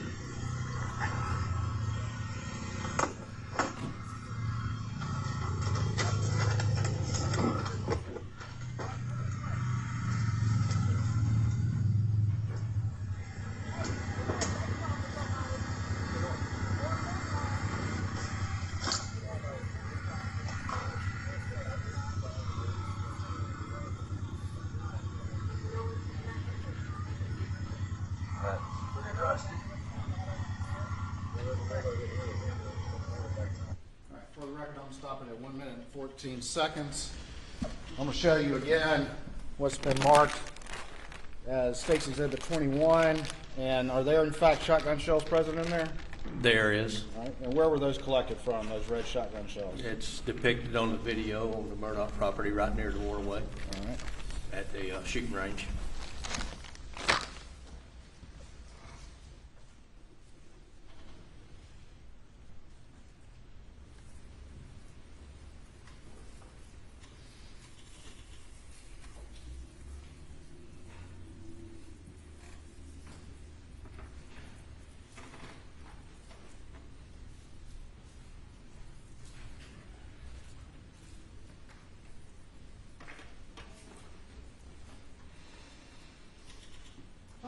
things that you did in this case, and you've told this jury that a primary focus that you had here, because of your general knowledge of firearms, was to gather that type of evidence. Is that correct? That is correct, yes, sir.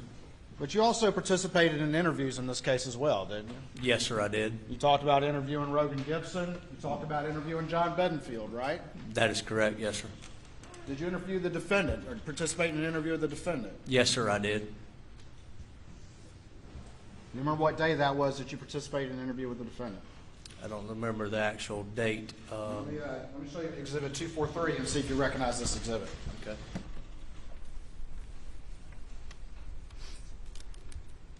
Yes, sir, I do.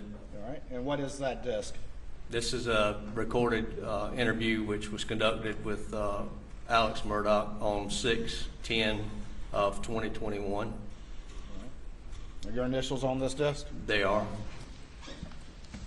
Jim. Your Honor, this time we would offer the evidence States Exhibits 243, I believe, without objection. Submit it. All right, let's play the video.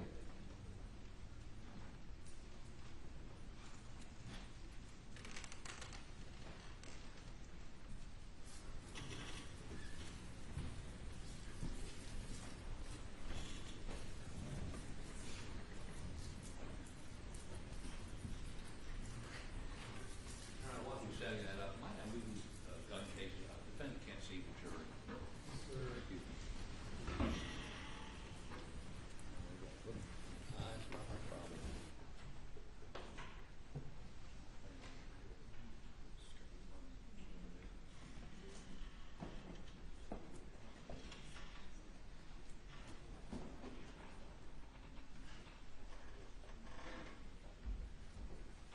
Stand right quick while they're.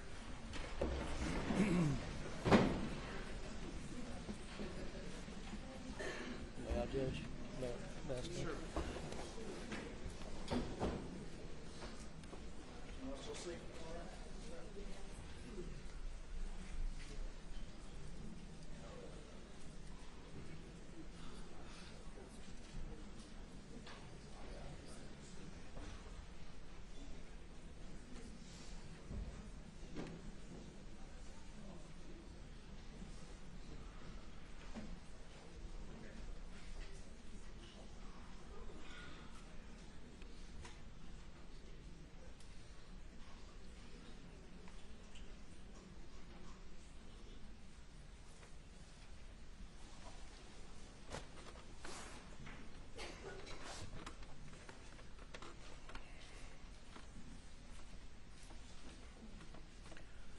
Okay.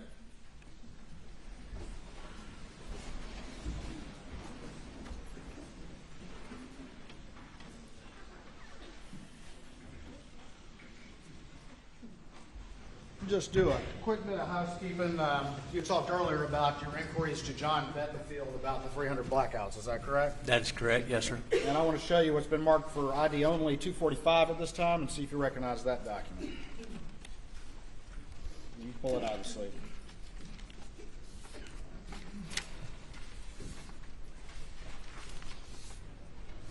Yes, sir, I do. All right. And without going into the contents of that document, where did you get that particular document? I received this document from John Bedingfield. As part of the inquiries that you earlier described to the jury? That is correct. All right. I'll take that off here.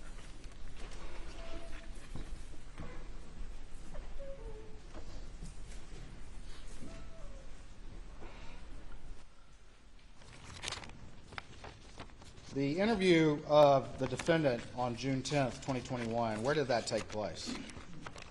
It was in Senior Special Agent David Owens' patrol vehicle in the yard of Mr. John Marvin Murdaugh's hunting lodge.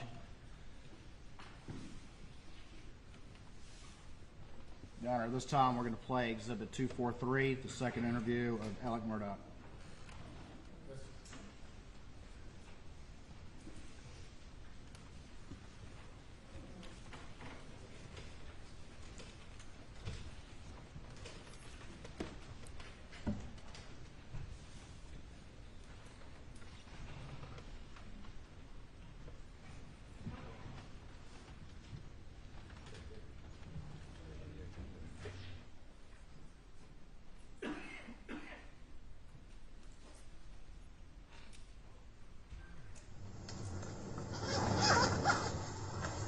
Can I take this call really Yes, quick? sir. Go right This is ahead. my sister-in-law. Yes, go ahead. And she's trying to.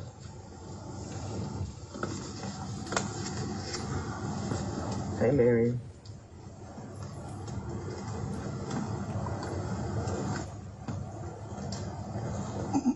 Okay, man, I'm meeting with Marion, when I'm meeting with law enforcement, so I'll call you in just a minute. I don't have a card. That's fine. Did Chelsea call you? Okay. Okay. Can you let Chelsea know and then make her run Lynn down? Okay, well, tell her to go get Christy to find Lynn. Get any one of the secretaries to find her. All right. Thank you. Sorry to put that on you. Bye. Sorry about that. That's all right. One thing I want to do before we start is I'd like to get a cell phone exam so we can just corroborate everything. Let me get a consent, and I got a guy here that's going to do it. Are you going to download it now? Yes, sir. Okay, great. So I'll get to keep my phone? Yes, sir. Good. Who was the guy that was there to download Alex's phone? Do you remember? Dylan Hightower with 14th Circuit Solicitor's Office. He works with the 14th Circuit Solicitor's Office? That is correct. At that point in time, that was the prosecutor's office in charge of the case? That is correct. It was not until August that the case got sent to the Attorney General's office? That is correct. How much attorney-client privilege stuff is on there? A lot. Okay. We do have a tank attorney that's going to examine it before we ever do. What is a tank attorney? A tanked attorney, they look at somebody who's not affiliated with the case that makes sure that there's, Jim, do you know? Can you explain it better? Sure, and I mean, it's a privileged attorney that doesn't, if there is attorney-client privilege information, it's redacted or extracted by the retained attorney. How do they know who's the client? I know. It doesn't matter. Yeah. Whatever it is. Yeah. You know what? But If y'all get some but whoever attorney-client that stuff. is, you know, would go through me and then So, we'd work through it. signature. Just write your name here. So, Alec, I've had situations where they It's not a say, big deal. give me a list of all his clients or something like that, you know. But I'll fill out the rest. you know, I think the big thing, Joe, is, I mean, when you download that phone, I don't know if emails come with it or not, because that's probably where all this attorney-client privilege stuff. And we can actually isolate the emails. Yeah, that's probably the thing. You don't text My clients, but No, I do. I text a lot of clients. okay. I'm not a big emailer. Is that at 11 or 12, or do you know? I do not know. I can tell you that in the case for you if you want me to. You look at the back, you should have a number.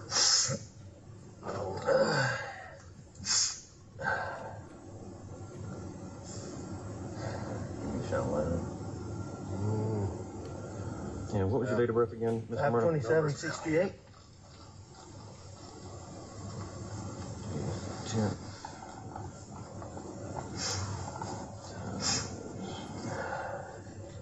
And last word of They social. don't get old. Seven. You got the light?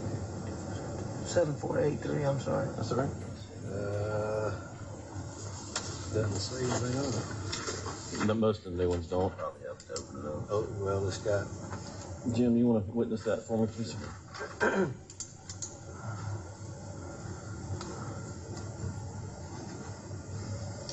And if you got a passcode or My passcode is something, write it on there. start at the bottom 9, go up 9669. 9669. Yes, sir. All right, let me run this till. I'll be right back.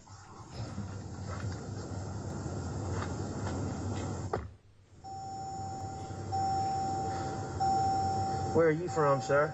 I'm actually from Barnwell. Oh, yeah? Yes, sir. I got some cousins in Barnwell. Got people in Barnwell too. Mixon. Mixing oil? Yeah. Okay. Yeah, that was my. You kin to Dickie Mixon? I don't know. You know that Mixon oil was my Uncle Ray Mixon and his son Teddy and Bobby and a bunch of them. Then You know, Freddie Mixon. He was. Oh, I knew Freddie Mixon very well. And his wife Ella and Jill. Mr. Freddie goes to Elko Church. Yeah. Not anymore. He did. I mean, he went. Well, he did. Yeah. Well, yeah, I was at his funeral. He had a tiger paw casket at the funeral. He's a big Clemson guy. You know Big John Bedingfield, don't you? Oh, yeah. I know John. That's my cousin. Okay. Who was he just talking about right there?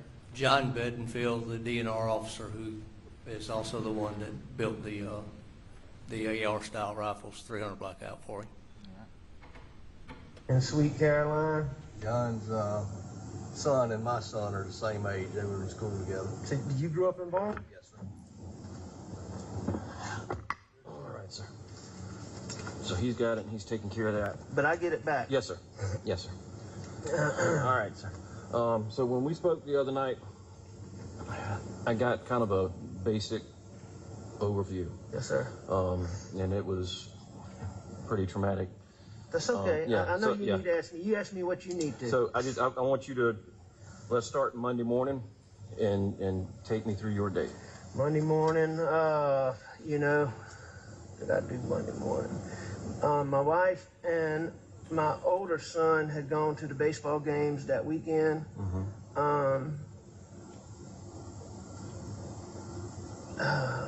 You know, I really can't remember what I did Monday. I know I went to work, but you know, I think I was dragging a little bit from the weekend, but I went to work.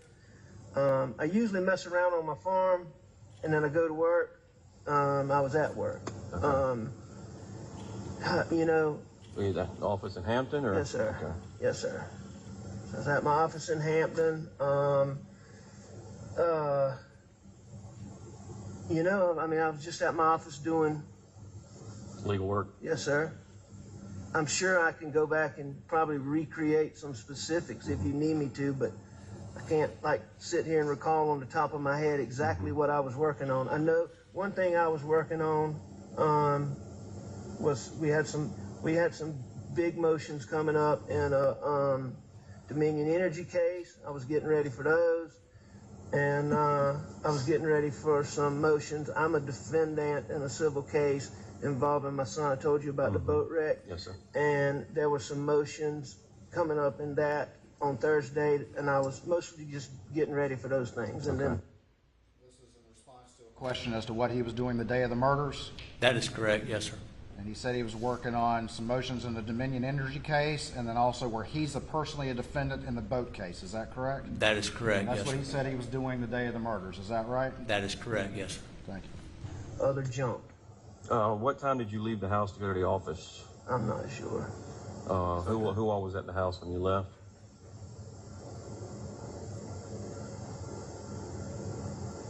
To go to my office Yes, that sir. morning, Or when you got up, who was at the house? I'm sure my wife was. And I can't remember if Blanca had made it out there yet or not. And who was Blanca? Blanca is our housekeeper. Okay. Okay.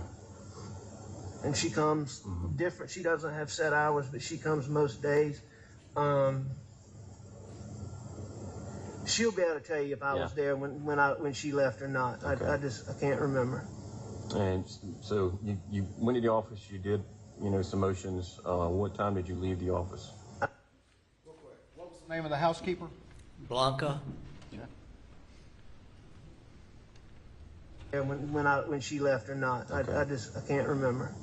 And so you went to the office. You did, some motions. What time did you leave the office? I left a little bit earlier than normal because my son Paul was coming home. Okay.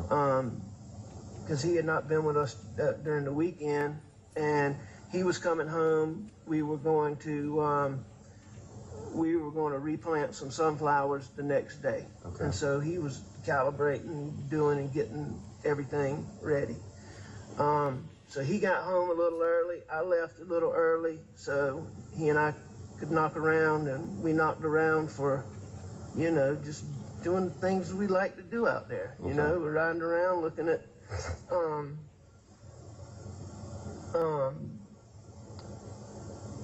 food plots, looking for hogs, a little bit of target shooting, just bullshit. Yeah. You said Paul wasn't with you over the weekend. Where does he live with you at the house on Moselle? Well, I mean, that's his home, but Yeah. he has an apartment in Columbia. Okay. and he goes to Charleston a lot of weekends with his buddies. Okay. And he had been in Charleston for the weekend. Okay. And then Paul works for my brother John. That's out here. You met John. Yes, sir. So Paul works for him. So Paul decided to go to. He went to spend the night with my brother, his Uncle John. They were very, very close. Okay. Sunday night. Okay. And then he worked for John Marvin, and he came home Monday afternoon. Okay. Just real quick, Alex Murdaugh told you that he left work a little earlier than normal. Is that correct? Yes, sir, that's what he said. And one of the things he told you is they were riding around looking for hogs. Is that right? Looking for hogs, yes, sir. Do people often use 300 blackout to shoot hogs? They do. About roughly what time in the afternoon? You know, I would think it'd be somewhere in the 5 o'clock range, a little bit. It was broad daylight when we were. It wasn't dusk, dark, or late. Okay. You know, and we rode. You know, we just rode around. We rode around our dove field, looking at how the corn was doing. He and I had planted corn in the dove field, and he planted the corn in the duck pond, and he was, you know, showing me how much better his corn was doing than mine was. And we rode around the duck pond. I mean, we just, you know, we rode the property. Yes, sir. You know, we rode the property. Then, you know, I mean, we rode around so much. We just rode. Okay. Probably.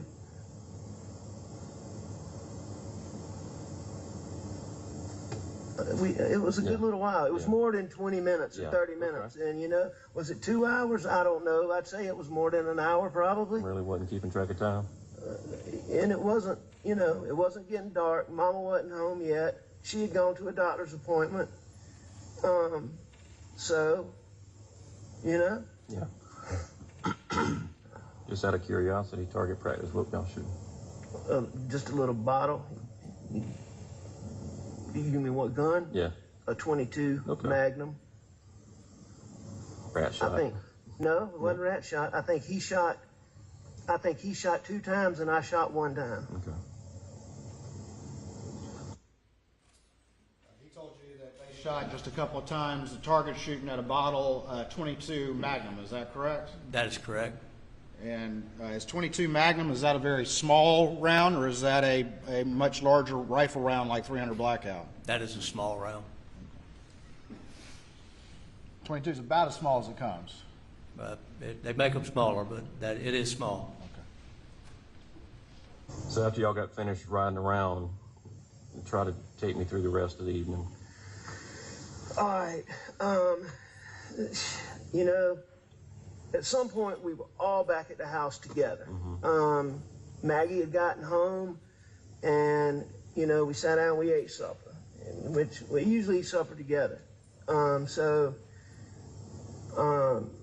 one thing I remember, I don't know how much detail y'all want, so if I start talking about something that you don't need, just tell me and I'll move to something else. The more detail, the better, sir. So Paul has been having high blood pressure, and his mama was worried sick about it. So we were actually, you know, this was a direct thing, getting him, he doesn't like to go to doctors, making him go get his blood pressure checked. His feet had swollen up recently. Wow. So, you know, it was a big, huge deal. Okay.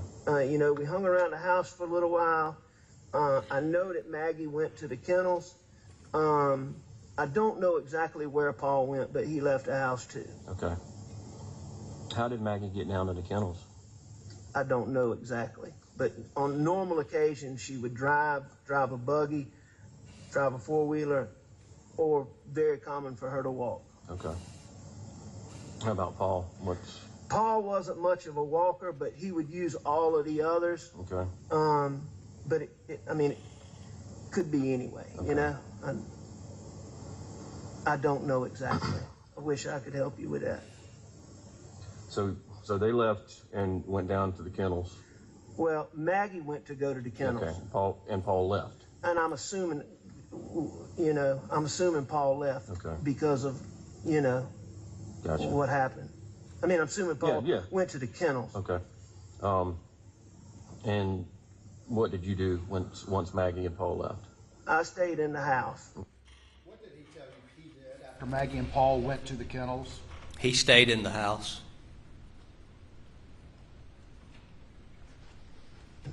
I mean, I'm assuming Paul Yeah. went to the kennels. Okay. And what did you do once Maggie and Paul left? I stayed in the house. Okay. And I was watching TV, looking at my phone, and I actually fell asleep on the couch. Okay. And what time did you? You know, I What don't time know did you wake up? exactly what time I woke up, but when y'all get my phone, you know, I think one of the first things I did when I got up was call Maggie because I was going to my mom's. And I know I texted her because I checked my phone. And what time did we say the text was, Jim? Like 9:06. I didn't see it. Yeah, I got it written down from the other I night. showed you the other Yes, night, yes, didn't I? Yes, sir. I got those. So, you know, I texted her, so I called her just before that. And, I mean, she didn't answer at that point. And I left to go to my mom's. Okay. Y'all will just have to look. I'm not sure if I called Paul Well, or not. and that's why we're getting the phone so we can nail down the times and everything. So I left, I drove. Well, you know, I'm going to tell y'all this, even though I think it's kind of crazy. You know, I was certain that I heard them pull up. I mean, I was positive that I heard, and people don't just come out there. You know, we don't get, like, passed through. I was certain that I heard them pull up, but they didn't. Okay. The defendant told you that he thought he heard somebody pull up, but they didn't? Yes, sir. And that was before, according to him, he left the house. Is that correct? That is correct. Well, if you heard something pull up, what did it sound like? You know, I can't tell you what it sounded like. I just know that I thought that my wife had pulled up, or that Paul had pulled up. Would it have been the buggy that she normally drives, or would it be a car? No, I had the impression that a car pulled up. Okay. You know, and had you woken up by that time, but hadn't left for your mom's? Yep. Okay. But it wasn't much time in between there because I left pretty damn close. It wasn't much time between me waking up and me leaving the house. Okay. And when I went outside, you know,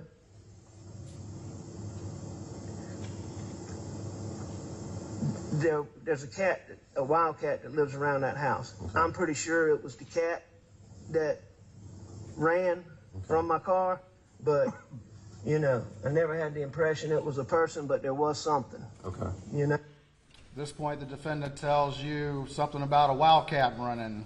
He wasn't sure if it was a person. Yes, sir. That's what he says. But I really don't think, you know, I'm just throwing that out there because it was in my mind. Yeah, no, that's fine. All right. That's totally fine. I left. I drove to my mom's.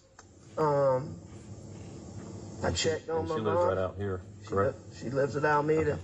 Checked on my mom. Talked with Shelly for a few minutes. You know. Shelly is the caregiver. Okay. And you know, I know that I called some people on the way there. I know I returned a call from my brother John. I know that I called Chris Wilson. I know that I talked to Buster.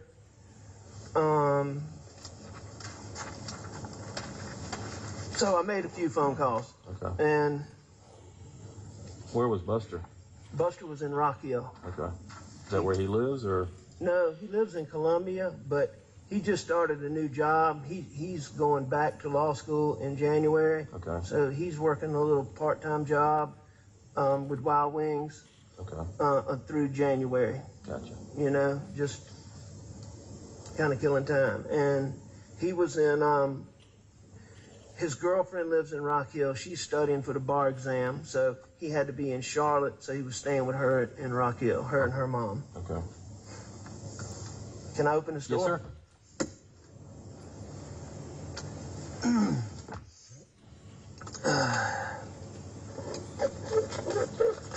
So, All right, so where are we? All right, so then I you left your my mom's mom's. and making phone calls. I left my mom's and I went back home. I got to the house. I went inside. Nobody was there. I got in the car. I went back to the kennels and, you know. And when you went back to the kennels, besides Maggie and Paul, did you see anybody, any cars? I didn't see Take anything your right time. then, no, sir. Take your time. You know, I saw Maggie and I saw Paul laying down. I knew, you know, I didn't know, you know, I knew it was bad. I went over there and, you know, I saw it. Yeah. And, you know, I called 911. Okay.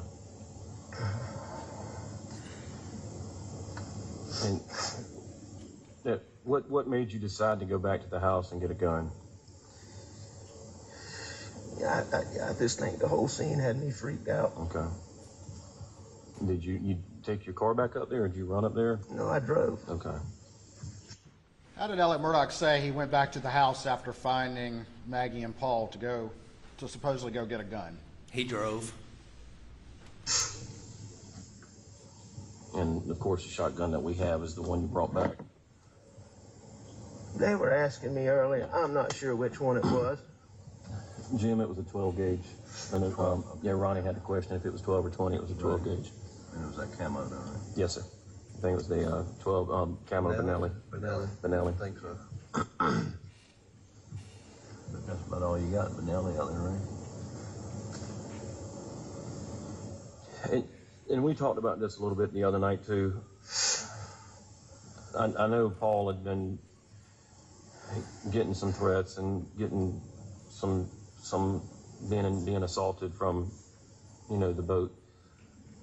Who stands out in your mind, besides the boat incident? Who stands out in your mind that would want to come after Paul and or Maggie?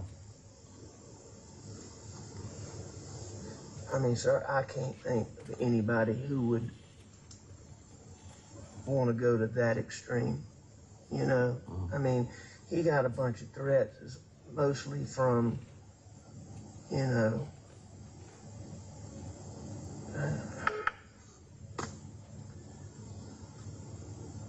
I mean, I have no idea. How would he receive most of those threats? What do you mean? I mean, would people call and hang up on him, or send him text, it or wasn't social so much media? that. No, it was mostly like in-person confrontations, are the ones that I learned about. Now, I suspect his friends can probably tell you about more, because I doubt Paul told me about all of them. Okay. But I knew about a lot of them. You know, there were a lot of times where people would come up to him and he'd be like, they'd say something about, you know, you gonna tell me who was driving that boat, or you little piece of shit, were you driving that boat? You know, stuff like that. Okay. Who did he go to Charleston with in the boat that weekend? I don't know exactly. I know that, I mean, I know who his buddies are, but specifically who was on the boat with him, I'm not sure. Okay.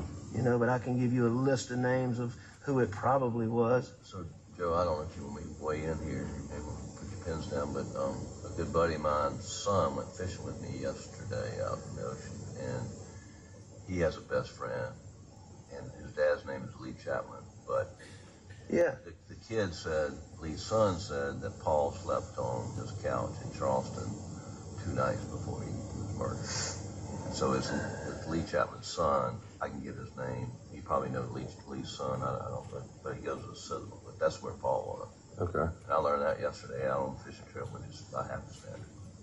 Cool. I mean, yes, sir. If you could get me Lee Chapman's son's contact information. There was a bunch of Chapman cousins that Paul was very close with. The closest one being Wills Chapman and Frank Chapman. Wills Chapman's his name, but I'll get your number for you. Frank is John Chapman's son, and Wills is Lee Chapman's son. Yeah, okay. That's where you was. And those boys are, you know, they're just really good boys and friends of Paul's. And one of them is Wills with an S, right? That's right. And Wills goes to the Citadel, that you understand? No, he's graduated from the Graduated from okay. And Frank was in the Citadel, but I think he had some kind of, academic troubles. But I'm telling you now, I can promise you that, those boys love Paul. Well, it's absolutely. Well, and I just want to talk to them about their weekend and sure. Yeah. I can tell you this, in riding around with Paul, he was his normal bright, he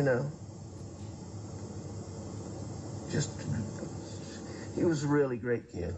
So, being a dad myself, what was the biggest issue you had with Paul?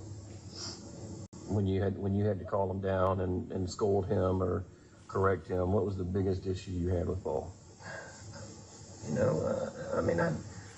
Irresponsibility. He was ADHD. He was bad about jumping from, and he had so many wonderful qualities now, but he was bad about jumping from, he'd start this, maybe not quite finish it, do something else. And, you'll find out from his friends he had clothes strung out all over the state. He did that with clothes, he did that with guns, he did that with my boats. Awesome.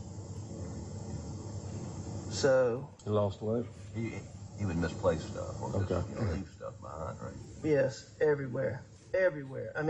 He would go off for the weekend. Sometimes he wouldn't pack clothes because he's got clothes in somebody's house. Paul was one, he wouldn't understand how you go out, you and a girl go out on a date. He liked the crowd. And who was his girlfriend? He didn't have a girlfriend right now. Okay.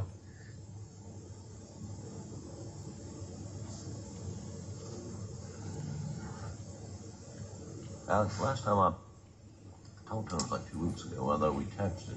He was going to Greenville for the weekend. He had friends up there, girlfriend up there?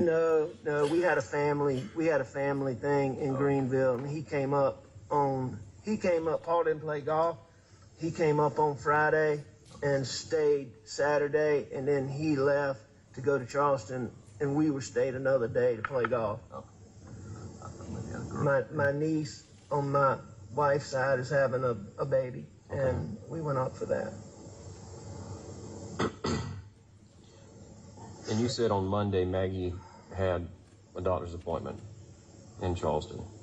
And I know we talked about this on Monday. Do you recall the doctor that she went to or for what the reason was?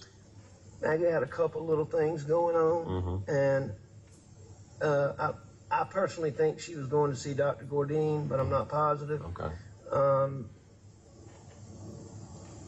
I'm pretty sure that's who it was.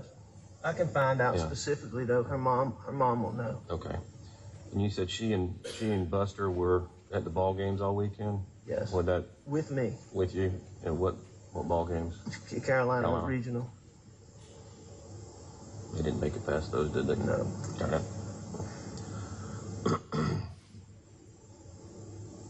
Paul was in Charleston, so he didn't hang out with y'all that weekend. No, sir.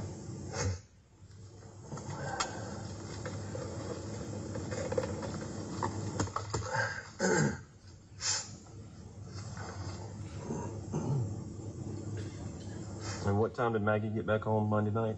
It was after Paul and I had gone. She was not there when Paul and I left to go mess around. Okay. So, it was sometime after that. So there was a point when, she got back, we got back. When y'all got back from riding around and messing around on the farm, was she home or? Yes. Okay.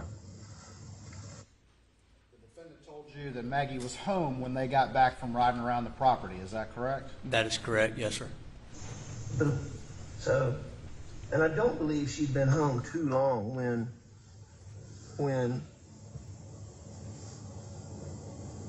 And what's her car?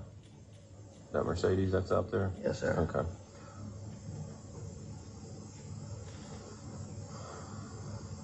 And you said Bianca had prepared dinner that night. Yeah, Blanca cooked dinner that night because Maggie cooks you know, when the boys are home, or she tries to really for me, but she wasn't going to be there that day, so she had Blanca cook a meal. How is your relationship with Maggie? Very good. As good as it could possibly be. I mean, you know, we had our issues, but wonderful. And I'm just trying to understand the family dynamic. I understand you got to do what you got to do, I promise. What was y'all's biggest arguments? What your biggest the things that y'all would argue about the most, what would they be over? I mean, we really didn't argue, but the basic, I'd say really the only thing that caused any friction between us is she was always wanting us to go, and I love her in-laws. I mean, they're wonderful people. I love them to death. She was always wanting to go there, stay there a little longer than me and the boys wanted to stay. That was really, and it really, you know, she'd get ticked off. Yeah. You mean her family? You said her in-law. You mean her family? I mean her family. Your in-laws. I mean, we really didn't argue about much. We didn't have much to argue about. I mean, I'm sure there was an occasional thing that came up that we argued about, but I can't tell you what it is. I can't think of it.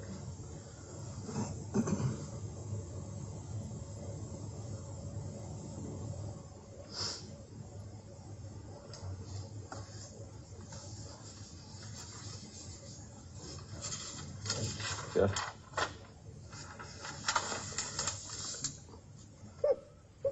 Take your time.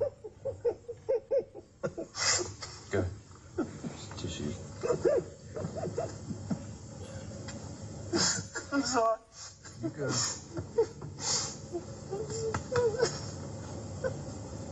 I mean, she was a wonderful girl and a wonderful wife.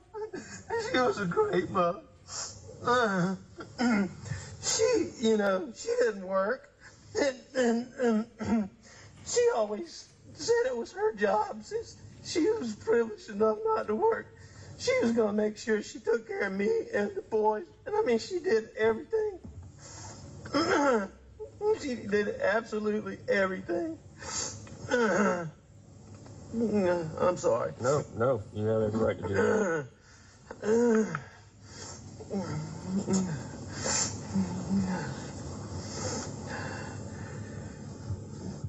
I'm good. You go ahead.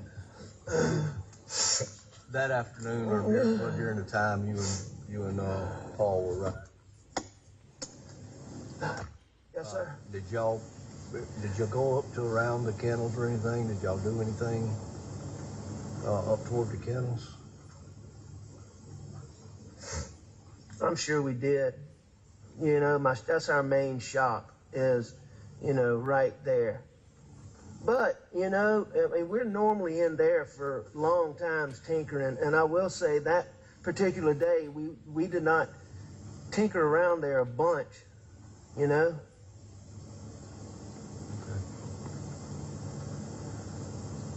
When y'all rode around the farm, what were y'all in the truck or?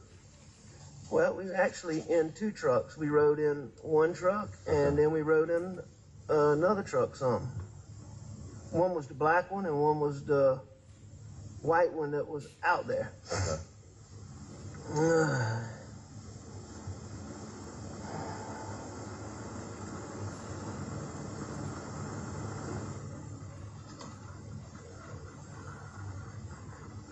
Mr. Alec. Yes, sir.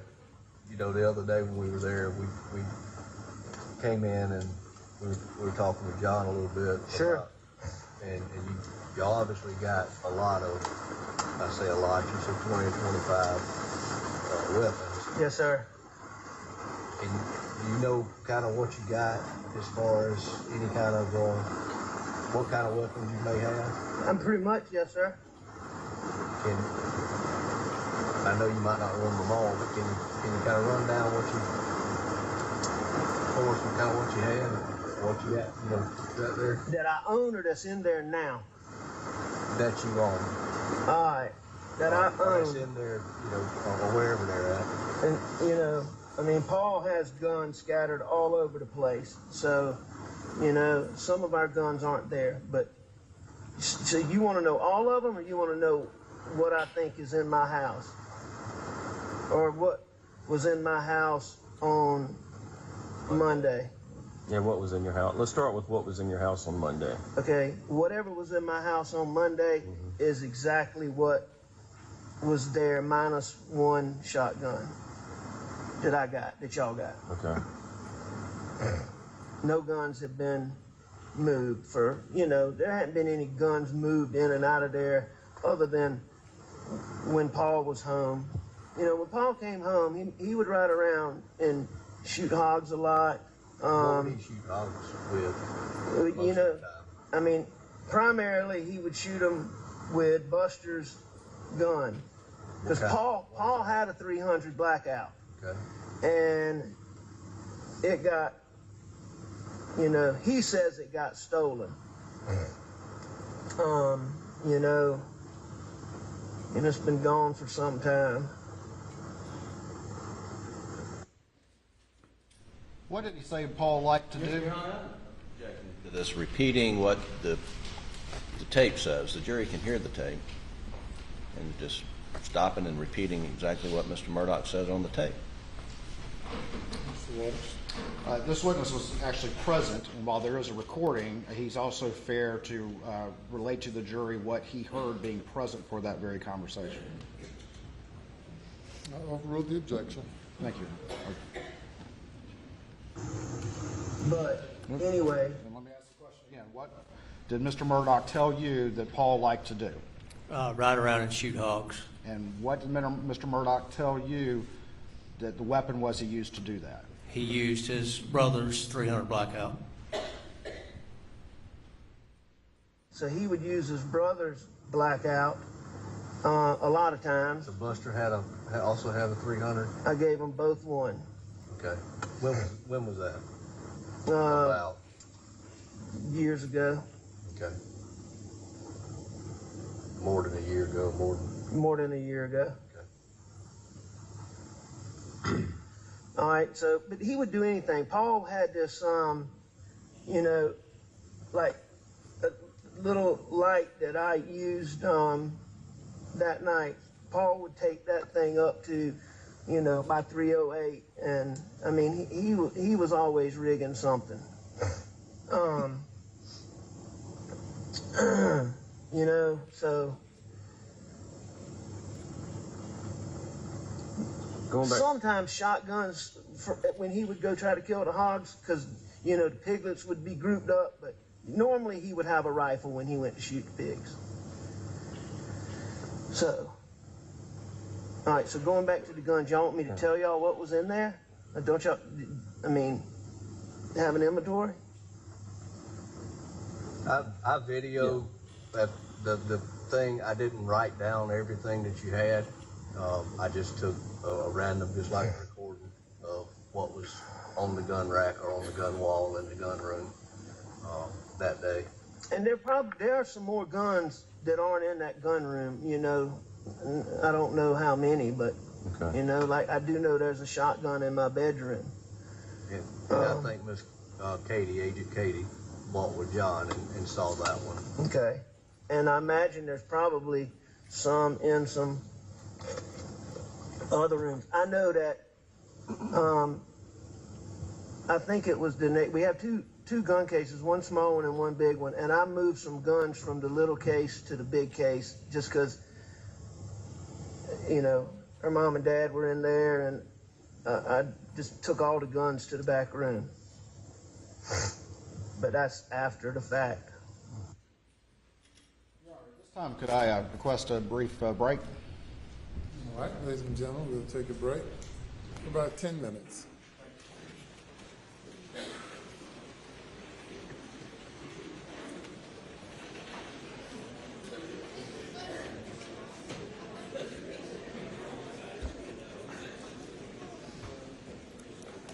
Yes, sir. Thank you.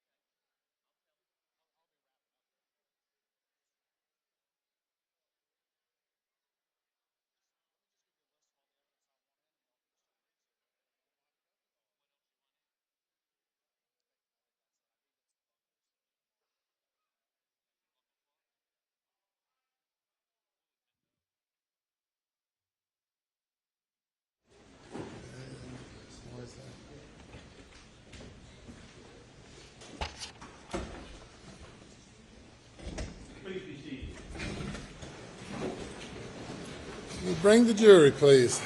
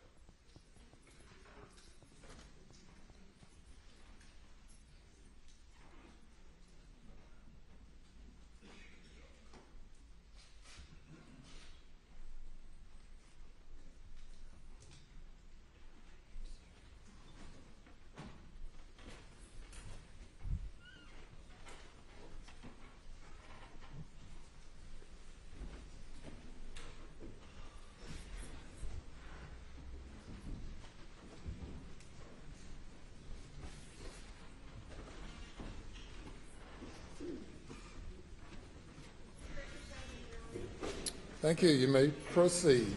Thank you, Your Honor. For the record, we're resuming with the publishing of Stacy 7243, and we're picking up at 36 minutes and 15 seconds in the video. I'm actually going to back it up 10 seconds just since we took a break. You know, her mom and dad were in there, and I just took all the guns to the back room. But that's after the fact.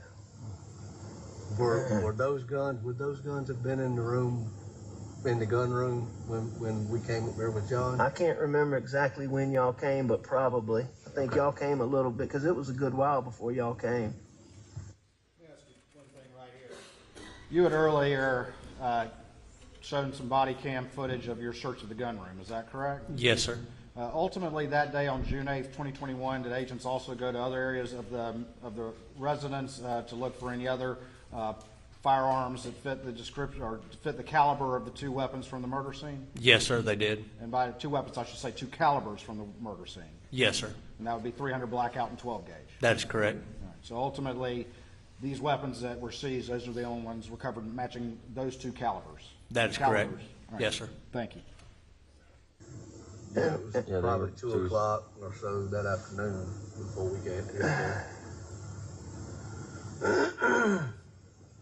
Now, did y'all keep any guns out at the kennels? We didn't keep guns out there, but there were always guns out there. Okay. You know? I mean, and I'm going to be honest with you, we were all a little bit bad about it, but Paul was the worst. You know, he was the worst. He would leave a gun out there? He would leave anything, anywhere.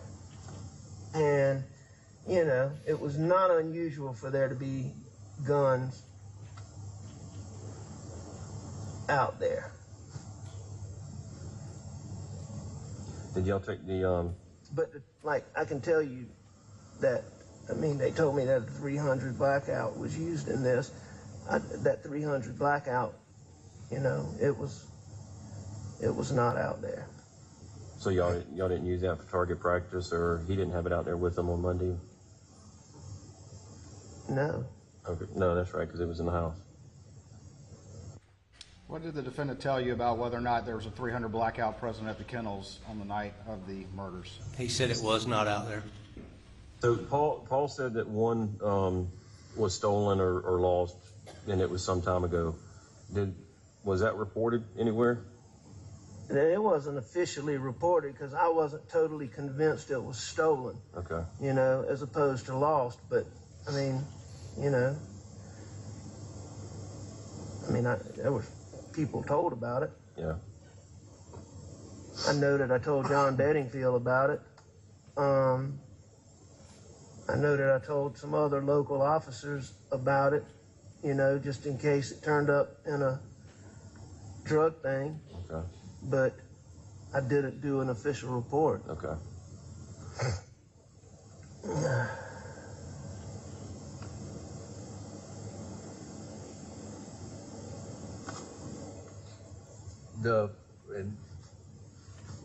The two that you bought for the boys, that each one of them had one, and the one Paul lost. Is that the only ones that you have? Well, I'm gonna tell you this. I thought that Paul got another one replaced, but Buster said we didn't, but I was certain that we did.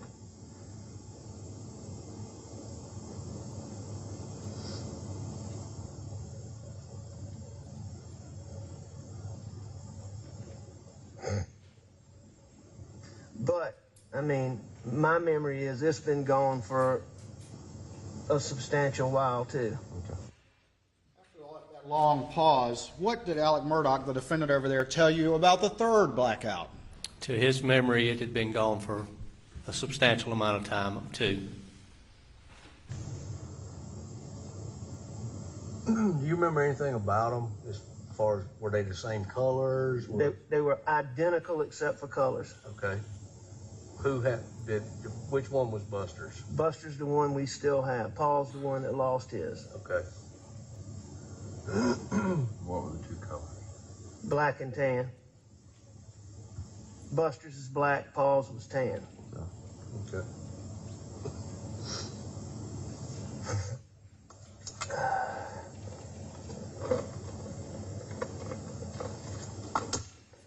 And you say you thought you replaced it after he lost it with another one, but Buster says you didn't? I believe that we did. Okay. I mean, there'll be a record of that, won't it? Should be, yes, sir. I know we replaced it.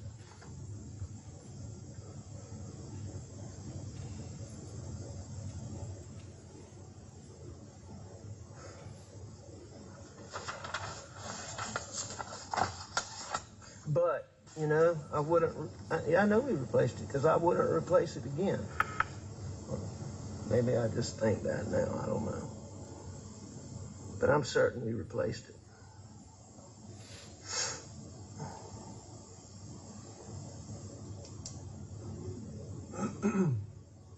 Have you talked to CB Rowe since Monday or Tuesday?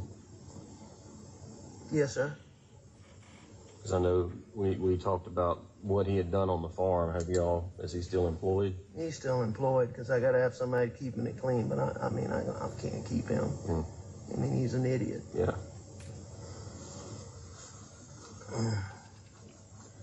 And, you know, I told you, I don't know why that story seemed important to me the other night. Yeah. Well, I really can't see CB Rowe doing, I just can't. I really do not believe that. Well, it's an odd story. It's a messed up story. And, you know, and I'm just, being in law enforcement for so long and working these type cases, and I don't know the Arlington area, but talking to Colleton County and seeing the property and how isolated it is, finding somebody that's just going to randomly come up there that late at night that doesn't know the property, you know, so of course I have to look within and then start working my way out. So you feel like it's not random. You feel like it's intentional. I mean, planned. I don't know what to feel right now. And I hate to say that. I don't know what to feel right now. So do y'all have any good clues? All of the evidence that we collected Tuesday morning, and we collected additional evidence on Tuesday afternoon. They collected evidence at autopsy today. So we're trying to put a rush on that to get an answer quick, and hoping that's going to tell us something. By evidence, I mean, is it things you think are going to be helpful?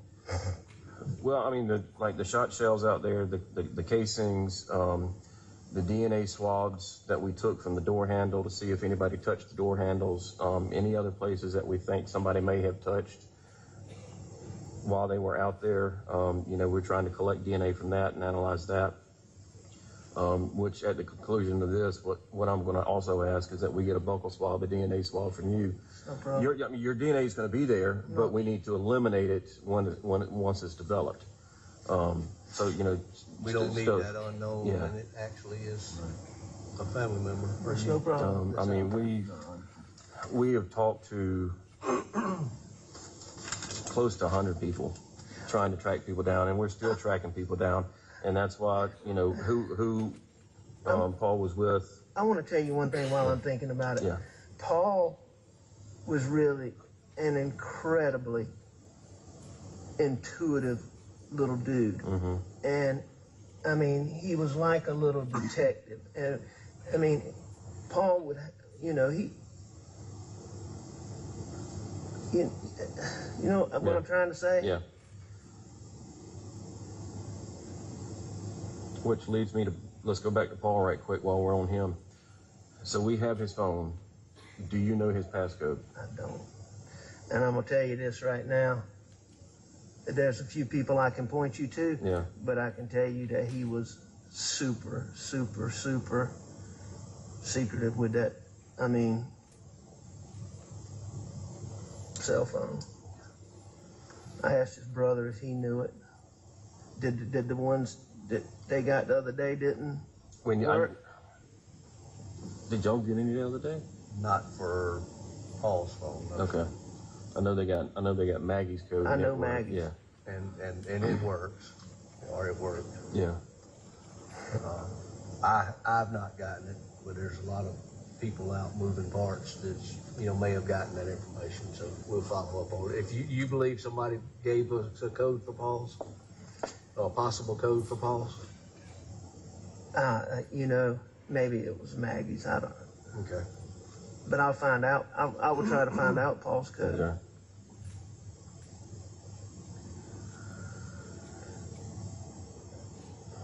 But it will surprise me greatly if somebody knows it.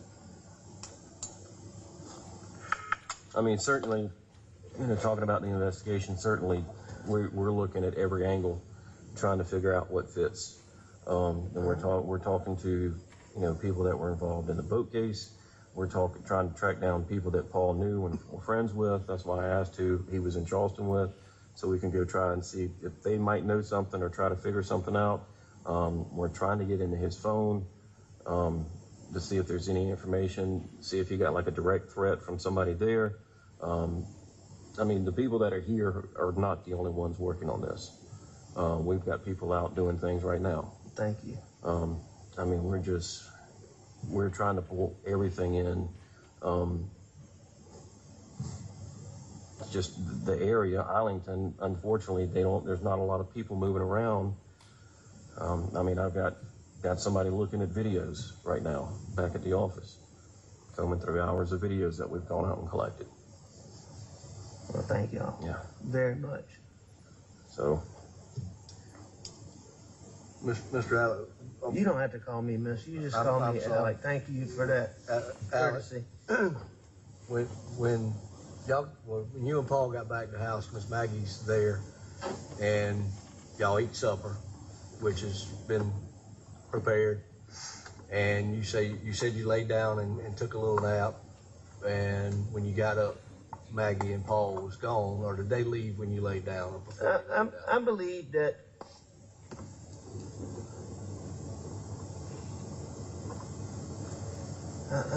I'm not sure. But they weren't there when you woke up around the 9 o'clock mark or so when you made the call to Maggie to let her know you was going to your No, nobody was in that house when I left.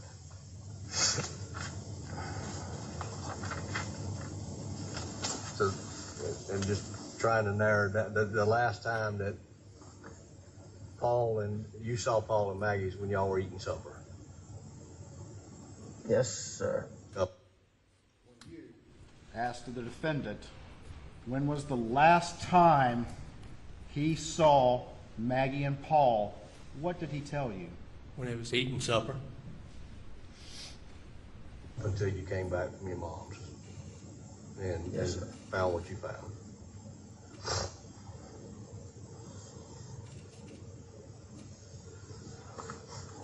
You guys, Yes. Alex probably told you all this.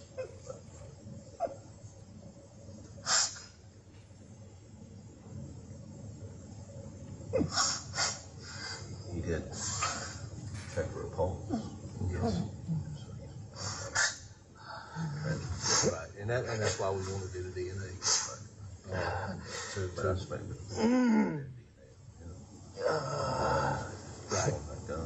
Right. I don't know. Yes. When you tried to turn Paul over, do you know if you tried to turn him like towards the kennels or away from the kennels, and his phone fell out? Away. I think I turned him away. Okay. Was he left-handed or right-handed? He was right-handed. Where did he normally keep his phone? I mean, usually in his hand. But The defendant was asked during this interview where Paul normally kept his phone. What did he say? Usually in his hand. I mean, it was, it was always on him. Pocket, hand, truck.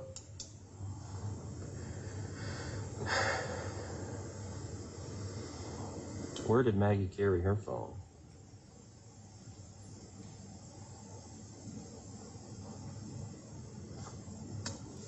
Anywhere she could? Yes, sir.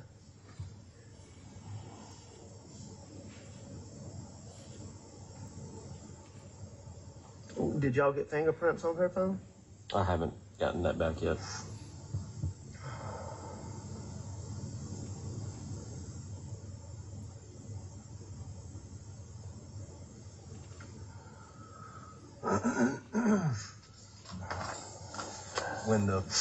When Paul's phone came out, did you just pick it up and put it on, place it back down on him, or?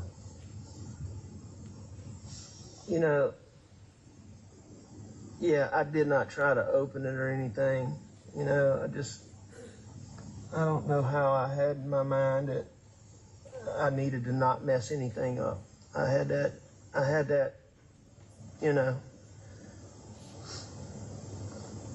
somehow I had that presence of mind that I needed to not mess anything up. And so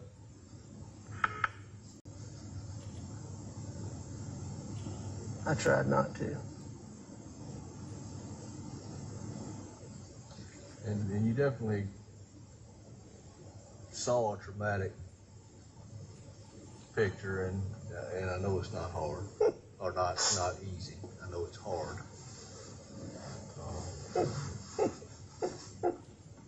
And sitting here talking today is tough. It was just so bad. They did it so bad. When you asked the defendant about the traumatic picture that he saw of Paul and Maggie, what did he say? It's just so bad. I did him so bad. I did him so bad. Yes, sir.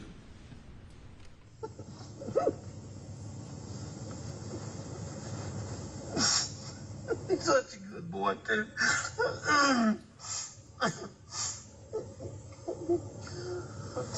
I'm sorry, go ahead. But the little things that we've got. I understand. Is necessary so that we can get a little better picture as to what may have happened. Well, I just thank y'all for everything. My in-laws, my parents, my in-laws, I would like somebody to update me or my brother or somebody so that I can tell them as y'all discover things. Unless there's some reason y'all don't do that. Well, I mean, they just have so many questions. I understand, and I mean, they may even, well, no, they don't. well, I mean, I know Maggie's mother just had a knee replacement. How is their health overall, other than that? They're ailing a little bit. They're getting on up there. Daddy has some neuropathy, but I mean, they're in good physical health. They're in good, their fortitude is good. They're just, they're just getting age on them, know? Yes, sir. Are they in Somerville or are they at the house on Moselle? No, they live in Somerville. Okay. But they're here now. Oh, they're here in this house? No, they're in Moselle. Okay. Because, I mean, I'll go by and speak with them and meet with them. If you think that would help. I think that would help a tremendous amount if you would just be willing just to sit down and let them, I mean, you know, hearing from me and John Marvin and Danny and whoever, what little tidbits y'all get, I just, you know what, I think it would give them peace of mind to know that y'all got a team of people out there on it. Yes, sir. And you know, just to really have something, you know, a tangible person instead of being told.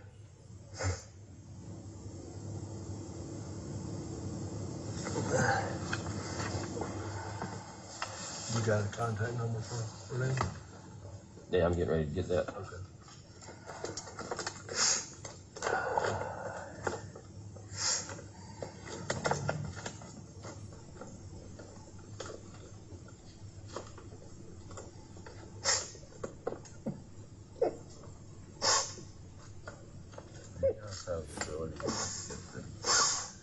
Numbers that he stuff on time.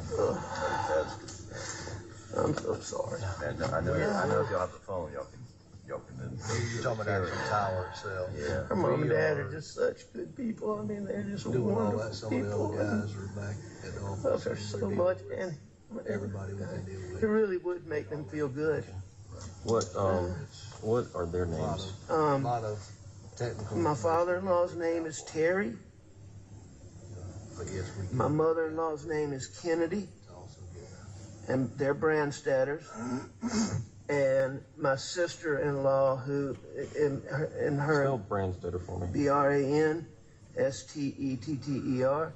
and then my sister-in-law, who was closest to Maggie in the whole world, is Marion Proctor. Yeah. And her husband is Bart Proctor. And they live in Charleston. Do you have a contact number for any? I know their numbers. Okay. 843. Your Honor, at this time, I'm going to need the video with consent of the defense just so that that number is not broadcast. Yes, Your Honor, we agree.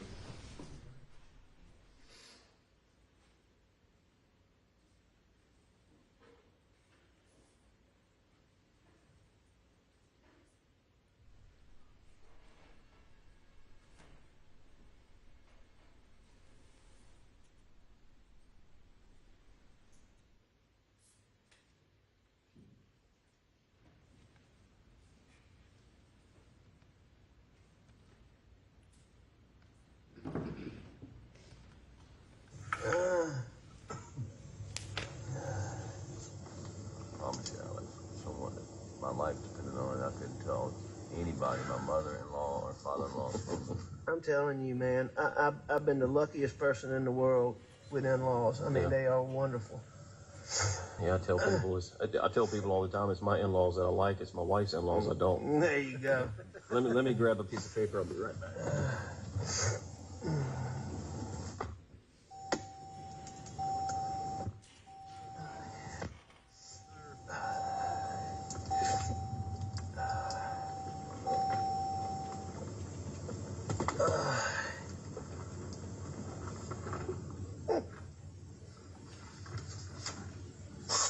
Here's Will's Chapman's number. Okay.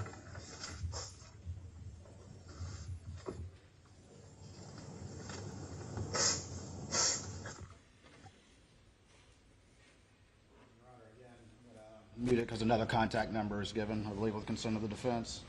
Yes, Your Honor.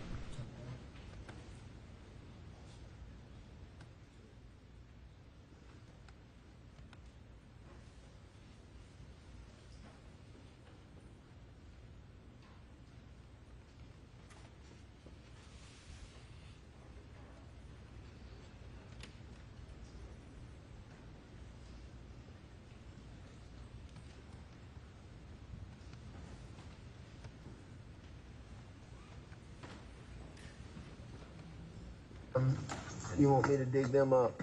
And David, I'm gonna forward you this contract. Maybe you don't want me to do it like that, but Okay. someone sent me Will's Chapman's. Hold on to that, please. David.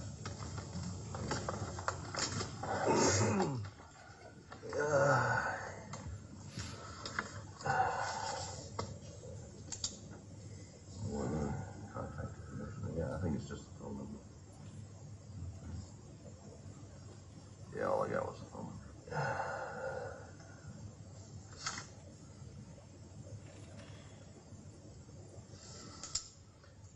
All right, so we have victim's advocate, Miss Marion Walker. Thank you. That's her cell number. Thank you.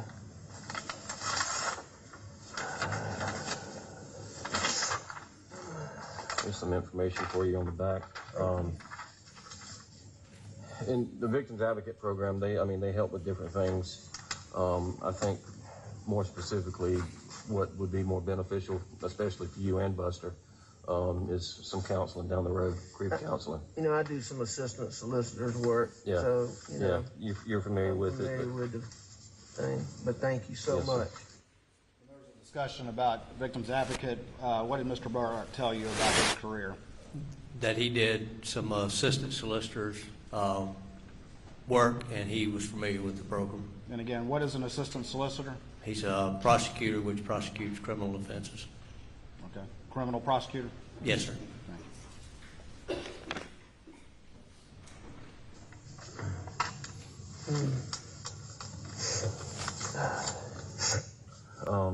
I know y'all planned out the funeral today. When is the funeral? Tomorrow. Tomorrow? Yes, sir. Okay.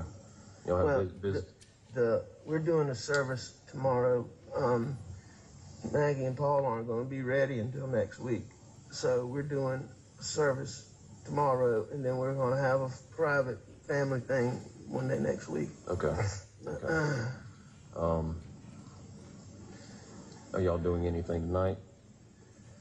Because I can run by and talk to Terry and Kennedy tonight. I think the instead of- sooner you can come Yeah. and talk to them, the peace of mind that would really help them. Okay. That's convenient for you. So we're out at the house tonight, but and if for some reason they go back early because of the service tomorrow, that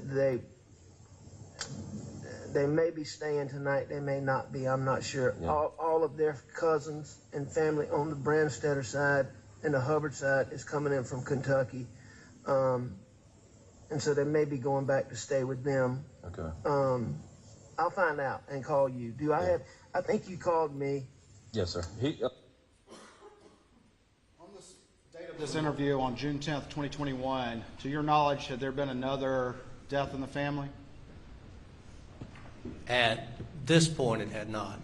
Okay. Was there one not long after this? Yes, it was. And who died? Mr. Alex's father, And what was his name? Randolph. Jim's got my number.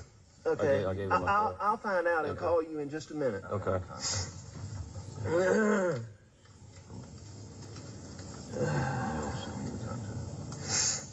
You good?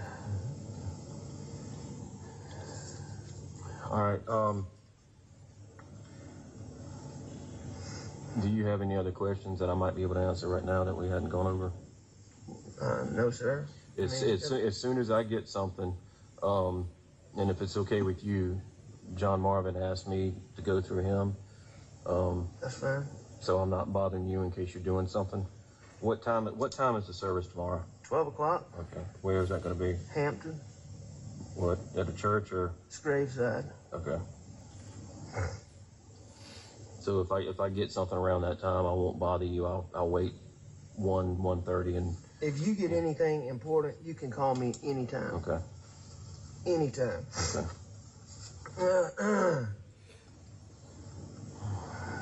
Are y'all going to publicize the service, or is it just going to be for family and friends? No, sir. It's going to be, it's going to be open, but I got TC and those making sure I don't want any press anywhere near. Yeah. So, No, they don't deserve to be near. they're going to make sure, in the town of Hampton that, there's no press. Okay.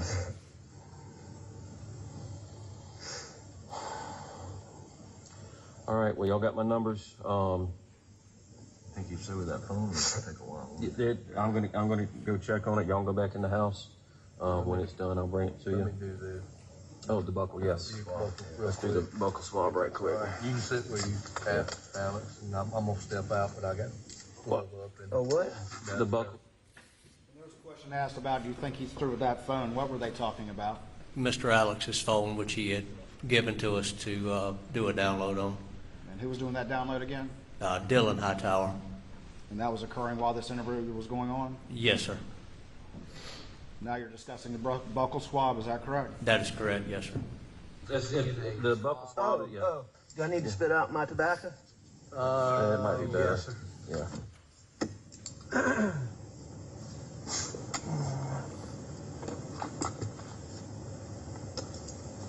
And I'll get everything together. I'm doing the consent now. That's fine. I'm gonna go ahead and where's your gloves at? You didn't grab gloves?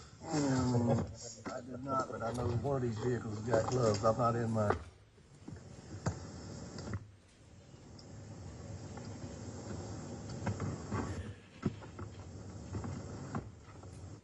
For the record, at this point in the video, we're at 1 hour and 2 minutes. What happens next? What, if anything, are you about to do? I'm fixing the glove up. I'm going to secure the cotton swabs, the sterile cotton swabs, and getting ready to do the buccal swab And who do you do the buccal swab of? on Alex Murdaugh. And the person you've been describing as Alex, the person you interviewed, do you see him in the courtroom here today? Yes, sir, I do. Can you identify him for the jury, He's please? sitting at the defense table with the, looks like navy blue blazer on.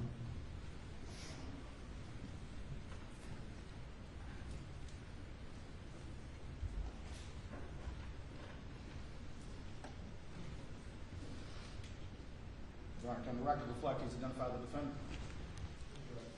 Thank you. I'm going to show you real quick what's been marked as State's Exhibit 157 and see if you recognize that.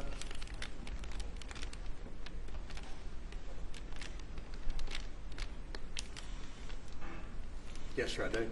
All right, and can you tell the jury what that is? That is the buccal swab which I collected from Mr. Alex Murdaugh.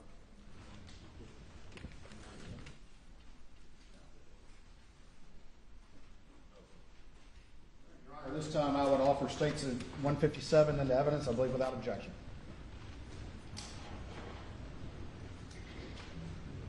Is that correct? Yes, Your Honor. Submitted without objection. This is the buccal swab you took that day that's on the video? Yes, sir, it is. After that, where did that buccal swab go? It was turned over to crime scene and went to the lab for testing. And is it general practice with any sort of evidence like this to secure it from any tampering while it's turned over to crime scene? Yes, sir, it is. And the writing on the back of this evidence slip, whose writing is that? That would be David Owen, and he collected by Jeff Croft. No, thank you.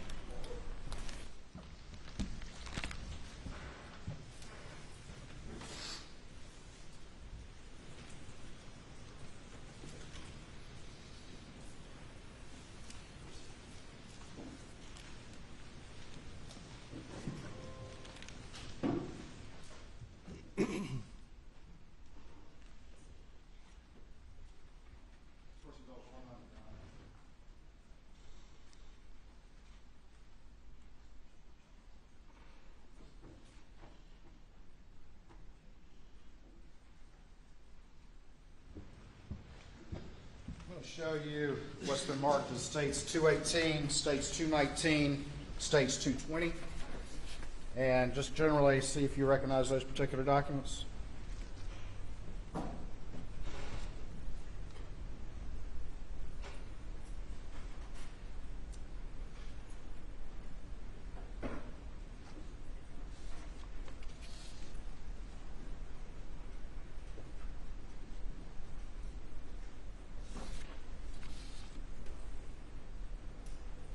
Yes, sir, I do. And generally, what are those? Property receipts for items that were seized during the searches at the residence. That you previously described to this jury? Yes, sir. Firearms evidence and the like? That's correct. Your Honor, this time the State would move 218, 219, and 220 into evidence, I believe without objection. Submitted. There.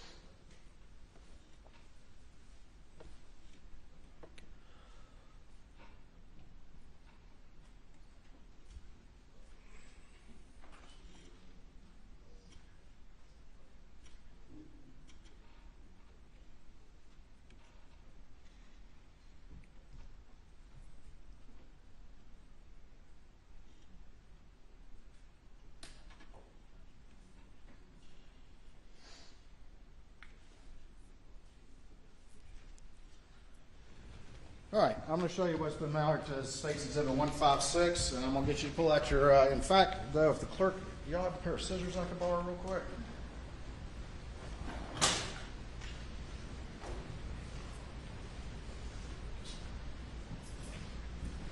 All right, I'm going to show you what's been marked as State's Exhibit 156, and I'm going to ask you, if you could, to open the sealed pouch at the top so we can see what's inside, if you could, please.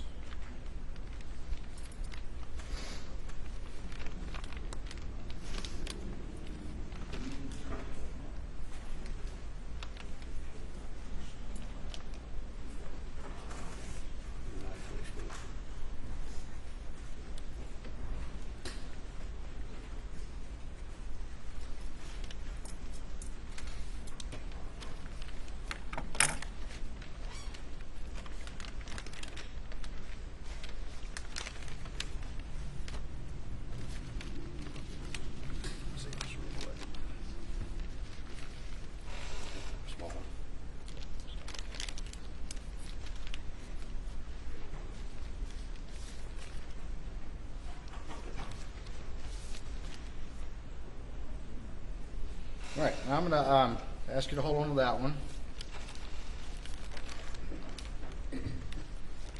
I ask you to return these back into that pouch if you could, please.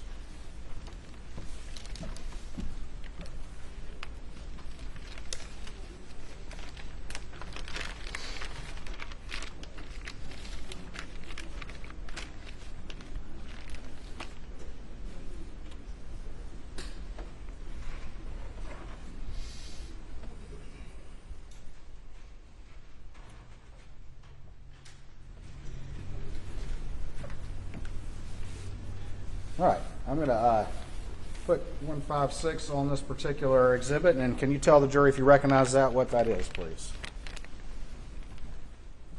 That is the buccal swab that was collected from Rogan Gibson. Who collected that buccal swab? I did. Did Rogan consent to that buccal swab? He did. And did you secure it from any tampering and turn it over to the crime scene? Yes, sir. Your Honor, this time I would move States 156 into evidence, I believe, without objection. No objection.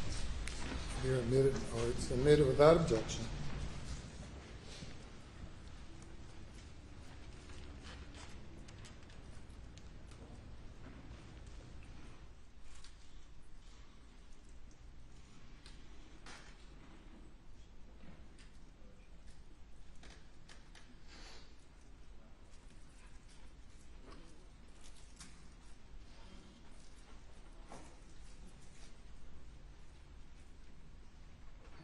I'm going to show you what's been marked as States 155.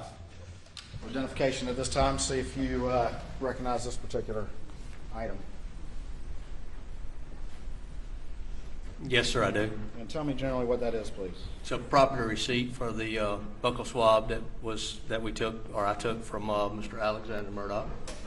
And that's the one from the video that has been played for the jury? Yes, sir, it is. This time, Your Honor, I'd move States 155 into evidence, I believe, without objection. Submitted.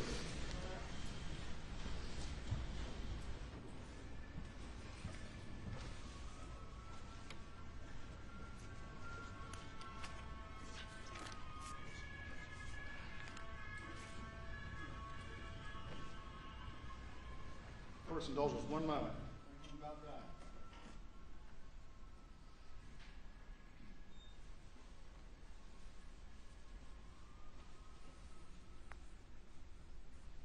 Your Honor, that would conclude the Straight's direct examination of Senior Special Agent Croft.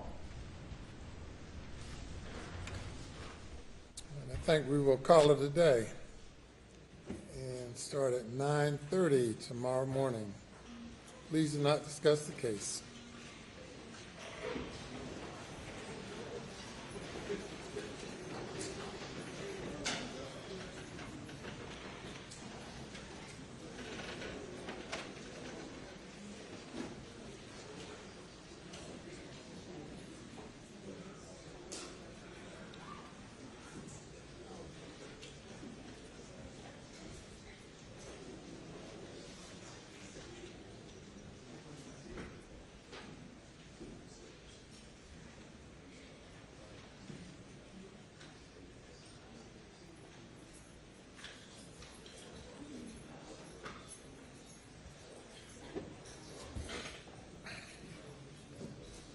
there any matters we need to address before the recess? Nothing from the defense, Your Honor. All right, we'll be in recess till 9:30.